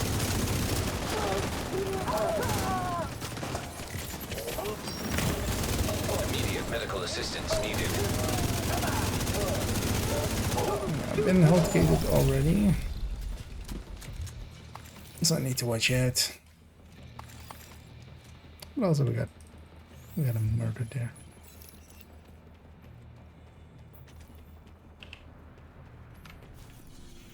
Also, I should just track this on screen.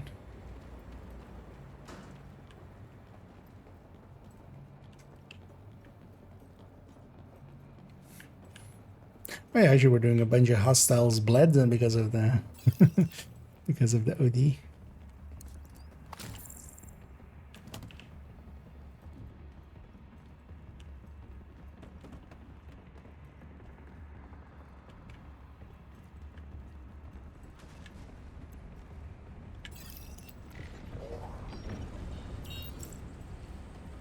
Watch out here, they'll spawn to our side in a second.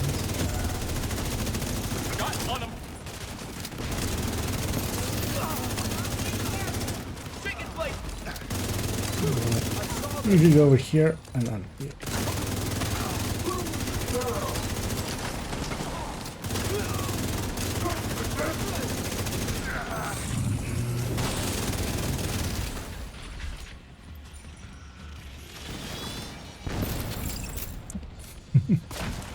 Like if there's another wave, that would catch him.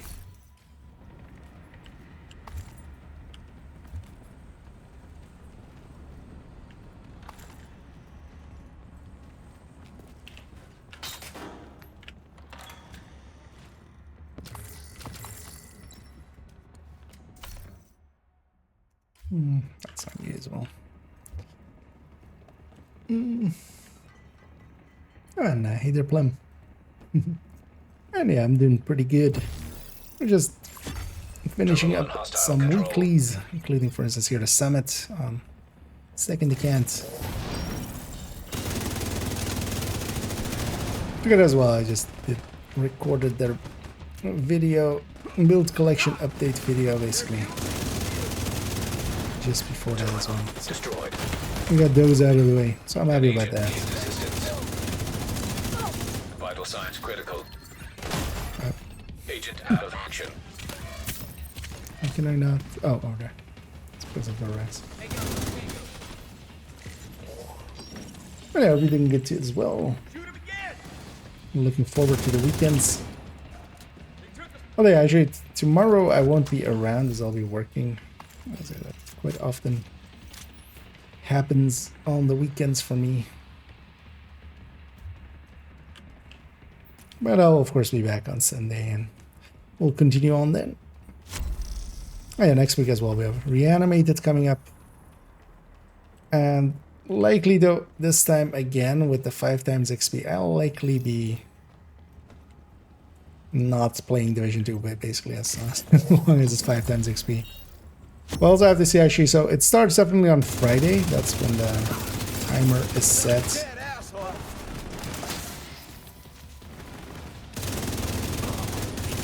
But yeah, I'll likely either thinking either we go to Division 1, which is the most likely case. Medical assistance needed.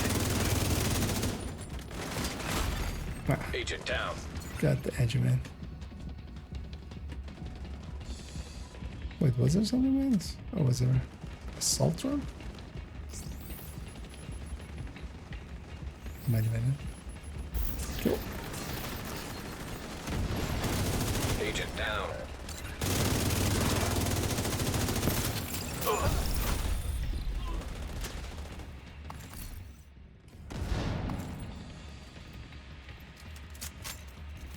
This is working out. I'm damage multiplied, so if I was using a checkpoint, yeah. Yeah, so it's basically, yeah, indeed. It's each of them is multiplying to each other and not adding to it. That's also why it's always funny to me when like people go, I've got glass and vigilance, so I have 55%, which is no. They're multiplicative to each other. That's the whole point of that term, means that they're multiplying each other. And yeah. And you need to deal with them that way. You need to.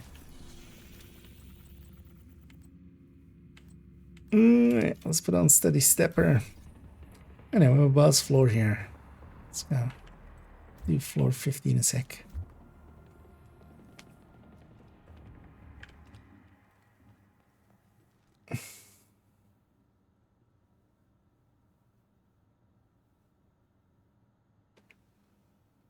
Although, how is HF 1. Oh, keep in mind that the 2 amps in, so the amps of Hunter's Fury, because yeah, those are actually separate amps, first of all. So the 20% is not in the same pool as the 25. And then actually that 25 isn't 25, it's 5 stacks of 1.05s.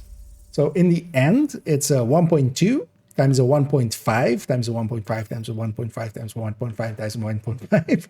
So 5 of those. And then times 1. The other ones. 1.2 obliterate and 1.75. And yeah, here let's run up the left side. If you guys follow me up basically in a second. We'll just spawn cap them kind of. So yeah, we'll push up here on the left side and just bug it.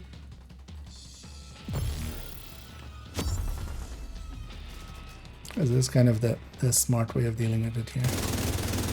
Oh yeah, watch out, that Rex is gonna stay down there. There's in a second here as well. We can spawn camp them as they come out.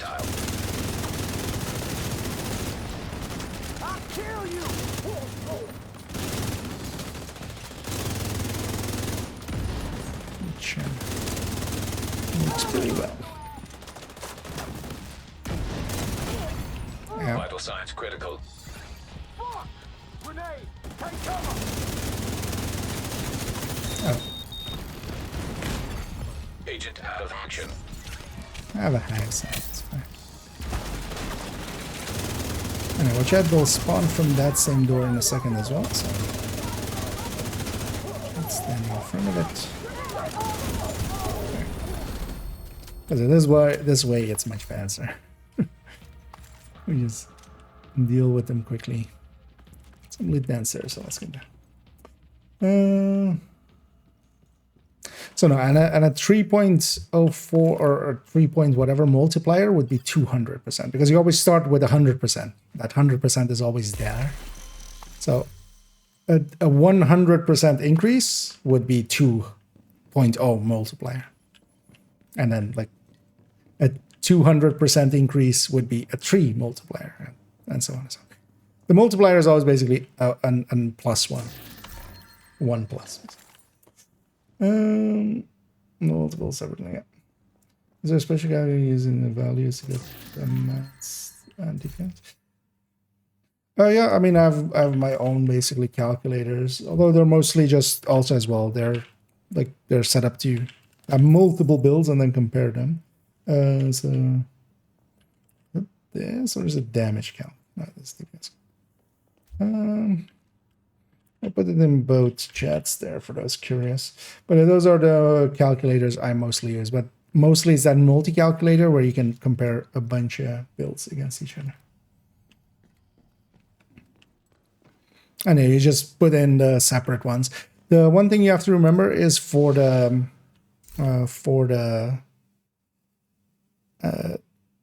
Hunter's Fury one. Actually, wait here. I'm gonna quickly turn off fragile armor and then turn back on. That will fix whoever has issues with it at the moment. That one you need to basically do 1.05 to the power of 5, basically, as a calculation, or just put that into Google and you get like a 27 something. And you can put that in as a, basically. Because you can consolidate them as a, basically.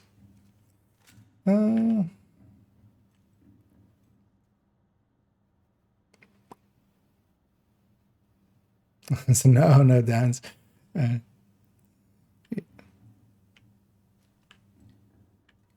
Oh yeah, I went down actually. Yeah, with that one, unless we have like CC with us, it usually goes like that.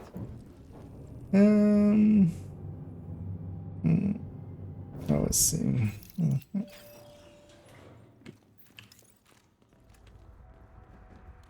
Once you play 5 times the speed, generally I feel it devalues the rest of my playtime. Like if I play the 5 times XP, the 3 times XP already has that. Like the week after the 3 times XP, it doesn't feel great to like play the mission, honestly.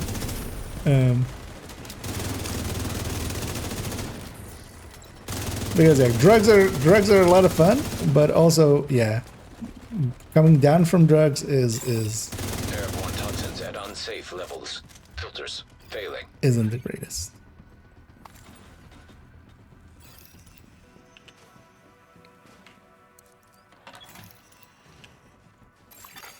Air filter function restored.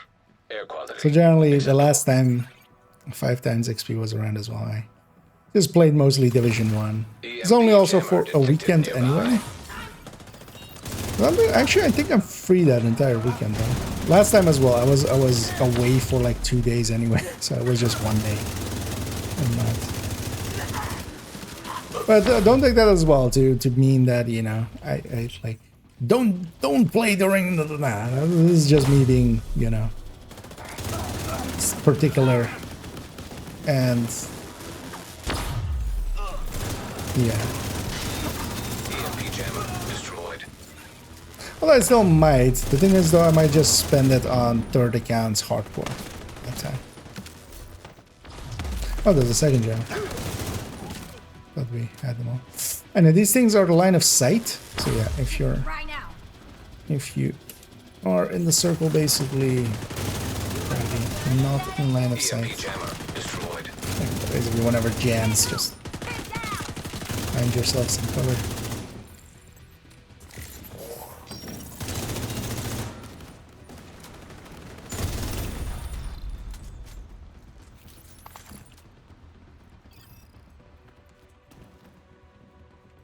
But yeah, I'm not a fan of the 5 times or 3 times for 1,000 levels. Like, I would have been fine with it if it was just for 100 levels. You would get a decent boost out of it.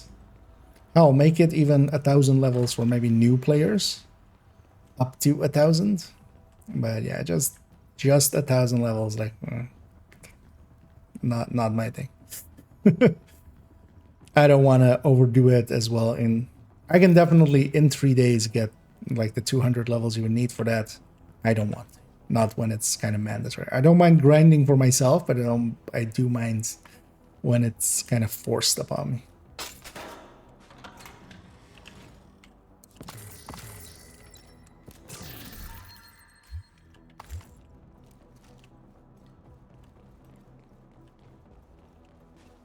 The downside of it though is it's bad. Like it's for the game is much more popular Server terminal detected. during those days. Actually, nothing spawned. Let me get all the way to the end and then get there. Okay. I'm ready to sit up there. Yeah.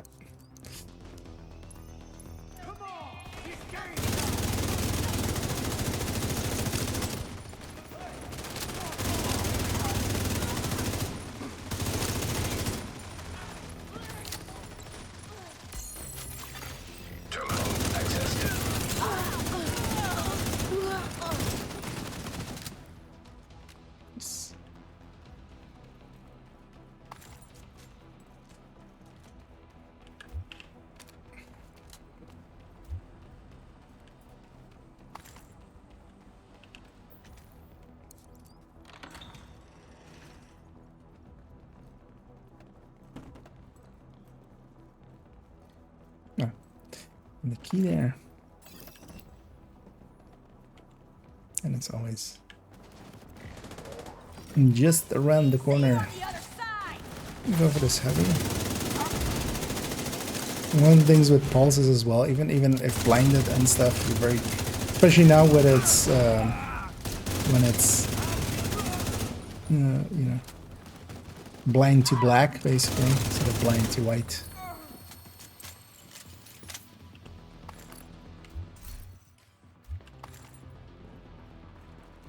We have the key already, so we don't need to key check too much. Even though I'm still looking around every corner, of course. That doesn't change.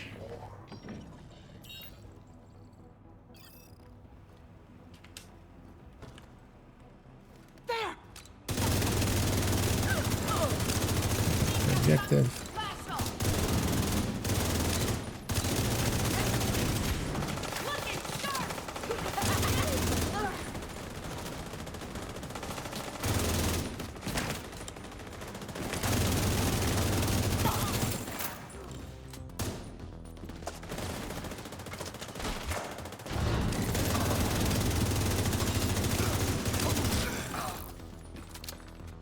Dangerous things up there. Ow. Immediate medical assistance needed. That was my face. An agent needs assistance. And these both in the supply, or like the supply station ones where you hack it, and both in the ones that were destroyed, it spawns still a bunch of waves always. Am I bugged? I'm not bugged.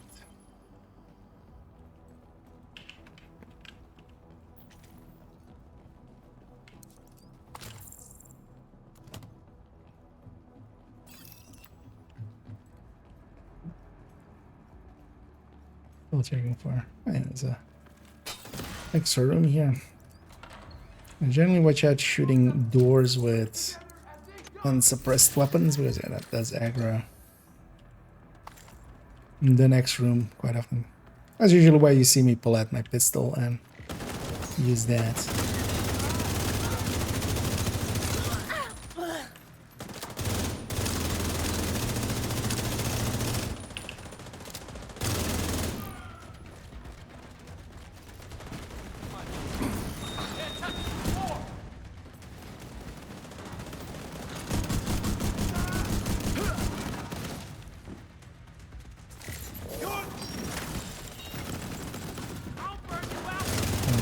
Side of this.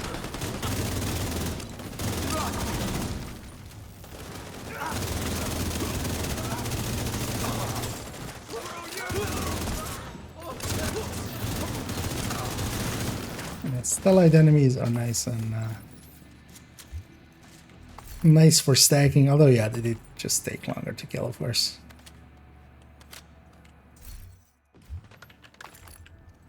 But here as well, the modifier helping quite a bit with speed. Still weirded out by how many people go like, there's no benefits for the modifier. Like, there's definitely a downside, but there's also benefits. It's like, oh, it doesn't do more XP. No, but you can clear so much faster, and that gives you more XP. As long as well for solo stuff, like if you are willing to run the tournament against the tournament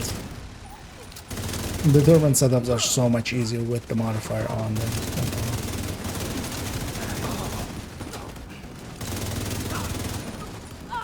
Because all of that shenanigans we do for Habsburg version to kind of start on elite, the modifier can just start.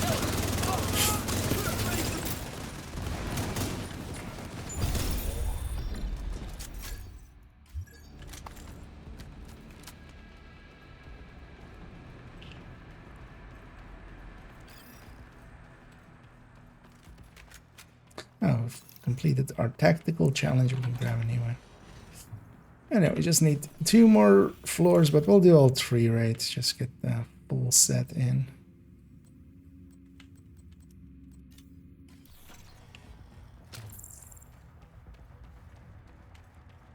It doesn't have the commendation yet. Well, actually, on this account, I don't have the commendation, but also I'm not going to go for it. Because there's a summit commendation for opening up a ton of those. I think it's 300 even.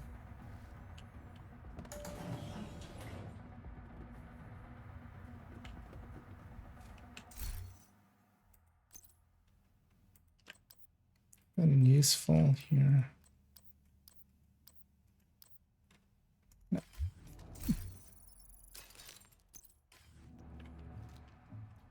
Let's take it on up. But yeah, during that 5 times XP, whether go Division 1, it's kind of considering maybe Warframe as well. Because I've been meaning to jump into Warframe, but yeah. Haven't yet, basically. Also, I've had enough to do on Division. There hasn't been much time anyway.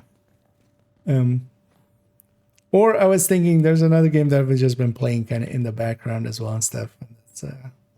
And maybe just showcasing that a little bit, which is Open Transporter Tycoon. Deluxe Open TTT.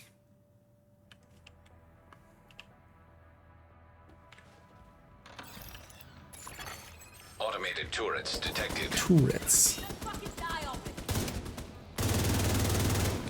Shots in. We want to get the objective if we can. I'm gonna make sure I don't just forget about enemies. No, I kind of did there.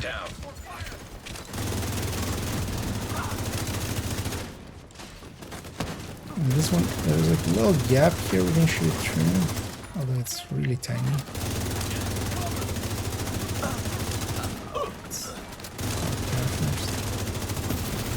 Terminal destroyed.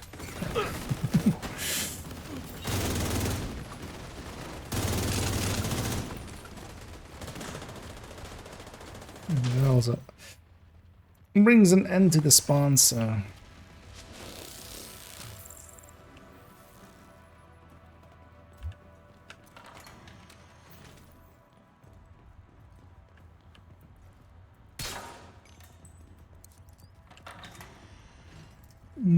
I think ever, what do you call a fake impasta?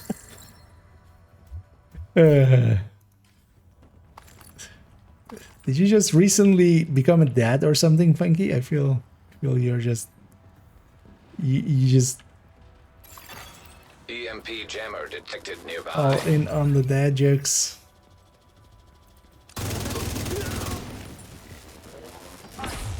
And one of the things with the killer jammer as well is that it increases in range as it jams. So the first jam is very short range, so we can kind of.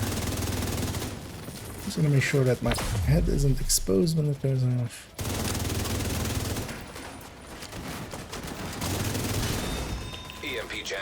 destroyed.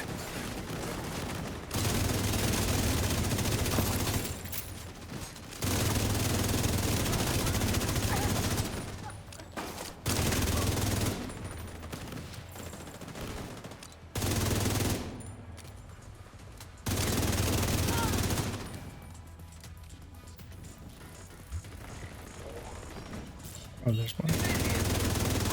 Some door down. Already going around checking for key.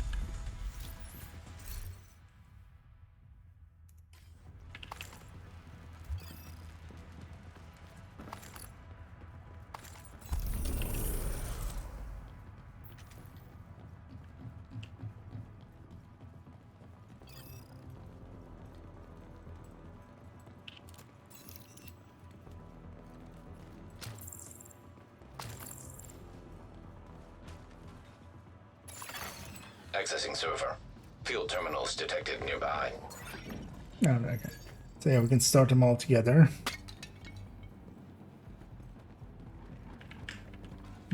I'll take the back one. Oh no. Yeah. I'll just be the free person. I'll help cover this side. That usually is gonna be the most dangerous one. This is way too personal.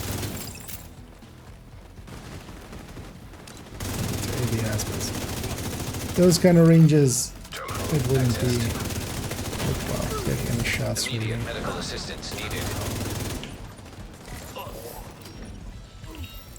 Nice.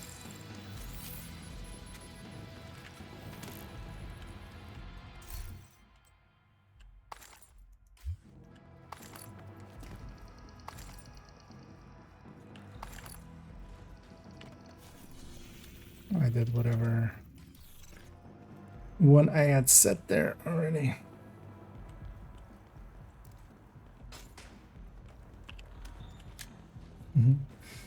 This person was like this. Yeah. And yeah, indeed, it is. That's the bigger downside of it. It is per person.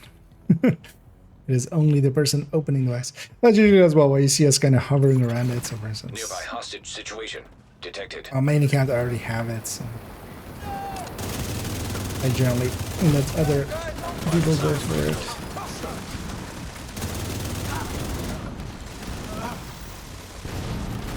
Let's go for healing.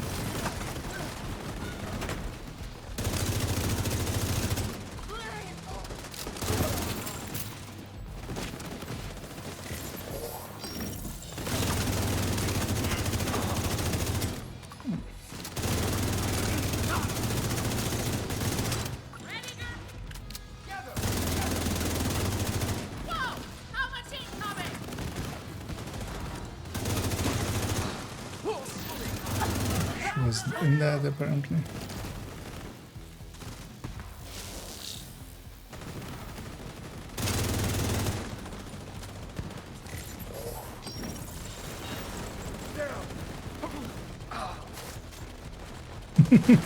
Those are the guy who needs some incentives to come out again.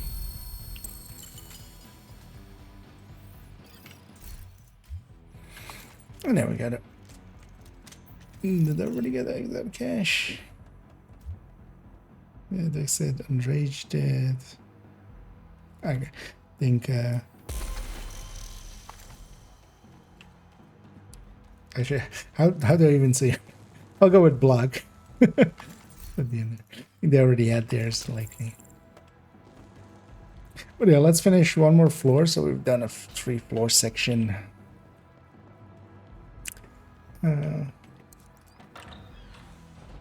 Might as well get that reward in. GQ Black. Okay.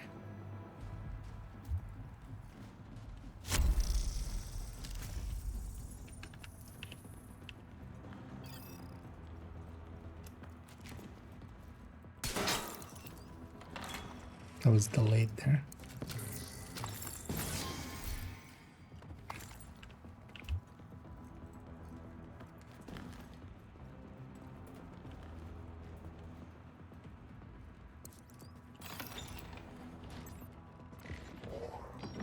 And that's the key in the corner.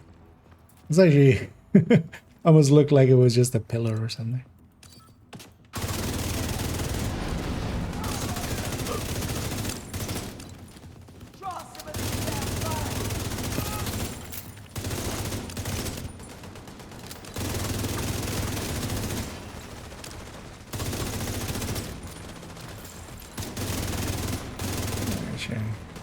Trigger prime time there.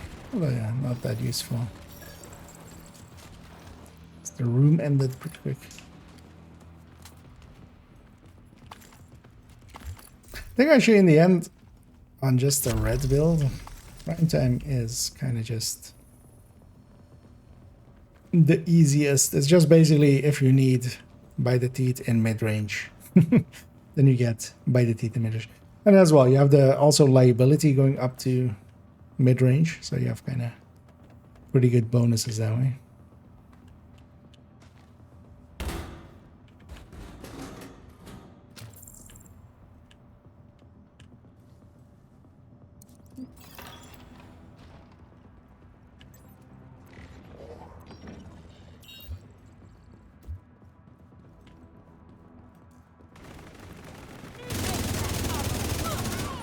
Already is nice about we're not like fully coordinated team, but we're kind of, you know, we're together. Is that instead of some of the randoms, like, you know, people are waiting actually for people to get set up. Hostile assault turret detected. And I just bum rushing a room.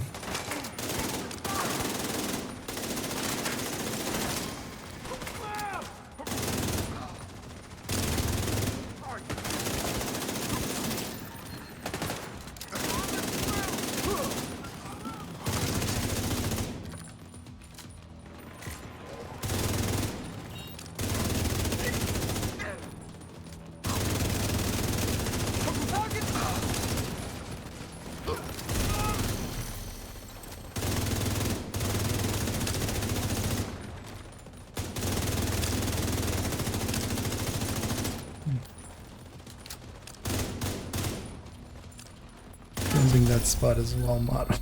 It looked like it should connect, but didn't.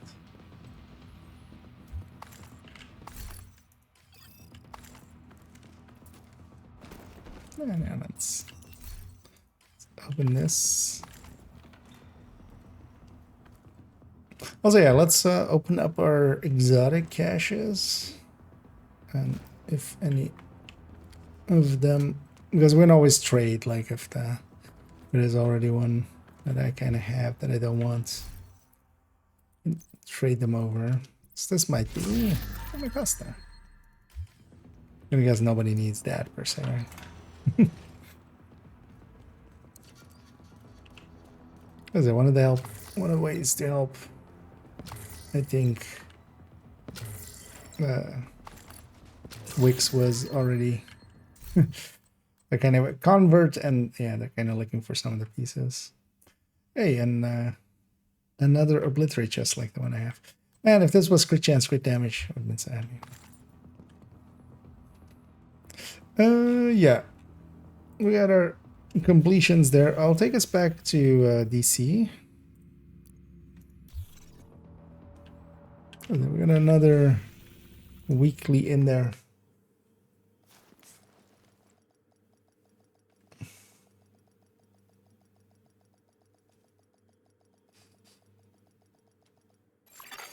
Safe area entered. Let's get cleaned up while we are here. Agent, come check this out. Also have one shock resist here. Actually, I maybe need this myself, although I likely don't. No. Yeah. Nice to see you, Agent. Because even keeping 3 of each of those is no longer really needed. Yeah, if somebody wants that shock resist. It's not very useful, but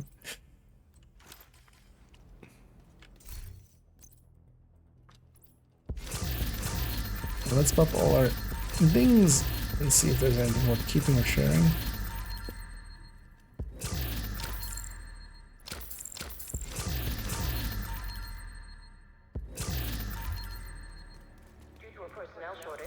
for your business.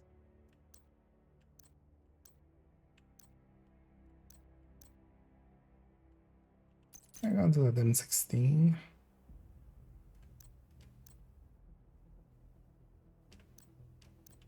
Hello there.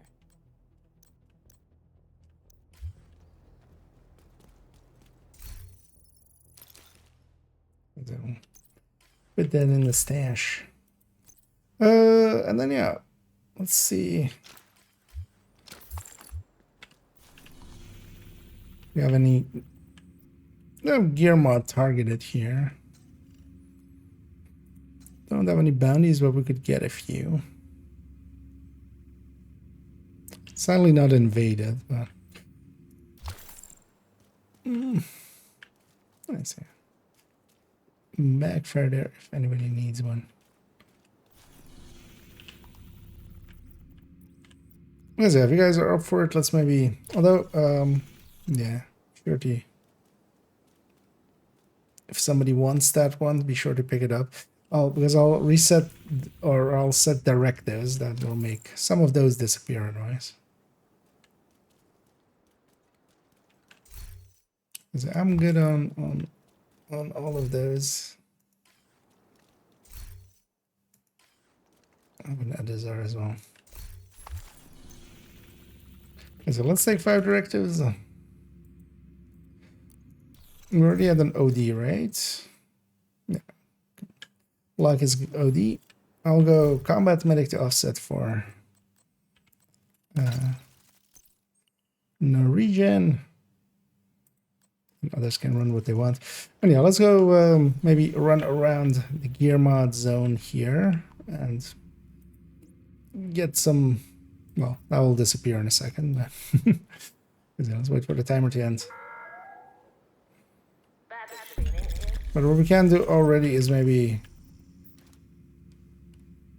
Actually, let's go do that, and then maybe more will spawn there.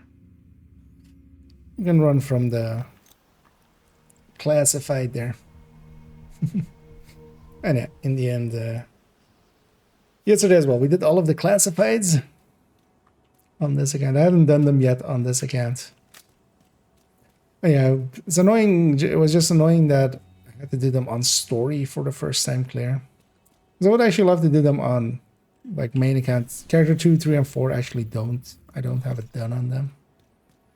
The classifieds. I wouldn't mind doing it, but also yeah, doing it on story is kind of. But some of the fights actually I think would be interesting on heroic. Like some of the fights are actually pretty big fights. Just not on story. Yeah, let's get it going. Also, yeah, let's get some ammo going off of this guy. I should open up with one of those.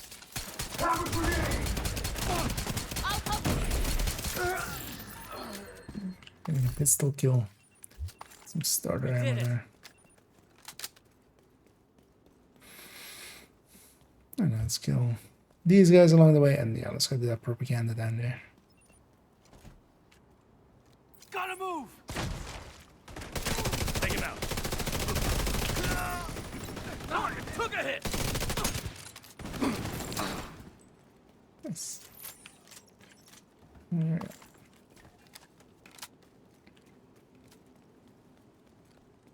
Might be also a named group here. Quite often there is. Especially seeing as we're coming from the summit and we haven't put things on cooldown. You think God will save you? Guess again. Only the true sons can offer you salvation. Either join us and earn your place in the hidden post, or take your chances and be forgotten.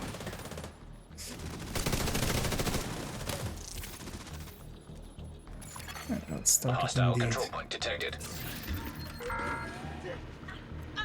you think the division are really serving America? Don't fall for their coming from that lies. side, that You're makes smarter things. than that. Oh no, they're coming from here. The true sons are fighting to save this country and serve the common man. The icons are also nice, just like with global event icons of just letting you know where enemies are. It's always nice with polarity as well.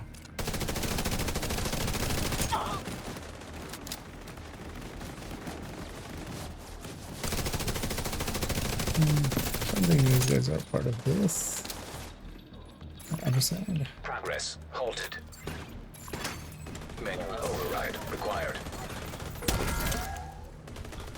This is a call out to the division. We know you're listening. It's time to pledge your allegiance to the true sons. Join us today, and we will welcome you. Oh, they got in combat with whatever is up there. Because we don't per se want to deal with the entire control points. I can't loot when An agent needs assistance. I'm disoriented. Can you crawl to me, Block?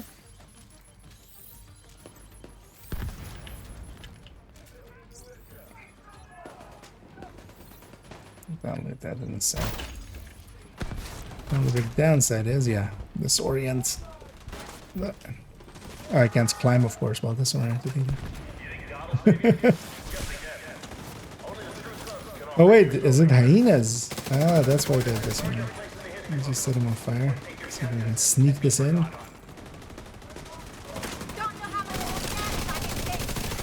Progress resumed.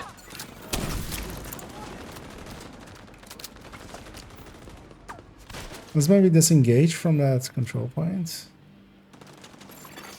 Agent down. Yeah, the disorient is kind of killing us.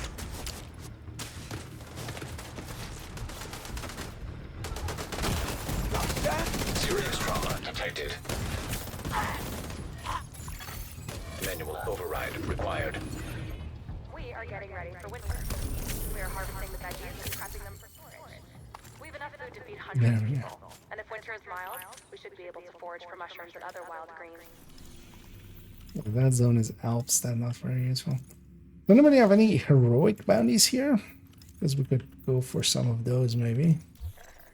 I don't. Otherwise, we'll go and hit the control point.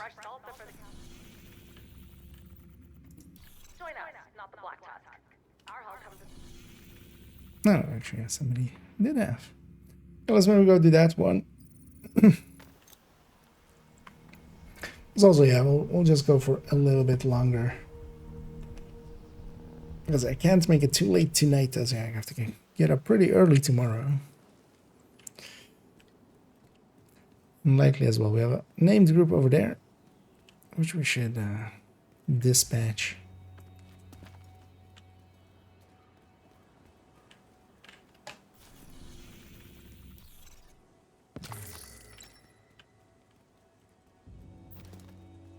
Target is near you, Agent. Deal with these named groups.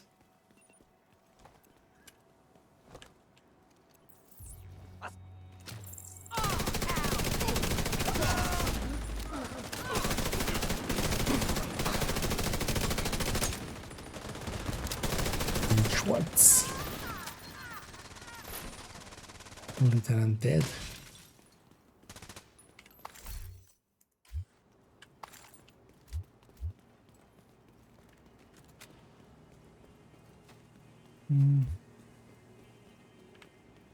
Let's kill this group while we head in, because these guys will join that fight.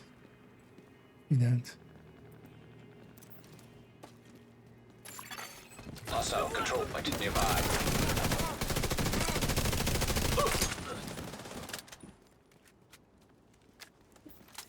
And now let's go for Dragon, Goose, and Dancer. Dragon, Goose, Dancer.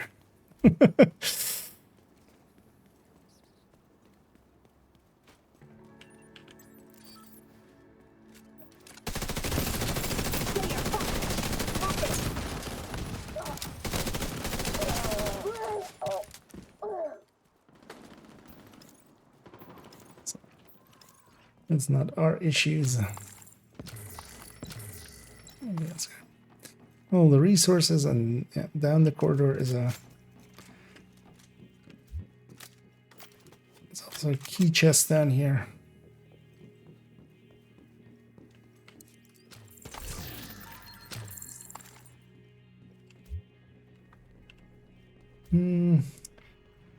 It's best for determined. Overall, the White Death is back in the top spot again.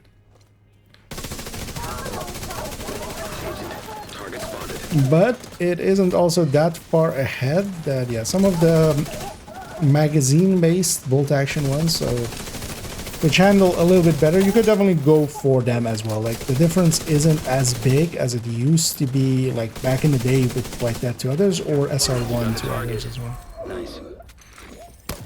So, but yeah, overall, like, White Death is definitely the hardest hitter. And also, it doesn't have, per se, like, humongous downsides. It handles a little bit worse than some of the others, but it's also not, like, unusably. So, because its reload as well actually got made better. So, yeah, let's head up here and go and fight the next wave.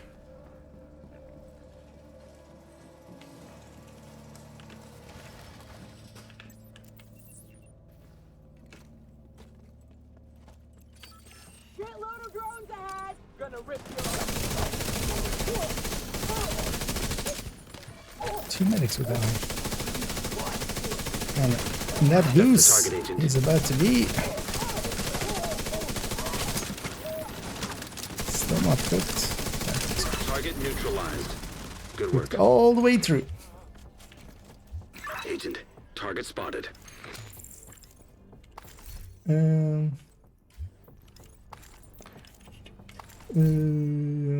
I understand that there's having extra talent along with bullet hell, exotic talent, having extra talent. So if you're wondering, like with like the build setups that we had for I'm just putting this in between the things that it like kills you and you get through. We have it in there because it will actually it won't help. Of course, the bullet hell doesn't care that magazine size anymore. There's a crate back here, but it's also just one. Man, just force of habit, have to grab it. In here. But it does. So with a M249, every 100 shots you hit with a Bullet King or with the Bullet King talent, you get magazine size back in ammo. So with the M249, for every 100 hits we get, it would be 100 back in return. But instead of that, it's 200. So that way we don't lose ammo. So that way the magazine of the M249 basically becomes the go-to for just ammo conservation. Immediate medical assistance needed. All these disorient rounds happening here.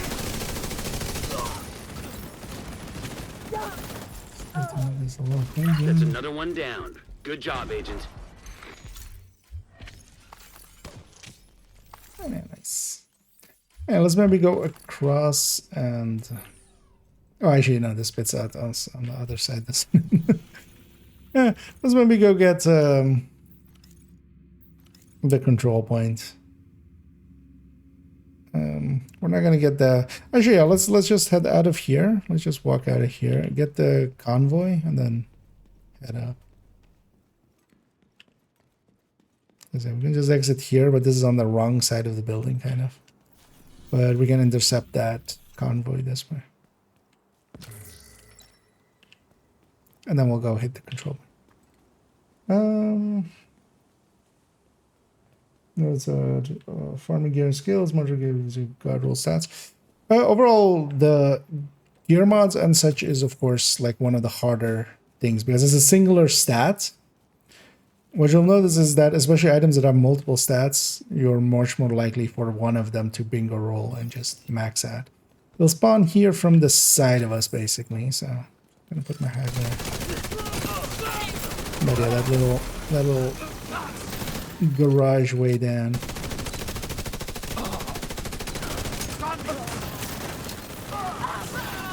Detecting additional hostile contacts. Incoming hostiles detected.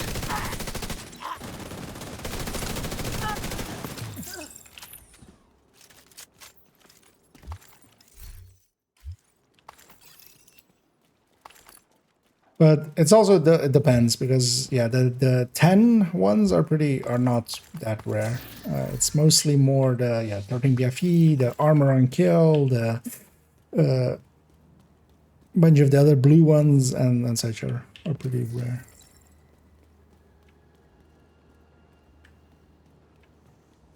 Something better than MG5 in the sense they're best LMG choice. So damage wise, the MG5 is better. Ammo conservation wise, as yeah, with that bullet hell talent, the M249 basically will kind of guarantee not to run out of ammo.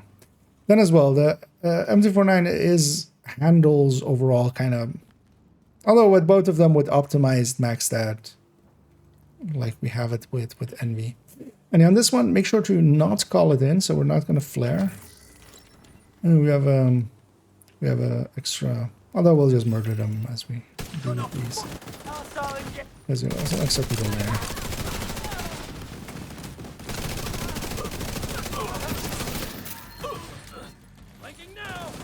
Basically clear this out. Just watch out pushing in too far because they'll spawn in here. That can end well. Pretty poorly.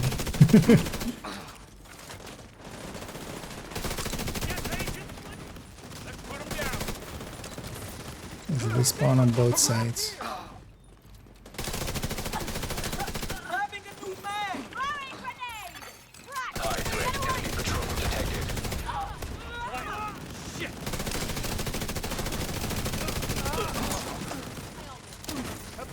Ain't gonna save you. Heavily armored hostile detected. You're not going anywhere. An agent needs assistance. Serious trauma detected. Not the right way to go. Now what do we do? Damn, healing already? Keep landing. We've lost one.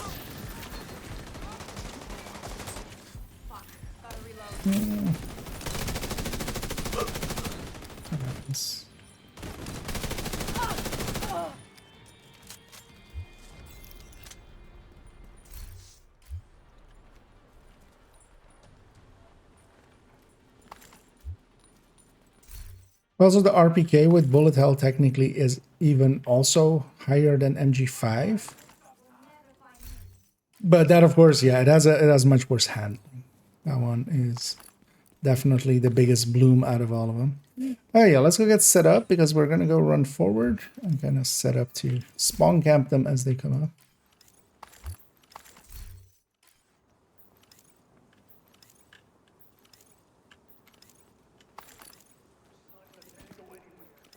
Wait, where are we missing?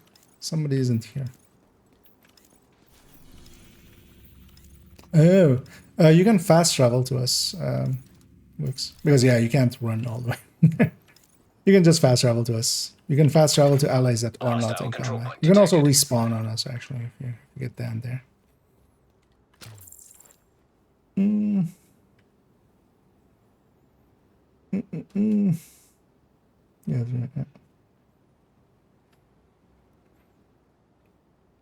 But yeah, the M249, like, especially I picked it there, if you're like going off my picture, is especially for the ammo conservation of it.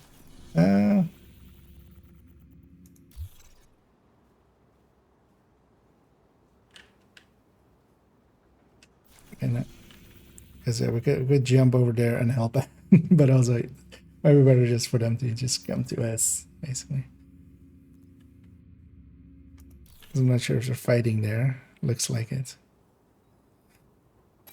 Yeah, maybe just, yeah, if you get the chance to respawn, you can respawn on us if you get that fully. That'll be the fastest way here. Because yeah, if we go all the way back there, we would have to run all the way back. So.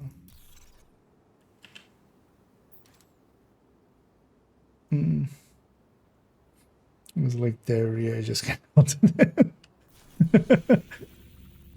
yeah, they'll definitely pick up the girls. Yeah, let's go out back there because they seem kind of pinned down. They can't fast travel when they're being shot at. So.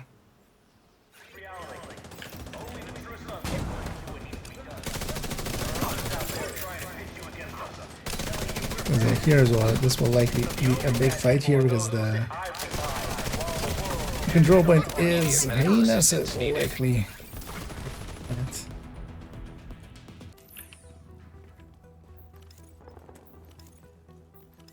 Also, there might be rogue agents nearby.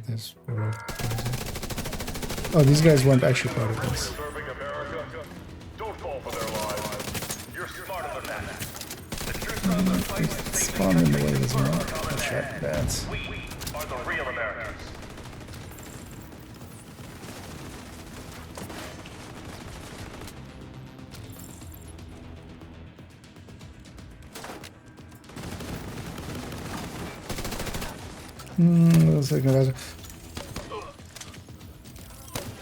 This might take a little minute. If you can jump over if you want, just to get completion here as well.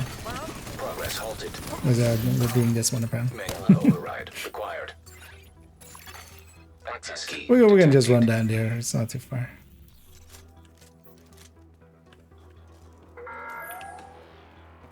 The true sons are coming for you. Get the key. It could be today, it could be tomorrow. Progress. So we got this that. Stand with us. Or face the cold. You like that, Agent? Yep. Vital signs critical. An agent needs assistance.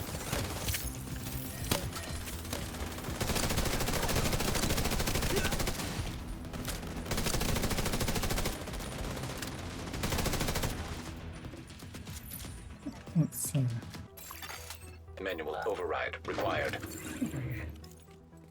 But yeah, for in the future, yeah, you can just fast travel to allies basically, as long as they're not in combat stuff. Because you can always respawn, especially if you go down in a worked spot. But then yeah, just fast travel away. Oh yeah, let's just run down the street and go get our thing there. But yeah, let's go get set up all the way at the end of it, and then we'll call it in once we're set up to spawn camp them.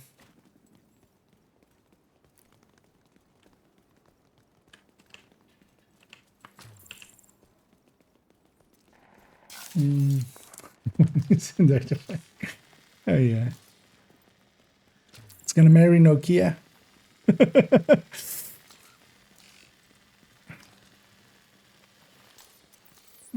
What may I have down here? Yeah, where are these guys? Actually, yeah, we should take care of these guys. They're close enough that they'll be annoying otherwise.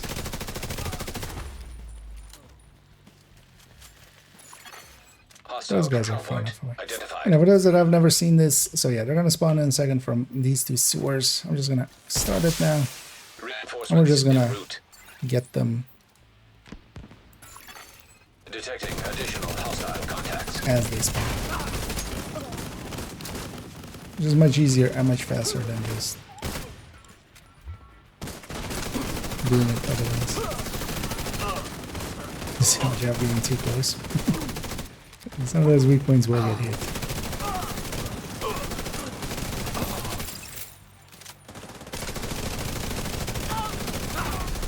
heavily armored hostile detected.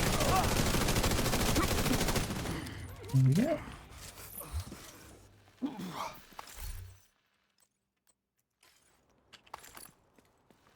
And that's why this control point is always kind of farmable actually this way. And AW. Stream wedding indeed. I know it takes forever for these guys to get here, so we can just run to back here already. That'll likely also be it for me. We'll get the loot from out of here. Sorry. Let's get the loot added here, and then we'll round it out. More likely tomorrow at work, I'll have enough time to stitch together a Character 5 video. Although actually, there's a bunch of videos in the pipeline already that will come out as we recorded several of them. I know, I'll go for that thing first. And the easy way is to just grab it and then instantly press escape so it just drops to the floor. That way. Supply room access unlocked. The next person can get it too. Oh yeah, let's jump back to the White House gets cleaned up one last time and see if we have anything worth keeping or sharing, and then we'll go a raiding on the Twitch end. We're already gonna start pulling up, seeing if there's anybody we know that we can raid.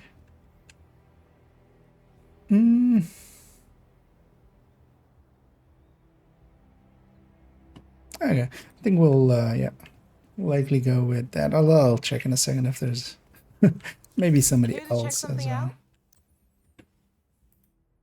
There's only one person that I'm following. And if nothing else, we got a bunch of printer filament there. It's always nice as well while doing gear mods and stuff. And of course, you might get something good. like a 13 BFE or even 12 crits, of course. And such.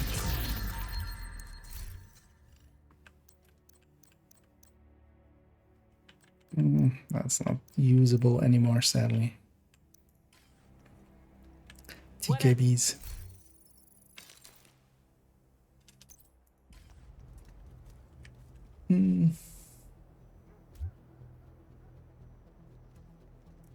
Just quickly having a look through who we can read. So I should have a look in the category. Well, actually, yeah, before we even start there, I'm gonna thank Enrage and Black here and Wix or Puma. We'll go with Puma for joining me and helping out there. And yeah, that was nice and smooth as we got our weekly done and also summit done and stuff. So a bunch of things ticked off. But yeah, I'll drop group here. But yeah, once again, thank you guys for joining me. You have left the group. I'll free you guys up to go do whatever it is you want to do. And yeah, let me actually quickly have a look in the category. Who's around, or is there maybe new faces that were like, you know what? We'll read that way, but doesn't look like it. Because generally I prefer English and then also PvE.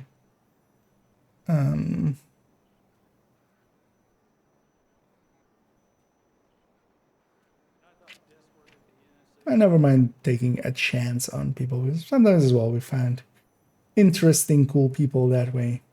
But yeah, let's just round it out. We'll go with Otter, who is the. But yeah, he's been going for a while, but I think he usually keeps going on Friday, so likely this isn't towards the end of his stream, because sometimes catch people right at the end. They're doing a legendary UA. We'll go join them over there. I'll be back, yeah, not tomorrow. In this case, I'll be back, in fact, Sunday. Tomorrow I'll be at work. A video will go up. Actually, I can go look which video. Which one's scheduled for 20th? Oh, no, 18th, actually. So actually, yeah, tomorrow the build collection updates video will go up. The for character 4. So that one will go live tomorrow as it's already scheduled. And yeah, I'll be back on Sunday. We'll continue on. And of course, next Tuesday as well, we'll have Reanimated to go through. Likely on Sunday as well.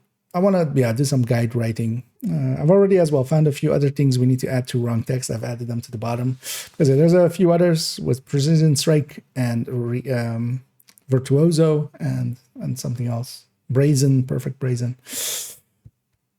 Because likely we'll work on those guides, and then as well Descent, of course, as the big guide. Yeah, I'll catch up some of these last ones, and then we'll head on off. And indeed, GG's all around. Indeed, and there's already knowing the end line. Saying like the variant to the best LMG in the sand, and yes, extracts like do singers with bullet hell. Well, you don't want Lucky Shot in there. We kind of avoid Lucky Shot for. Actually, you say that as well, yeah. But yeah, indeed. Bullet Hell with high RPM and Lucky Shot breaks. That's also why we take extra. Because extra is, if Lucky Shot didn't break, extra is just a worse Lucky Shot, basically. Because Lucky Shot always gives you that 10%, and then on top of that, if you're in cover, you get recovery, or like, you know, the bullets not getting used. But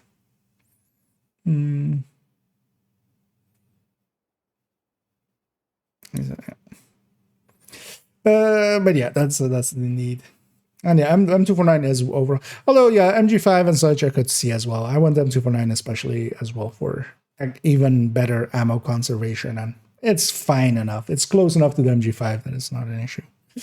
Yeah, let's go raid over onto Otter.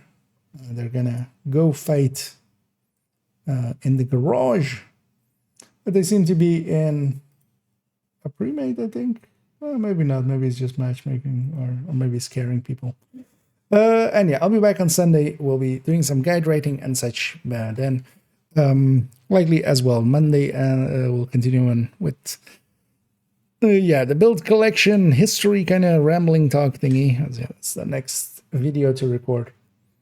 And also likely I'll make a few again a few shorts as well. There'll be a few of those going up in the coming days.